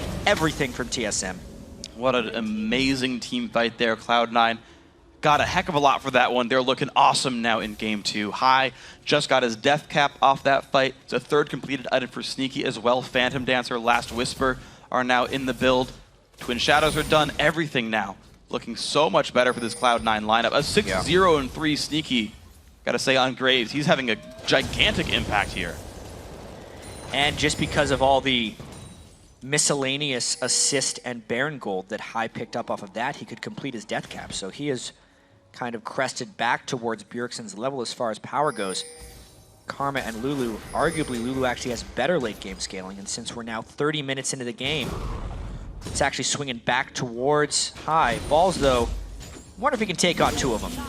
Here's an outrunner there. It's going to be the root. Landed. Balls puts the stun up and goes for Bjergsen. How's the damage going to be? The knockback from the odd one. The jump in towards Bjergsen. The shield not keeping him quite alive enough. The damage still comes through. The flashes. Ooh. Very successful for Bjergsen. That is a shutdown going to the odd one of the Pharaoh Flare. But that was all for Dragon and a push in the bottom lane for Cloud9. Committed 3. What can Cloud9 get back on the other side? Every time TSM makes a move, Cloud9 tries to take an edge. They get the turret off of this one. All right, global gold lead even bigger for C9. That is a Baron off of Balls and a bit of a shutdown gold. But still, you got to say better for the red team. 13-4 in this game. Still 8,000 up, and they own the jungle. What an interesting turn of events in this game. Cloud9 was really pressed for so much of the early game. And we said in Champion Select that TSM was really all in at winning this game in the first 25 minutes. The way Karma scales, the way Renekton does, so much lane advantage, but now he is no match for Jax. You actually saw them having to put 3 people in the top lane just to take down Balls. The odd one, even though he has transformed his Pharaoh Flare, it's rather late. He's not incredibly powerful with it. Meteos with his % health damage and his magic penetration is more substantial of an impact than Xin Zhao right now. And obviously, because of all the kills that Sneaky's picked up in team fights, and even though Graves isn't known as a tremendous late game carry, when compared to Corki, he has more power. So everyone on Cloud9 now, because they've crested that 31-minute mark in the game while actually holding a gold lead, are even more ahead of TSM at this juncture. So let's see what we can do with this one now. Because Cloud9 going to look to turn the screws. They are not a team to wait around when they have the lead. This is a group of guys who close their games out rather quickly and efficiently, and right now the focus is on the bottom lane with Ball split pushing top. Teleport is available on the Jax, and the wave is cleared away. 3 to 4 members now of C9 waiting for this next wave. TSM waiting to defend. And here comes the siege. Cloud9 has the same synergy here with the 6-second cooldown on the Cocoon and the 6-second cooldown on the Dark Binding. They're just going to take pot shots at TSM until they find something. And if they do, they can dump down a whole bunch of damage with Glitter Lances and Graves AoE. Well, Turtle does take some poke there. So they found one piece of the puzzle. There's a Bloodthirster for lifesteal, though, for the Corki. Maybe he'll survive that one. There's the push in from Dyrus. Balls actually pops his ulti to not take damage while hitting that turret. Yeah, that's not the most beneficial move for him right now. Renekton, really the whole game, has a great chance of 1v1ing him, but Cloud9 getting pretty bold with these mid lane pushes. Bottom turret's going to lose a quarter of its health right here. Mid lane inhibitor going to be respawning very soon. Cloud9 do move their way around. 32-11 into the game, that comes back up, but just as soon as it gets pushed, Balls comes around as well. Try to hold this with the team for a 5-man push. Sneaky not getting too scared. But here comes the Renekton ultimate, but no clean engage. TSM wants to force something. Cloud9 staying fairly grouped up. Spooky Ghost come out to slow. Yeah, it's going to be the slow. Dyrus still in the front lines, but it gets rooted down. His ulti basically doing nothing on this one. Sneaky putting in damage from the back lines. Only 300 damage crits, but there's the stun. Dyrus getting locked down. A great solar flare comes in the back. C9 back up once more, but that's 2 ultimates down for TSM. Very pokey team fights, but Cloud9 a little bit stronger after all that. Gets the inhibitor and backs away unscathed. And that goes down 144 until Baron respawns, meaning super minions will threaten TSM's base while Baron is on the map and in play. Something that C9 might just wait around for. We'll have to see what they choose to do with this one. Ball's still just getting as much gold as possible. He's actually counter jungling. I guess that's Larry the White Camp, right? Quick shot, so that's the way that one's gonna work. And still just gold being accrued. C9 waiting for their next opening. Yeah, Cloud9 has been able to wait a very long time this game in order to make this happen. All of the ganks that Meteos prioritized towards Balls are really paying off for them at this juncture in the game. So much of it really does have to go down to that split decision from TSM where they were not on the same page around the Baron Pit. That is really a huge detriment to their overall strategy here, because that was their moment. That was when they were strongest. I feel like past this point, they're really just hoping that Cloud9 makes a mistake. And Cloud9 is not the type of team to make errors this big. It's very unlikely for these guys. They very, very seldom lose a game when they've got a gold lead. The siege bottom didn't do much. All they did was really recapitalize on the mid inhibitor going down and kept that one as pressure. The minion waves all passed the river for these guys, though Dyrus wants something to say about that one. And we'll see Baron 24 seconds away. Dragon 113, well, 108 now. And this seems to be the objective control game. C9 taking it nice and slow. They know TSM very good at defending. Yeah, a lot of this just has to do with TSM being able to keep control of those super minions. They cannot let them reach their base. Luckily for them, it is the mid lane, which is a reachable lane as far as TSM's clearing is concerned.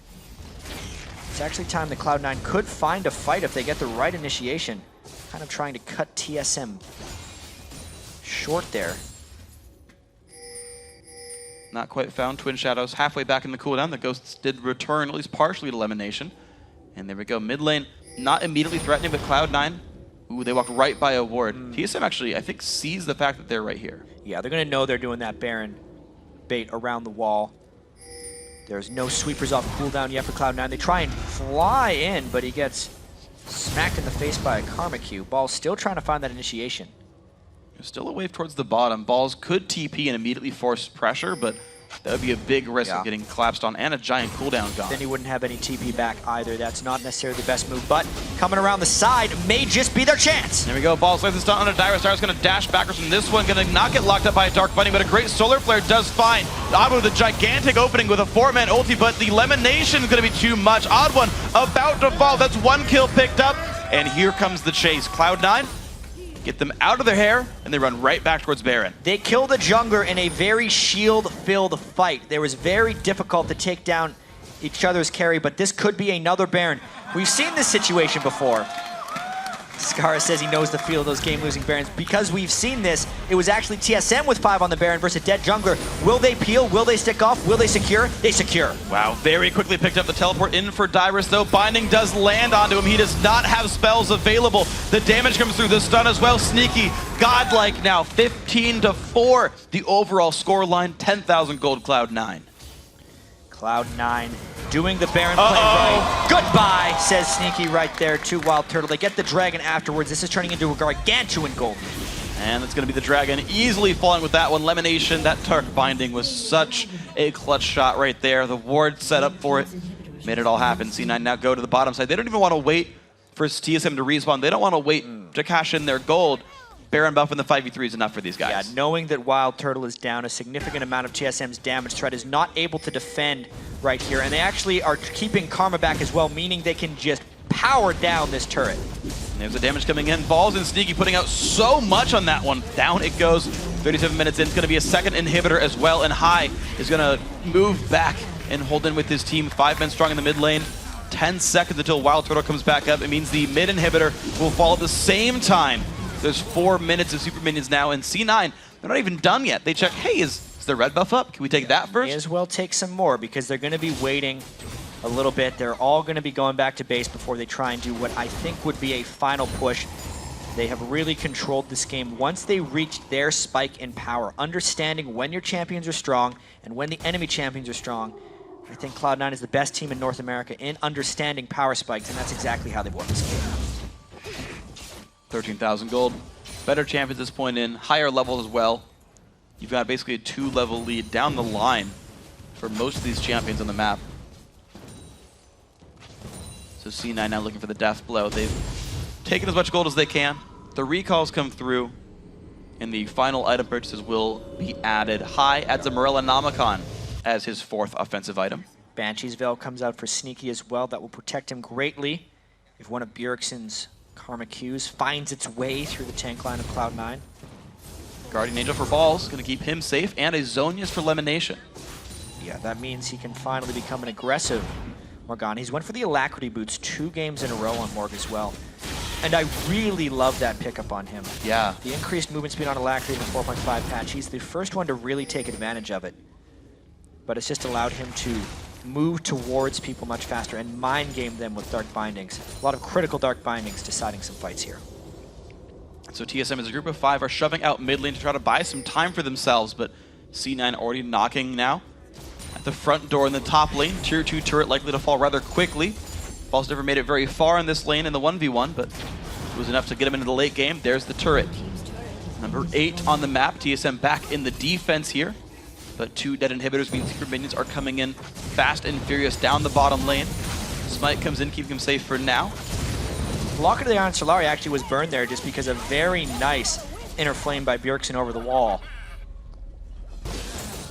Now they're going in the side of the base, making this turret nearly indefensible for TSM. Ball's also had his attack speed stacked up, so he was even more threatening when he came in. There's a giant wave in the bottom side of the map hitting the Nexus, meaning that Wild Turtle had to defend that. This will be inhibitor number 3. Solar Flare comes in, special dives. There's the ulti from Lemon Nation. 1 kill already. It's going to be many more for Cloud9. Dyrus cannot stand back here. Sneaky and Meteos will kill him. That's a double kill for the Cloud9 jungler. Now in towards Bjergsen. Balls stays alive. 1 more kill picked up. 2 more kills picked up. Only Wild Turtle is alive. The binding lands, and why not secure the kill real quick? That's going to be picked up there, and that is game 2 now. Cloud9, 1 game away from the Spring Split title. This one took him a little bit longer. It was a little bit more tense in the mid game, but by the end of it, it was just as decisive as game 1. Cloud9 is now 1 game away from being the 2014 North American Summer Split champions. And you can see it's confidence on their faces. I think Hai just said yep right there. They know everything that is happening in this series.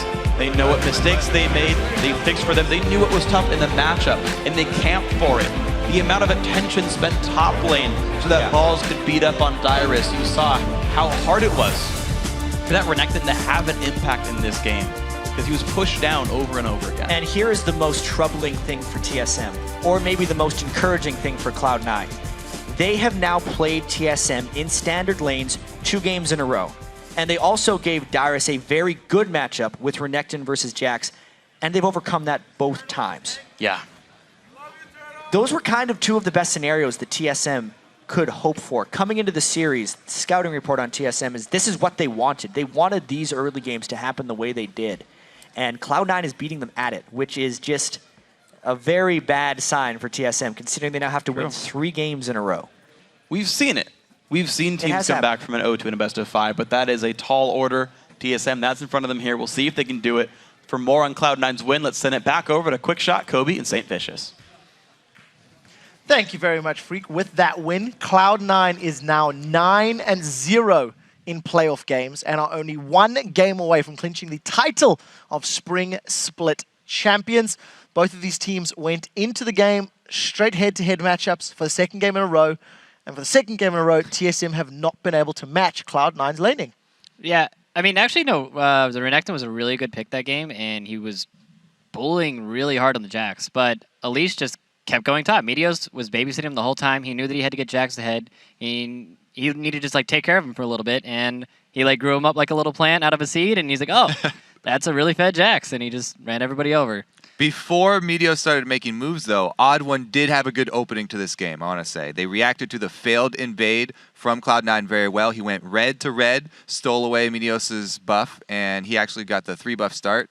And then he also returned to the top side and counter-jungled the red side jungle of Meteos, hugging that Renekton lane that was winning, that had the advantage, which is exactly what you want to do. But then, maybe like 7 minutes through, kind of gave up control of that area, and that's when Meteos came in, and he got Balls just 3 consecutive kills so quickly that got Jax out of control. TSM appear to have been much more in this game for the first 15 to 20 minutes. They were trading kills, trading towers, trading objectives like you've already touched on.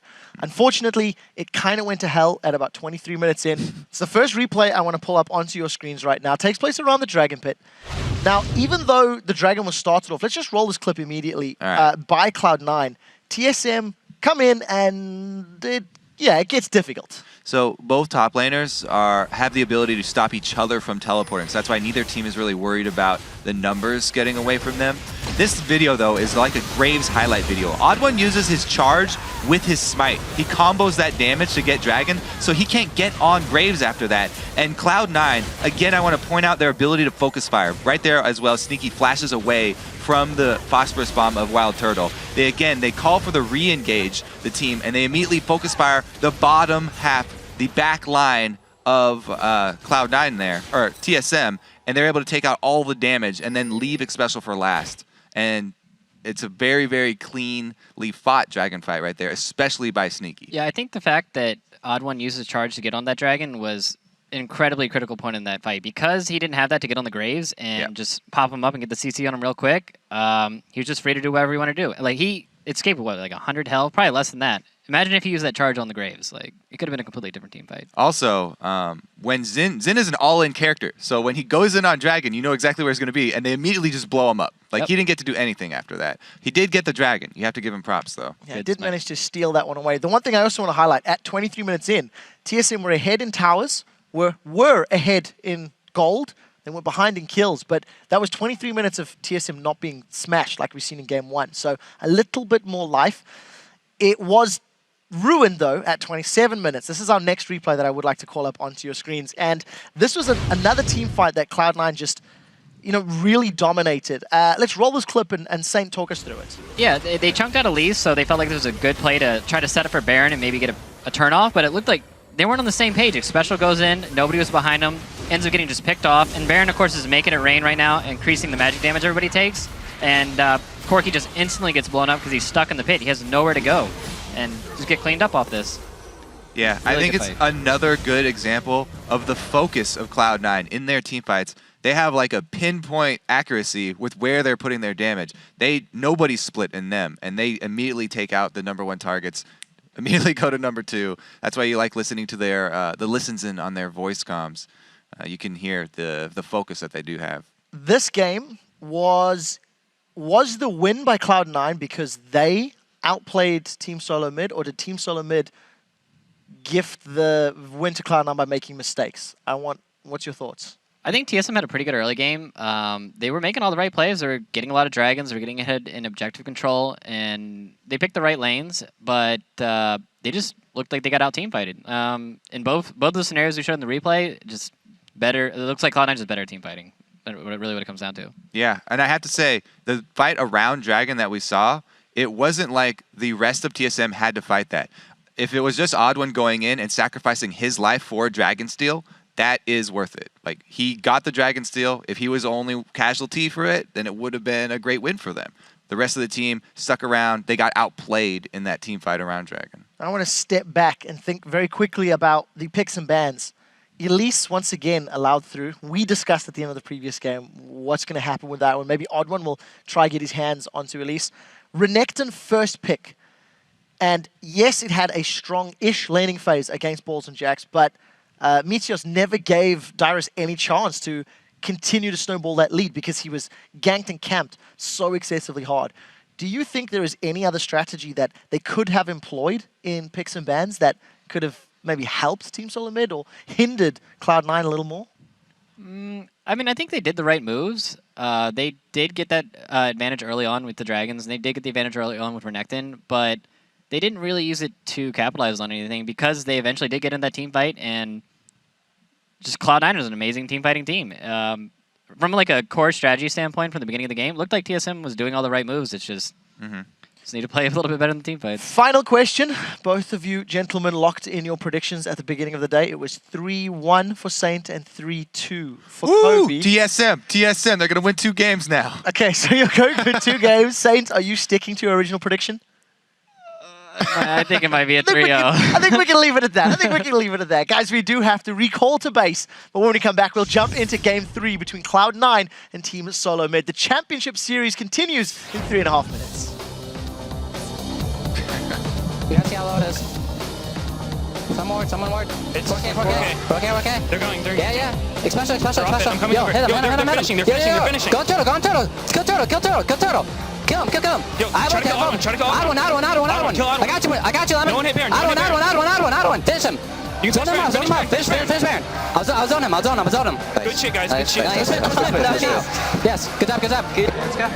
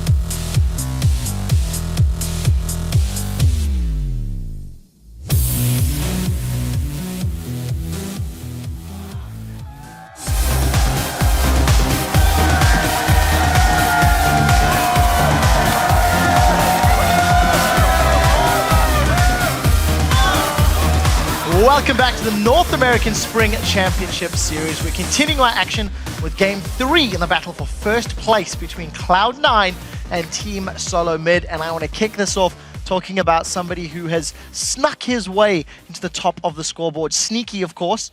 He did phenomenally well on Graves in that previous game, going 10-0 on and 7. On Graves, a champion who we've seen a little bit this weekend. A couple of changes in 4.5, but more importantly, just his positioning and his decision-making was exquisite. Yeah, usually Sneaky is one of those AD carries that not a lot of people talk about, and he gets a little bit overshadowed by his counterparts like Wild Turtle and Double Live. But I honestly think this is some of the best games I've ever seen him play. He's just playing out of his mind, and I think he's one of the top AD carries in the US for sure now. I have to say, he's been playing this well for a pretty long time, actually, and he's been at the top of the solo queue ladder. I've never understood the people that say Cloud9 is only a strategic game, has only a strategic game. Like, they have good individual skills, too. I mean, up top balls, Dyrus says he's better. You know, Sneaky, he's obviously performing well. High is getting solo kills on Bjergsen, who's one of the best mid laners there are. And Meteos, 4-0-10 on Elise again. I personally think you either ban Elise or take it out of his hands, because another near flawless performance from Meteos. And you know, how do TSM contain this guy? Like, same thing as last game. Same thing as last game. I just think that, I mean, Odd1 is an Elise player. I'm not sure if he put the games in recently because, of course, she did get a little bit of nerves, but I think that he should be looking to pick that champion up. It just revolves, it just works perfectly with the way C9 plays the game. She has really good catch and really good objective control. So I want to shine some light, this time a little bit negative, on the other side of the rift. Team Solo Mid have been struggling, both of their games. The man right in front of your screen, Xpecial. Second game in a row, he's 0-4-0 at the end of that match. Game 1, Thresh left me wanting. Game 2, Leona engages not as crisp as maybe you'd like to see from that champion. Is Xpecial on tilt, or is it just Cloud9 that good so far? Well, he's deep in thought right now. He's definitely working on something there. But yeah, he's obviously not performing up to his own standards right now. He definitely has it in him to be one of the top supports. I think it's the whole bottom lane as a duo, though. Both of them together are not having one of their best games, so they need to coordinate, get something going back in their favor. Banning out Lucian is not going to be the answer, because as we just saw, Sneaky's got plenty more characters he can use. Yeah, on the other side of the map, Dyrus, 171, camped. I mean, he was camped. Like, it's, you know. Yeah. Oh yeah. There was a lot of focus from Cloud9 against that Renekton. Of course, Renekton into the Jax. When you're first picking that Renekton, you go 171. In my mind, first picks always have to be very integral to your team and perform well. And Dyrus just unfortunately couldn't get it going. Well, it looked like TSM had the plan, you know, leave Jax up. Renekton is a pretty good counter pick into Jax, but when it's a 2v1 lane and you have the Elise and the Jax just camping you, not that good of a pick. I don't know. I like the Renekton pick, but I just don't want to see them leaving Jax up anymore. It's just too strong of a pick right now, and if you're going to leave Elise and Jax up, it's just not going to work out. Yeah, I definitely concur. I mean, especially since with the new teleports being reduced by so much when you teleport to a tower, I feel like it softens a lot of the counter matchups. So even if the matchup's not in your favor, you can just rely on the teleport as your crutch to get you to that later stage of the game. Well, potentially, for the last time today, we're going to send this back over to Freak and Jat for Game 3 in the Championship Series. Thank you very much, Quick Shot. We are here. It is the third game, Cloud9 2-0. By the end game, rather convincingly, TSM puts up a great fight in the first half of each game, though. They really did. And I look towards what TSM does with their backs against the wall. They were down 2-0 against Cloud9 in the summer playoffs last year. And then, this is when Reginald was their mid laner, they picked Fizz in the mid lane, something you'd almost never pick because they were kind of out of options. That's what Cloud9 did to them in that series. They took TSM's game, beat them with it again and again, and then made TSM change when it mattered most. I kind of feel like they're doing a very similar thing in this matchup where they do standard lanes, then they give them Renekton against Jax, another thing they probably wanted, and beat him again. So TSM is very quickly running out of moves, and they might have to do something drastic. Well, we'll see if they can kind of find a new strategy in Champ Select or a new strategy in the game itself. Maybe they opt into a lane swap because Respite isn't working. Who even knows? But Cloud9, of course, have nothing to change. Dr. Mundo, Nocturne still the ban. Soraka and Lucian still removed away. So Lamid, the changes aren't in bans. Not at all so far. Cloud9 chants are starting to overpower the disheartened TSM fans in the crowd. Lucian ban once again, but the Graves from Sneaky was just as effective. It was. Last game. The interesting thing for me that was Cloud9 actually banned the LeBlanc. They're not going to let Bjergsen play an individual playmaker. They remove his best assassin, which says, okay, is it a Kha'Zix first pick maybe, because that's not been banned yet? Is it the Lulu first pick to make sure he doesn't get it? Is it Renekton for a ball just so we can continue to bully his matchup? Like, I'm curious that they removed a champion High just played.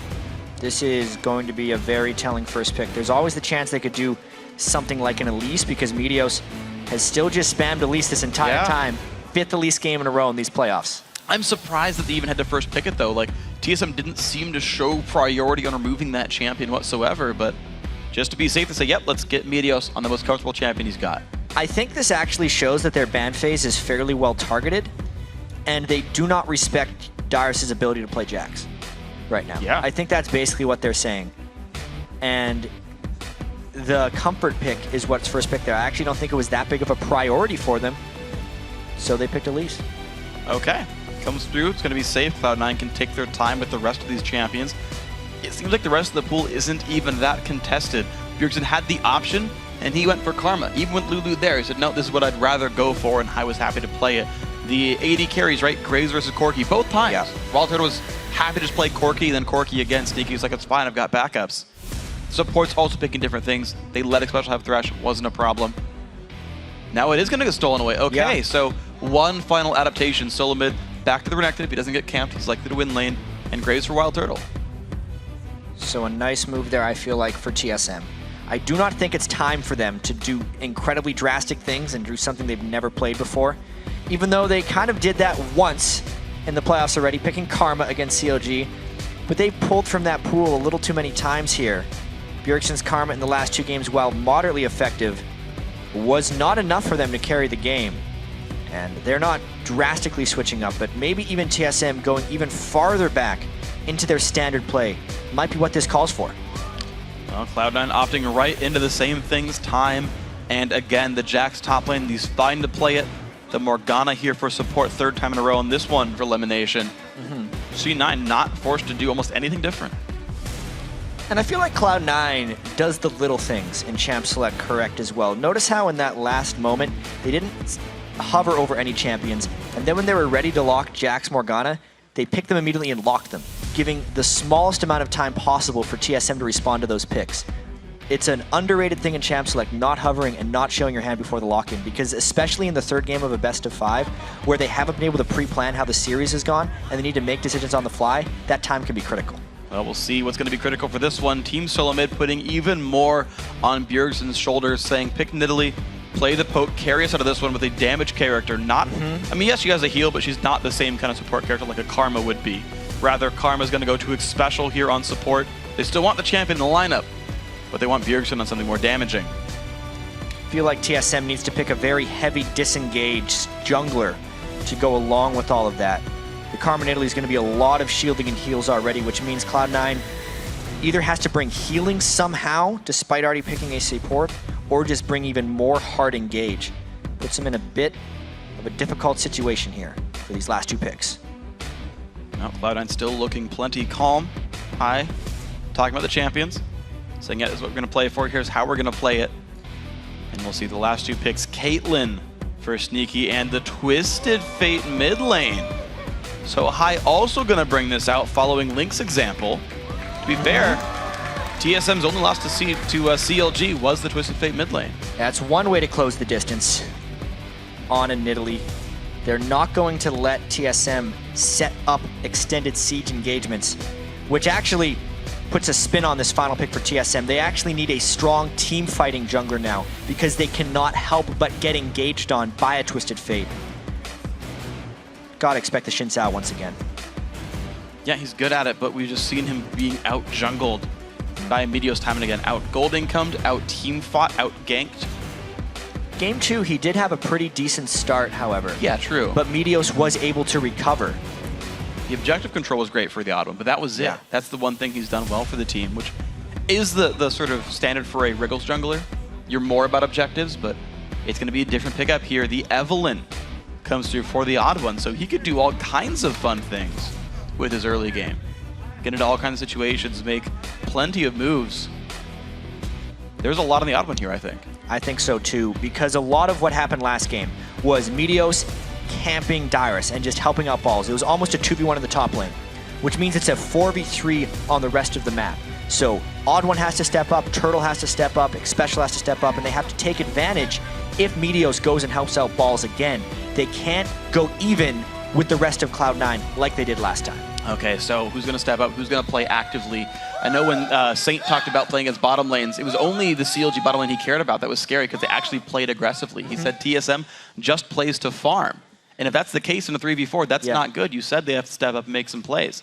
Well, as the teams load into the game, it's a good time to check on Twitter, and you guys should submit who you think is going to win this game. Tweet us at LOL Esports and use the hashtag C9win or TSMwin. We'll be checking in on where the vote stands throughout this game, which could be the decider for the 2014 NALCS Summer Split Championship. And you can see that TSM's aware of that. You saw the gigantic, like the settle in for Xpecial. He's like, this is the game. We've got to make this work. Third champion in 3 games for Xpecial there. Sneaky, not allowed to play Graves this time. He's actually on his 3rd champion in 3 games, but he's been having a really good series so far. He has. He's been having a great season. This has really been Sneaky stepping up. He's gotten better and better the longer he's been in the LCS. He's really trying to solidify himself as the top, if not one of the top, 80 carries in North America. A 3-0 against TSM would go a long way in that argument. Yeah, I'm impressed by Cloud9 in general. Like, even though I think Sneaky may very well be the top 80 carry in North America, like, he's not winning the All-Star votes. He's not winning the popularity contest yet. The fact that Cloud9 has come out and continued to gain supporters here. Every time the TSM chant comes out, the C9 chant follows right after. These guys have been getting their following together, and it is performances like these. It's the new champions coming out, the new play styles, the crushing victories even. They build their following this way. And they're also very good at adapting to the game. Cloud9 is very comfortable on this patch.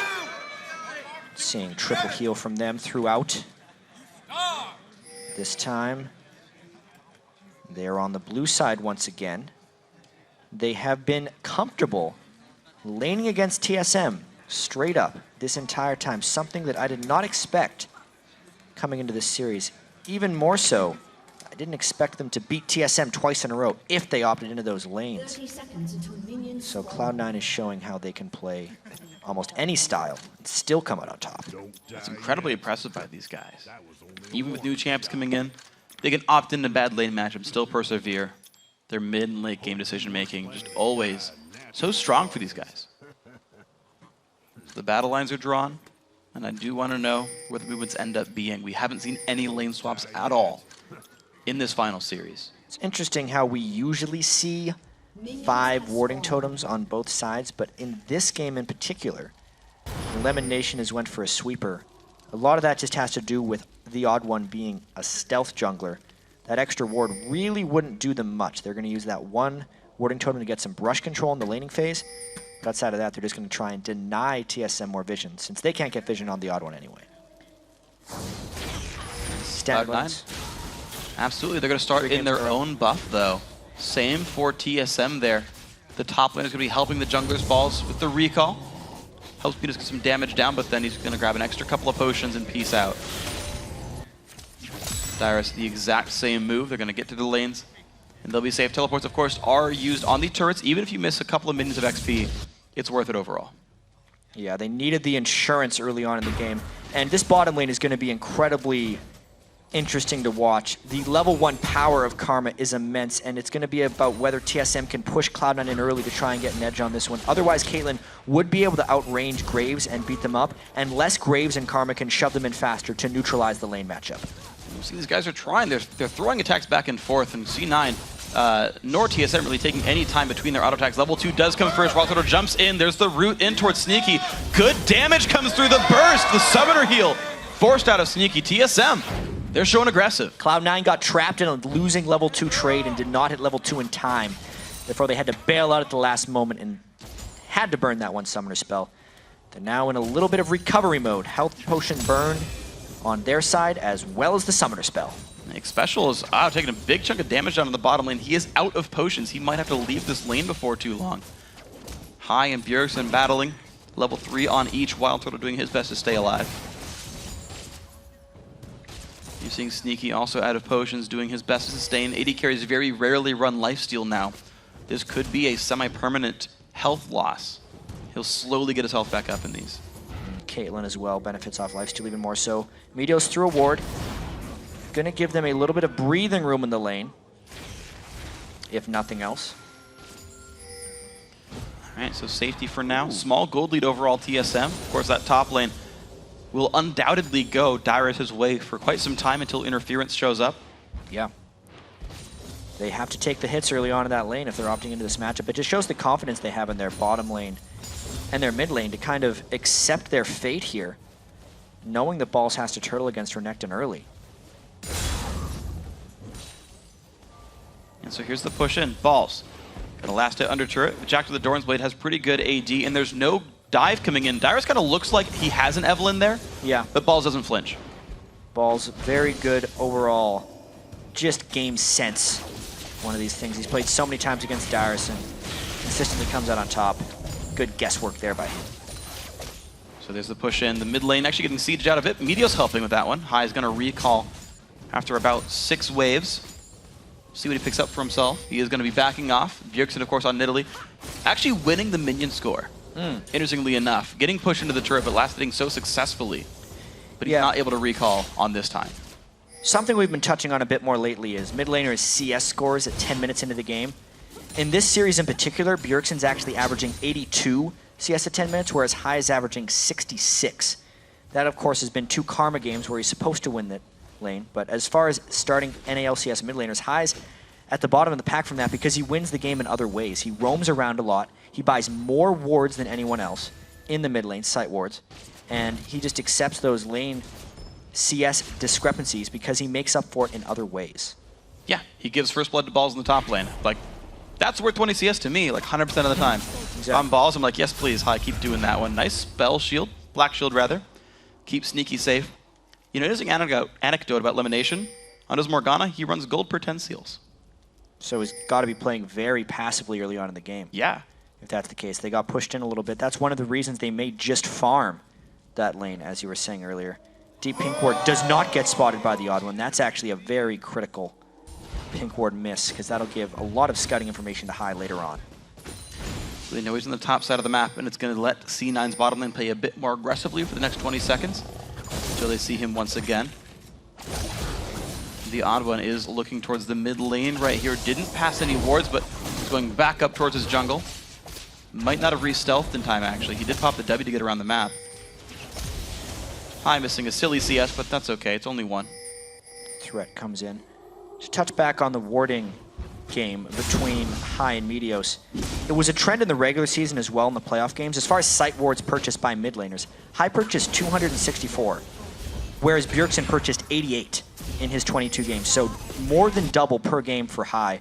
And it's giving Cloud9 map control. It happens in this series as well. They were finding the picks because they generally knew where TSM was, and TSM was getting caught off guard. TSM's trying to neutralize that in this game. Evelyn obviously cannot be seen by the site wards, and it's all about Pink Ward playing, so that number is going to get skewed a little bit in this game. It's still an important change. They're called stealth wards now. That's true. I think Pink Wards are still vision wards. Correct. They still give sight. But yeah, sight and vision, I realize, are, you know, not exactly ideal names for conflicting items.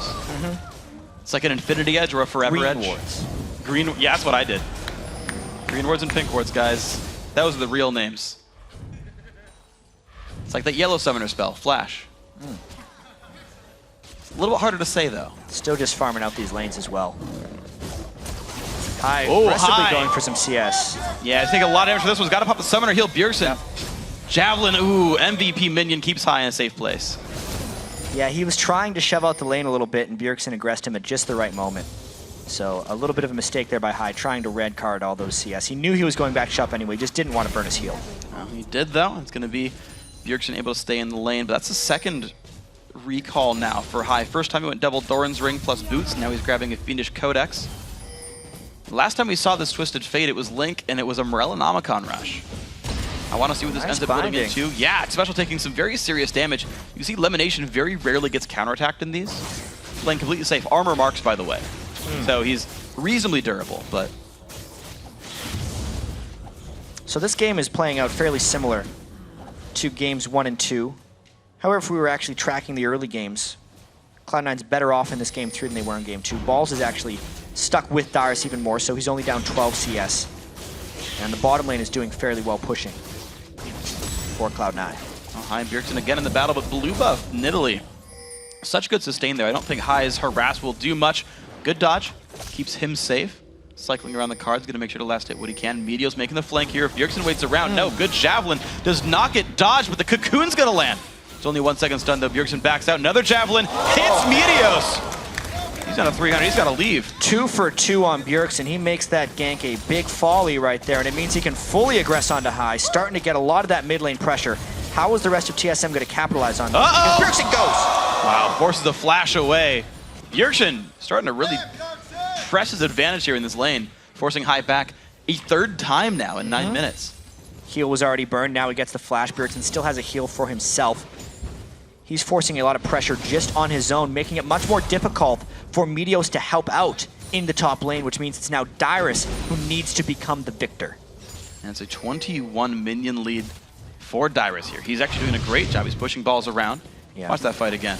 Just another watch by this one. It's a nice move by High to get the gold card in, but then split-second flashing. Bjergsen tries to jump in and flash for the execute. He actually misses his swipe because High had flashed away before that one could go off. But because he pushed him back so heavily, he roams top. Dyrus now taking some turret damage. Gonna be top lane turret going down with this one. Most likely, it's getting very low. Will they tank it out? I'm gonna say with yes. TSM are gonna get the first turret, but look at this, Cloud9. They rotate back to the mid lane. Meteos gonna secure this one with the team, making it equal. This could be a massive take for Cloud9. As far as the CS at 10 marks we're talking about, there was actually 89 from Bjergsen in this game, which is 7 higher than his average within the first 2 games, and 23 higher than his, or not, just a huge amount higher than his regular season record. Yeah. For that. Mid-70s is normal, right? Yeah, mid-70s is normal for him. Because of all the trading, especially against High, someone who's very aggressive in the mid lane. He's just playing out of his mind so far in the laning phase on Nidalee. But his turret goes down because it was from top. Special secures his own team's white camp. 1 of 4 CS for the player, but significant gold income there. Sightstone done. Interestingly, the mid turret, though, gets answered right away. So look at this, turret's falling down all over the place. 2 for 2 right now on the map. Bottom lane lost one, mid traded, and TSM got the top lane. Very interesting contrast of turrets, but it means the gold is completely even. The question now is what that does to the rest of the game. Twisted Fate and Nidalee can both cover a lot of ground. Twisted Fate with his ultimate, Nidalee, of course, just pouncing around. It's going to be about who can get the big ganks off now. High tries first. He gets the stun. Gets some good damage. The trap's not going to come down in time. Wild Turtle walks away with 600 health. Make that 200 health. Still has heal. Special still has an exhaust if he gets back on. He really just needs to try and lifesteal up a little bit. No Vamp Scepter, but does have that Doran's Blade. Well, Cloud9, they finished the recalls in the jungler and support. Maybe they make their way down to Dragon in time. TSM just recalling their duo lane away. So this is a small temporary period where Cloud9 will have a numbers lead in the bottom side if they want to go hardcore for the Dragon. Got to be careful that Dyrus has teleport there. Looks like Cloud9 not really looking that aggressive for it. No, and I think you can look at High's items at this point in the game, and he is a non-factor if they were to start doing team fights right now. No Magic Pen. He looks like he's rushing the Lich Bane. That's Merlinomicon. Oh, Merlinomicon. That's the... You're right. Yeah. We don't see that item much. But that's the CDR mana regen item. The Forbidden Idol. Yes. Say.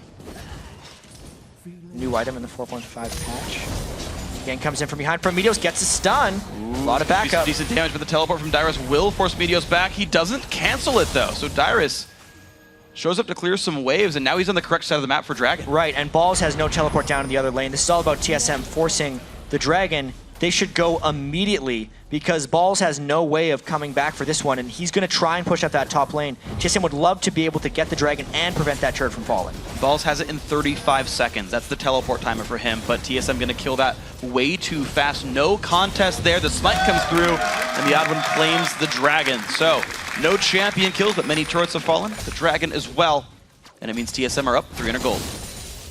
That's heavily based off the mid lane control that Bjergsen has been able to get from High. Very impressive performance by him. They're really holding this blue buff a lot because they're giving him the blue buff, trying to channel as much farm and power onto Bjergsen as possible. as per the TSM strategy. He is basically tied with Dyrus for highest CS in the game. Both those two are definitely winning their lane matchups. They've stepped up so far in this game, and we haven't yet seen that Meteos camp. Dyrus hasn't gone 1-4 so far in the game. There's been no roams from high. He went bottom lane, got him a turret, but no kills yet. Lulu's gonna go over, high grabs that at the best time in the game. Bjergsen wanted to try and stop this one, does get one of the minions. Yeah. Loses that ward ward for it.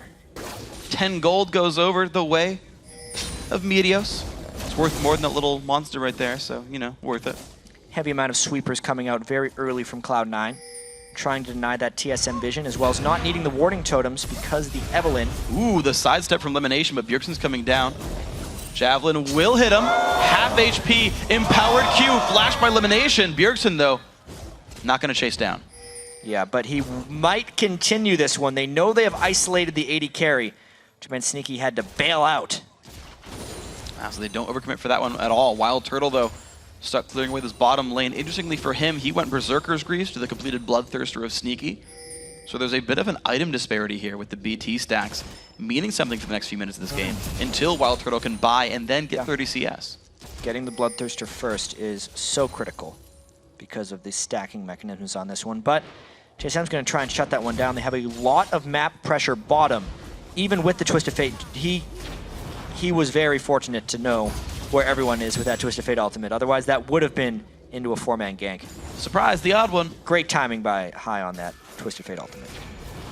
So everybody's safe here, but Balls is getting free farm in the top lane. He is down 30 minions right now under Dyrus. Dyrus has, again, done a great job of that, getting the turret plus getting the minion lead, but it's only a matter of time until Balls is more effective on the map. Elimination finds a bind and gets a bit of damage down. Cocoon's going to go through as well, but TSM, they've got too many people here. It's a 4 versus 3 on this side of the map. C9 force back, great Javelin lands as well. Yeah, they can't just take these spears again and again.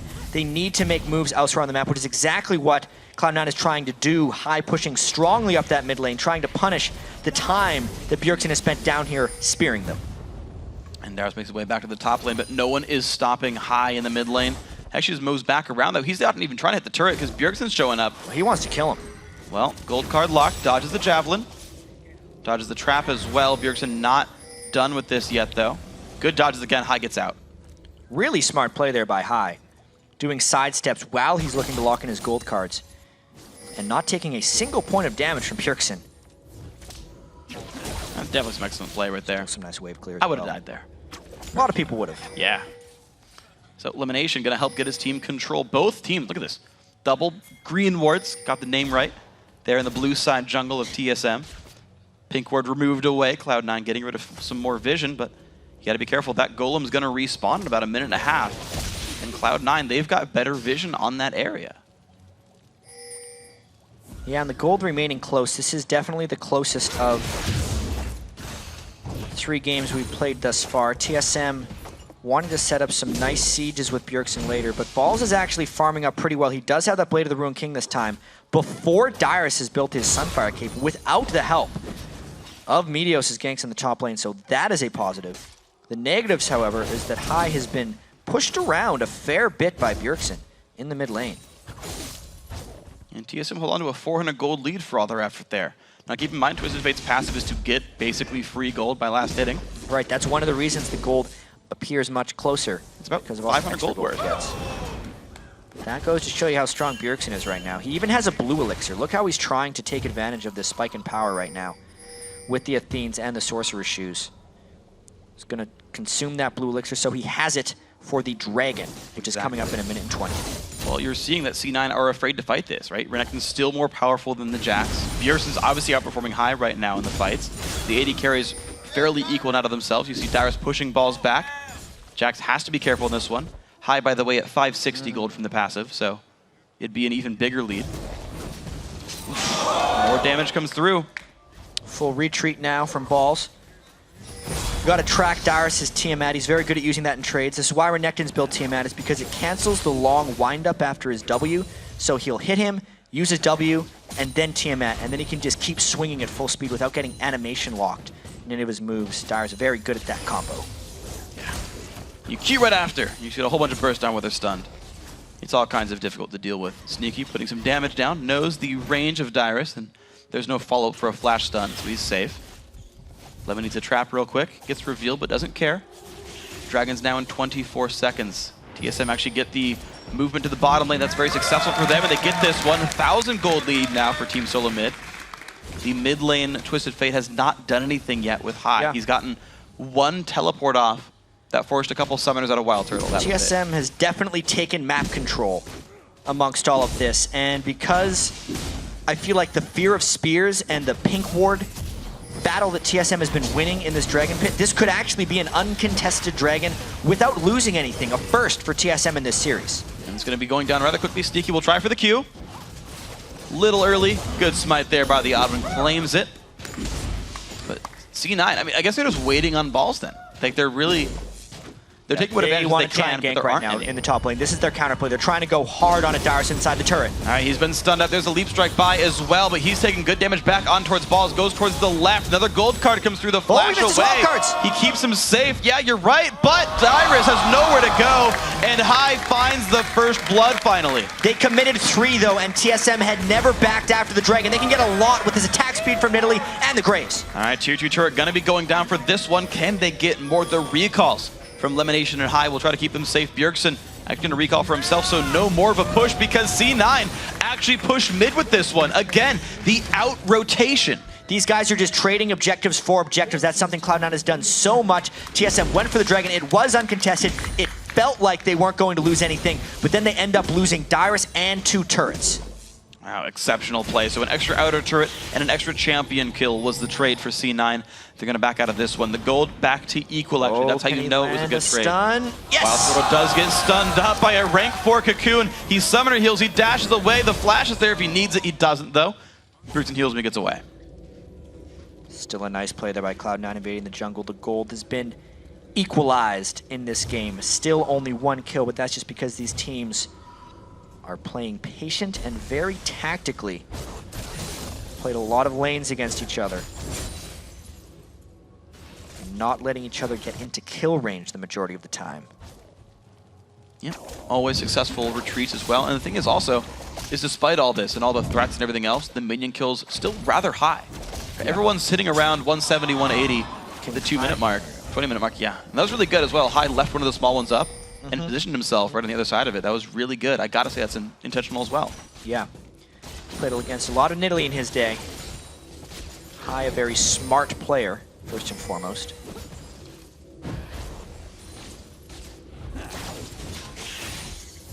So, Cloud9, still actually a bit on the defensive. It's still TSM who looks to kind of push the favor. Top lane, all 5. Balls on the wrong side of the map, and here they go. Tier 2 turret dying rather fast. They just get this one because they took control of the blue buff of Cloud9. There was no way Cloud9 was checking that area, and they used the move speed of Karma to go and get themselves another turret. 5 turrets to 4 now. Very well played. And they get to the other side to defend this Jax. There is a teleport for Dyrus.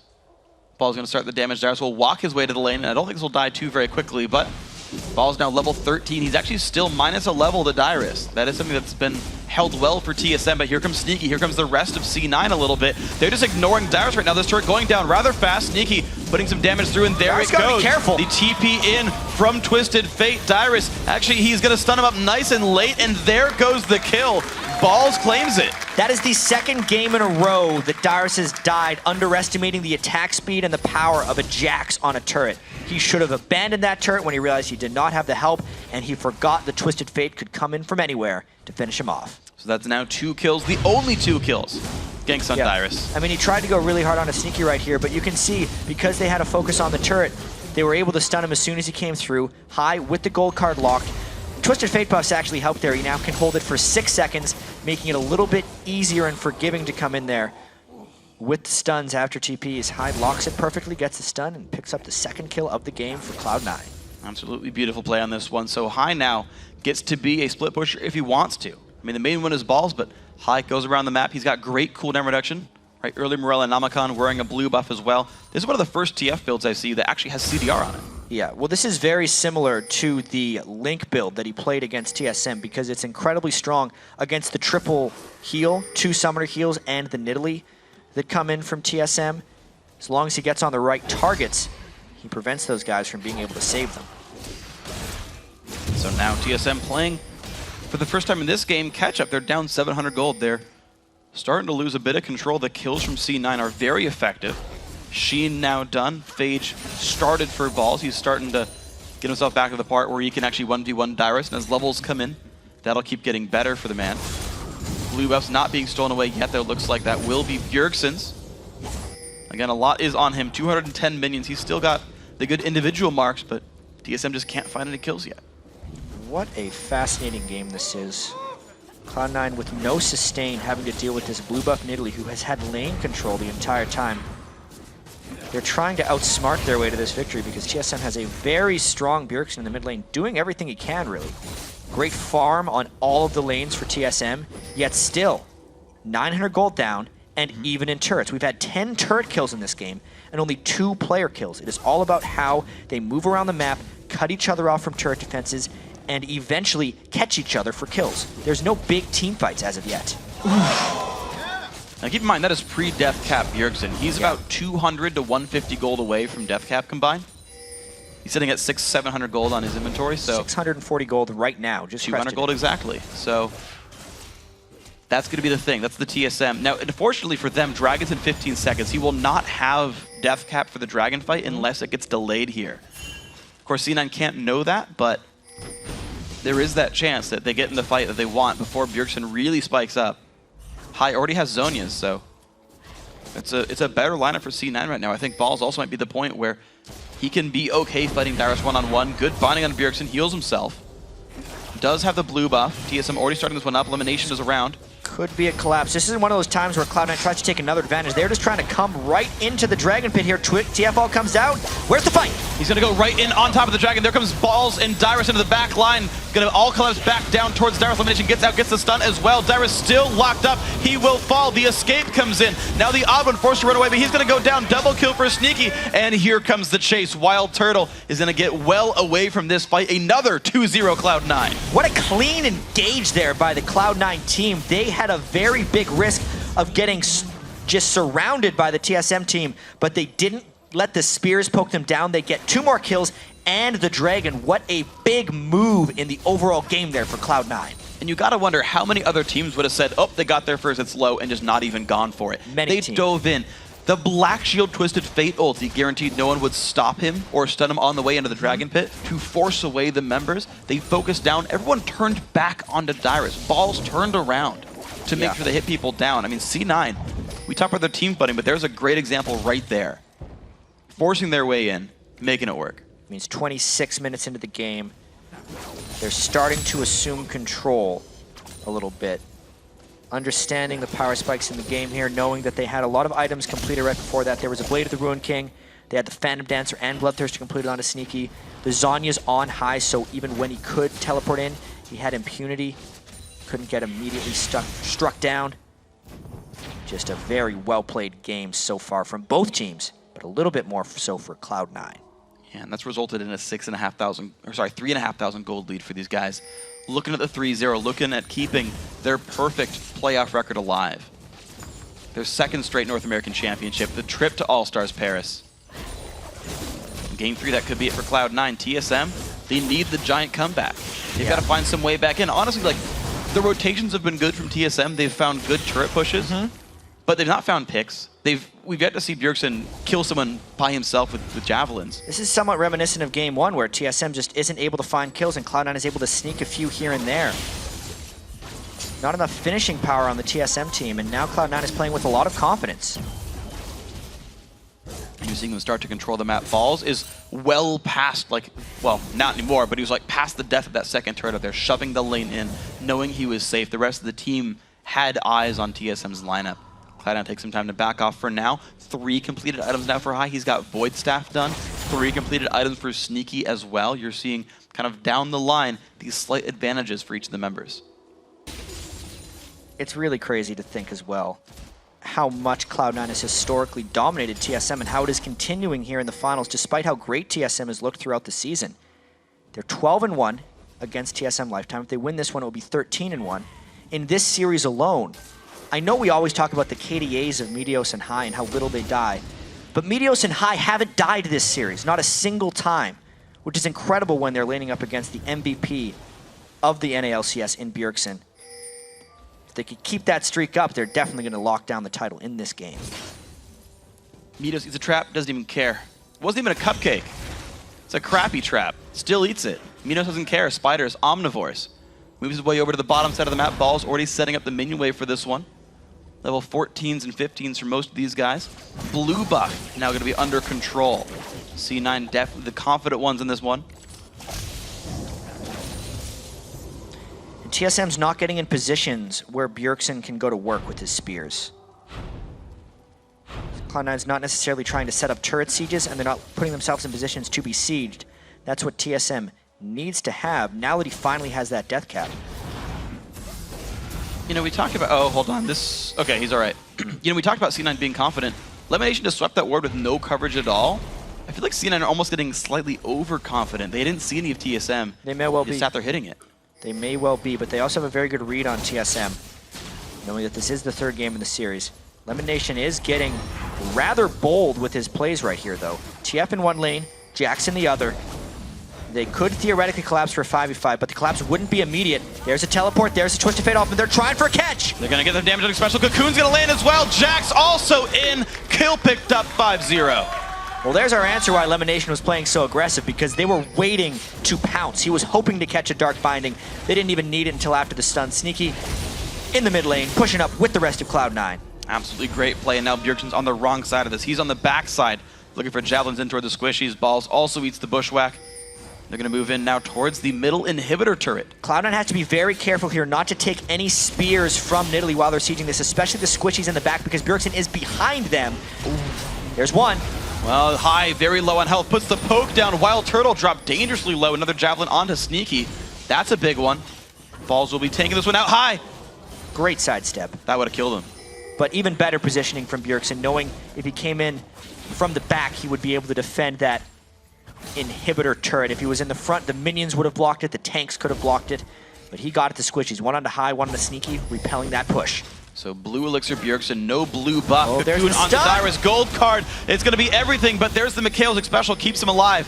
Dyrus pops the ulti in, flash to get out, but the solo kill from Balls on the side. He trades his life, but this could be the opening for Cloud9. A red buff Sneaky is slowing down Dyrus, who does not have flash. Wild Turtle comes to join in Lemonation. The flash engaged, the black shield is on. A massive stun comes through. Special low on health, heals himself up. Odd1 chases down Sneaky, won't get the kill. Wild Turtle goes down to Meteos. Special goes down as well. The repel in the air. A 3-for-0 on this engage. And Meteos and High are still unkilled in this series despite taking down 4 members of TSM, especially with the kill onto Bjergsen. They can shove down this middle lane now. They've got 14 seconds of this 3 versus 1 right there. Dyrus not likely to make his way in. Middle inhibitor now under fire. High helping to lead the team. He's the shot caller primarily, and he's making it happen. What an impressive performance so far by Cloud9 in this series. They win the first game by a wide margin, and check out this catch by Balls. He just tanks a spear, but because of the immense damage and the Blade of the Ruin King active, he just ruins Bjergsen, and all the while Cloud9 had already distracted the rest of TSM, so there was no peel for him. At this point, it is just execution from Cloud9, coming in from all angles. They don't have the highest amount of damage. That's why the map control and starting the fights with an advantage is so key. No Bjergsen means little heals. They have Morellonomicon to stop the summoner heals as well from High. Then Zhonya's at just the right time. The repel from Meteos at just the right time. They clean up the fight, they get the mid turret, and they secure the Baron. Wow, impressive now, 32 minutes in. C9 doing pretty much everything right, and they might just get a catch here. Ball spots TSM. There's a TF ulti. Bjergsen's gonna get stunned. He's gonna get stunned again, and down he goes. Cloud9 finds the pick, and they're gonna find Dragon. It's really all about withstanding Bjergsen's laning phase and then being better as a team. As far as Cloud9's victories here, High has not let himself get killed by Bjergsen. He has given small advantages to him when he needs to, and then he has punished him when Bjergsen is trying to make too many plays. 10-1 now in kills, and a resounding advantage for Cloud9. Here we go, Cloud9 making their way up the bottom side of the map. Mid inhibitor is already gone. 18 seconds until TSM have their all-star, their MVP back. Bottom lane turret now under siege. Balls They're just picking it gonna up, go. the binding onto Dyrus, but there's some damage coming in from Xpecial. They don't even care. He just takes the turret down. Sneaky's going to join the team. Wild Turret actually pushing the top lane by himself, so it's actually going to be a 5 versus 4 even still. There comes the recall, but this turret's taking damage. Turtle still not back in. Turret number 1 is gone. Dyrus there gets another bind onto him. High finds a stun. Cocoon there as well. Still putting the damage down. C9 wait for another wave. Should be rather bold if they're trying to end the game here. They do have 2 waves of super minions approaching. This is a healthy TSM team trying to get them. They do have Baron. If they get a clean engage, I could see them going for it, but it is rather risky, and Cloud9 doesn't need to do it right now. Yeah, Sneaky's going to be safe. All of C9 doing a great job of dodging the javelins and backing out. They still hold the Baron buff. For more than 2 minutes here, they could recall, shop, and either siege down mid with supers or get the top inhibitor. I want to know how secure they want the game, but they're ahead 12,000 gold. Any of those pushes will work. Yeah, most likely from the camp of Cloud9, they're going to start the push up the top lane since the minion wave is pushed in that side.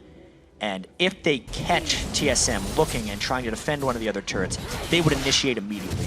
But they are very knowledgeable of where TSM has to go. They know TSM needs to put multiple resources into defending those 2 inhibitor turrets. Sneaky's actually trying to farm up enough for an Infinity Edge right now. They'll give him another power spike. Obviously, the death cap was just completed by High, putting him in an immaculate amount of ability power, 632. That's a rather large number. Sneaky just enough for IE. 1375 from where he's at. Gonna wait for ambient gold, and there we go. That's the last major power spike for an AD carry. 4 big offensive items, not counting boots. And C9 does look for the top lane. Can TSM make any more plays? Or do they have a rider's block? Can they make this stop?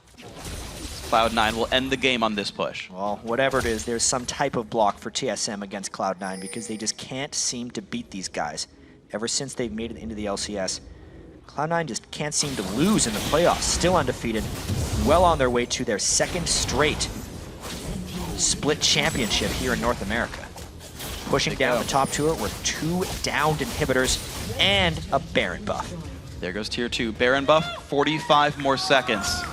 Wild Turtle wants to wave clear, takes a Caitlyn ulti, gonna get slowed down a little bit as well by Twin Shadows. Summoning Hill keeps him safe. Balls holding now the mid lane. Superman is holding Dyrus' attention, and that inhib's gonna fall. Top inhib turret's gone. Balls gonna rejoin the team. Trying to come in from the side. Here we go. No stuns come in from the ulti from Morgana, but there's the battle, especially in the back line. Wild Turtle gonna be locked up. 2 kills. Make that 4 kills. Make that almost everyone going down. Cloud9 gonna end the series 3-0. They're gonna take down the Nexus, and they are the North American champions. Cloud9, 15-1. They won the first game 18-1. And their overall kill death in this series is ridiculous. They only died 6 times this entire series.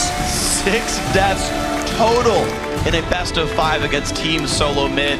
These will be these players putting in everything out there. But Cloud9, I gotta say, representing North America at the All-Star Invitational in Paris. Obviously the best team for the job here. Cloud9, the best team in North America once again, showered in confetti here, and a dominant victory once again. The #1 seed in the regular season. They came into the playoffs on a 13-game winning streak. If you include these playoffs, they've now won 18 in a row against top flight competition here. That has to feel good. They're gonna have even more ahead of them, that's the thing. Yeah. Cloud9 they'll make playoffs, they'll make top 8 international competition. They've yet to win a major international event, to my recollection. They're gonna have their next test in 2 weeks as well. Yes, they will. They looked very, very good today. They took their time with it, but they were controlled. Their strategic moves were impeccable. If Dragon goes down, will they get first blood in a turret for it?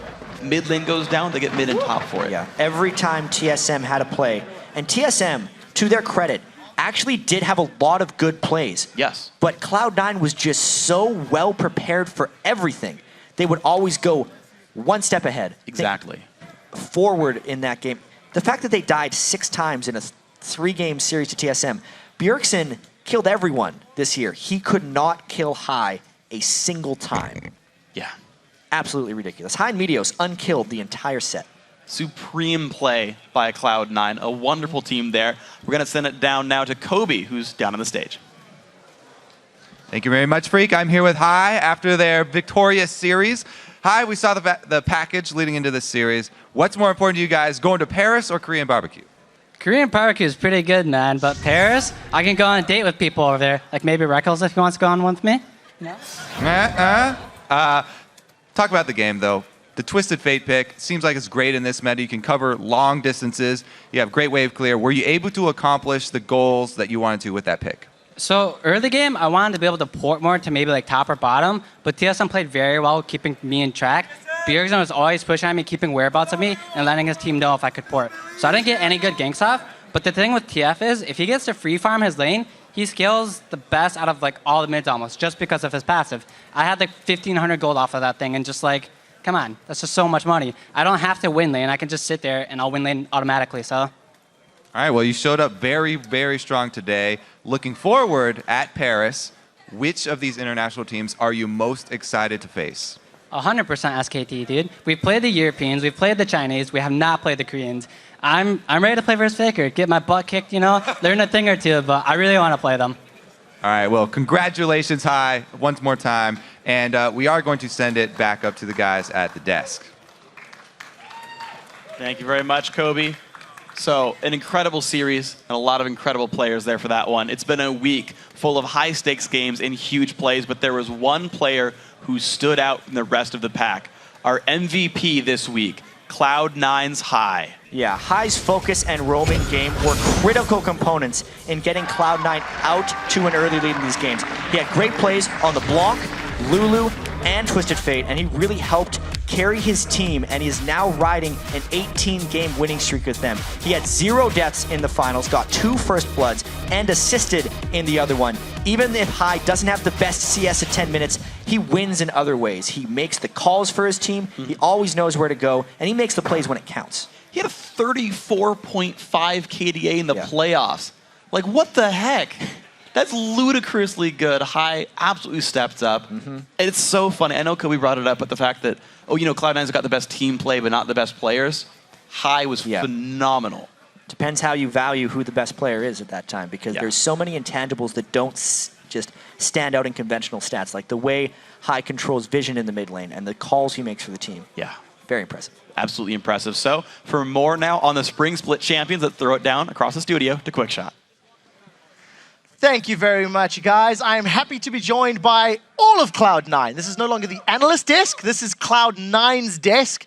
And I think it is totally earned and totally deserved. Congratulations, LCS Spring Split Champions for North America. 2nd title in a row. I want to throw a question to Meteors first. Unkilled in 3 games against Team Solo Mid. Hai grabbed the MVP title. He also went unkilled. Why was it so convincing that you beat TSM? Well, I think we played really well in this set. Basically, all of our practice leading up to this was really good practice, and we really, I guess, showed up today and played as well as I think we can, really. So when we play really well, we don't have to die. We had really good vision control, so we didn't get surprised by too many ganks. We didn't get super greedy. We just did what we had to do. Lemon, it seems as though Cloud9 anticipated what TSM was doing. It always felt you were 1 step ahead. Why is it you had such immaculate control? I think a lot of it comes down to the fact that we had so much CC and catch, and they really didn't have any at all. It gave us a big advantage in being able to just control the game like throughout all of it. Well, it definitely showed. Congratulations once again. Sneaky, you performed phenomenally well. You always hear the adage about Cloud9 and how they don't have the best players, but you've got the best teamwork. I think that's bollocks, by the way. I think you guys are phenomenal. You in particular have held the #1 ranked spot in North America for so long. Transition more from the utility AD carries last year to now damages. You got a ton of kills this series. How have you done it? Was it a change in play style, or were you always able to do this?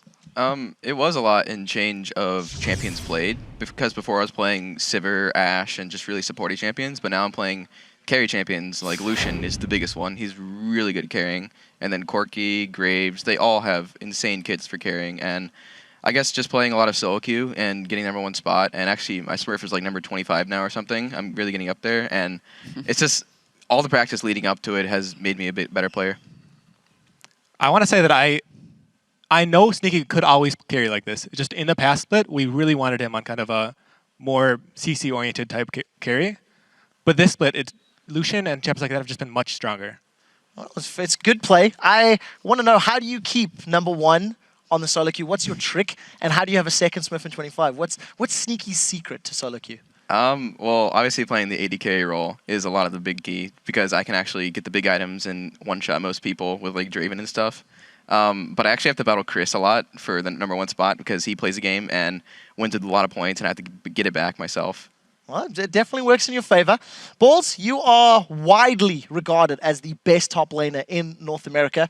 I know you personally silenced me as a critic at Intel Extreme Masters World Championship, delivering. You always deliver. I mean, there's never a doubt. So my question to you is, how is it that you can always perform at such an incredibly high level, and it appears that nothing phases you? Well, I just play a top lane line. I have to, like, you just have to start. Well, that's pretty obvious. Because there's not really much to say about this. Like, I just farm a lot.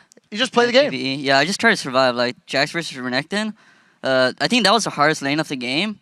And all I had to do was survive for my team and get to late game, and that's when I can carry. Well, it definitely works out. Congratulations once more. We're going to go back to Meteos for this one. Talk a little bit more about Cloud9 throughout the split. You guys were not the #1 team for the majority of this and only really grabbed the #1 seed coming into playoffs in the last 2 weeks. What was up? How come you weren't as dominant? I'm using this term quite loosely.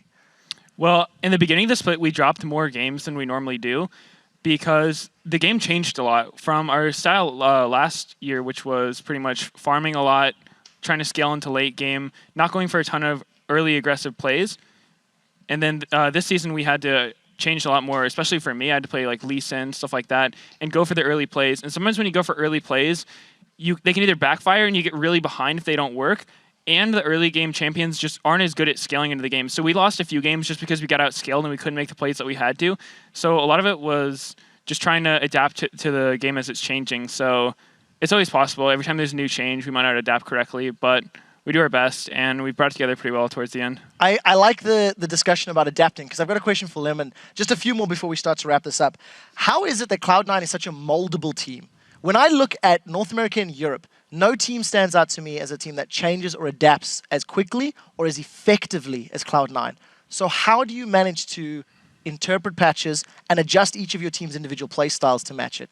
Well, I think all of us do a good job of looking at the patch and kind of talking it through and figuring out what's going to be strong. And we're also not afraid of trying out things in scrims a lot. I also feel that more so than any other team, all of our players can really play almost any champion that comes and becomes popular and becomes the new meta. It definitely appears to be that way. So just as a closing question now, you guys have locked in your spot for Paris. So bonjour, omelette du fromage, baguette, and all that other stuff. So Sneaky, looking at All-Stars, how are you going to prepare for another international competition? You guys did incredibly well at Intel Extreme Masters World Championships. How do you replicate that success? Well, a big key going into IEM before was getting there really early and being able to practice and get used to the jet lag and stuff. And then we were able to practice some in scrims against our European team, Cloud9 Eclipse. So I think if we get some good practice against some European teams and whoever else is out there, the Korean teams and China teams, then I think we can perform well. All right, well, I sincerely hope you guys do a great job. Congratulations once again, and I'm looking forward to seeing you at All-Stars. We are about to throw it back to Freak and Jat. So let's bring the MVP back in. Kobe and Saint have joined us to congratulate you all, the entire Cloud9 team, including Ona, as well as the analyst. And I think we just need to celebrate just one last time. I believe after your fantastic performance securing a Splinks of Champion, we need to celebrate one last time. The North American All-Star representatives. Congratulations, guys. We haven't told you yet, but you need to clean this up afterwards. Congratulations, guys. Thank you very much. We're going to throw this back over to the caster desk to wrap up the day. Thank you very much, Quick Shot. Now I wish I had confetti here. Unfortunately, there's so much confetti in this place now. but it's not here. I would love to be just like covered in glitter. That's my ideal look. All right. Let's take a final look at the final North American Spring Playoff bracket now that all the pieces are locked in place. Sitting at the top, the champions for another split, it is Cloud9, followed by Team Solomid in second. And then Counterlogic Gaming took third with a 2-0 win today, which means Curse took the fourth spot. After that, it's Dignitas in fifth place, and sixth place is Team Coast. And the League Championship Series returns next week, starting Thursday, with the European Summer Promotion Tournament, starting with a best-of-5 series between Millennium and Ninjas in Pajamas. And then the North American LCS returns on Saturday, April 26th, with the Summer Promotion Tournament with a best-of-5 between Team Coast and Complexity Black. Then on Sunday, we'll get 2 more best-of-5 series with Evil Geniuses versus Cloud9 Tempest, followed by XDG Gaming taking on LMQ. Once again, the action returns Saturday, April 26th at noon Pacific Time, 9 p.m. Central European Summer Time. Then on Thursday, May 8th, we're kicking off our very special All-Star Paris coverage. And after today, we know that Cloud9 will be joining Fnatic, SK Telecom T1K, OMG, and the Taipei Assassins. And we can also lock in the 2 players who received the most votes from you and will be traveling to All-Stars to represent North America, TSM's Bjergsen and CLG's Doublelift.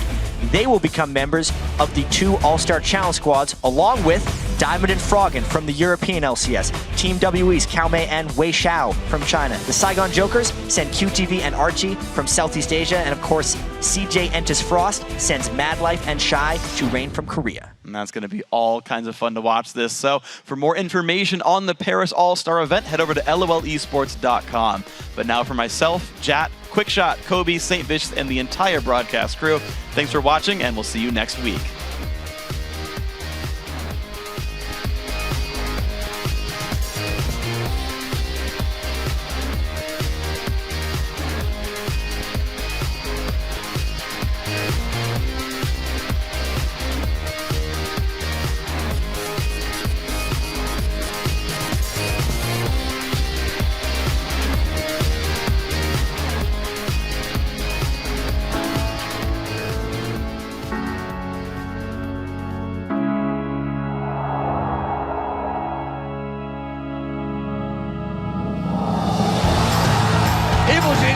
They sweep their way into the LCS.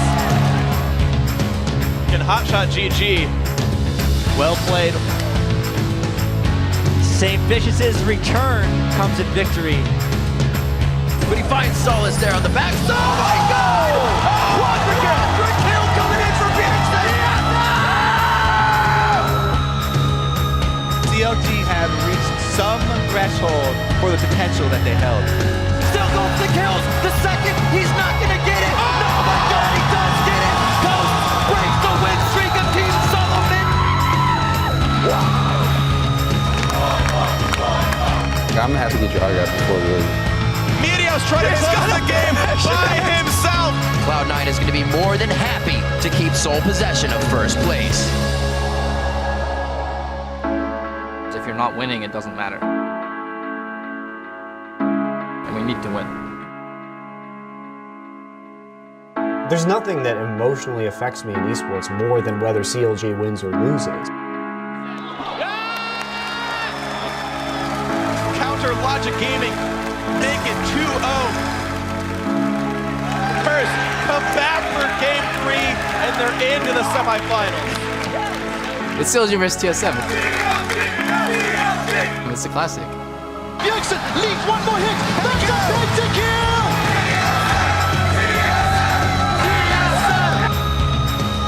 Cloud9 gonna take it 2-0 into the finals.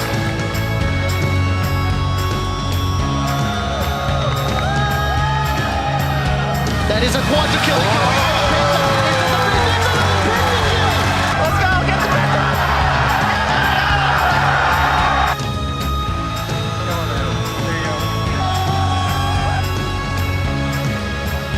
Double kill, triple kill here for Sneaky. He's killing everybody.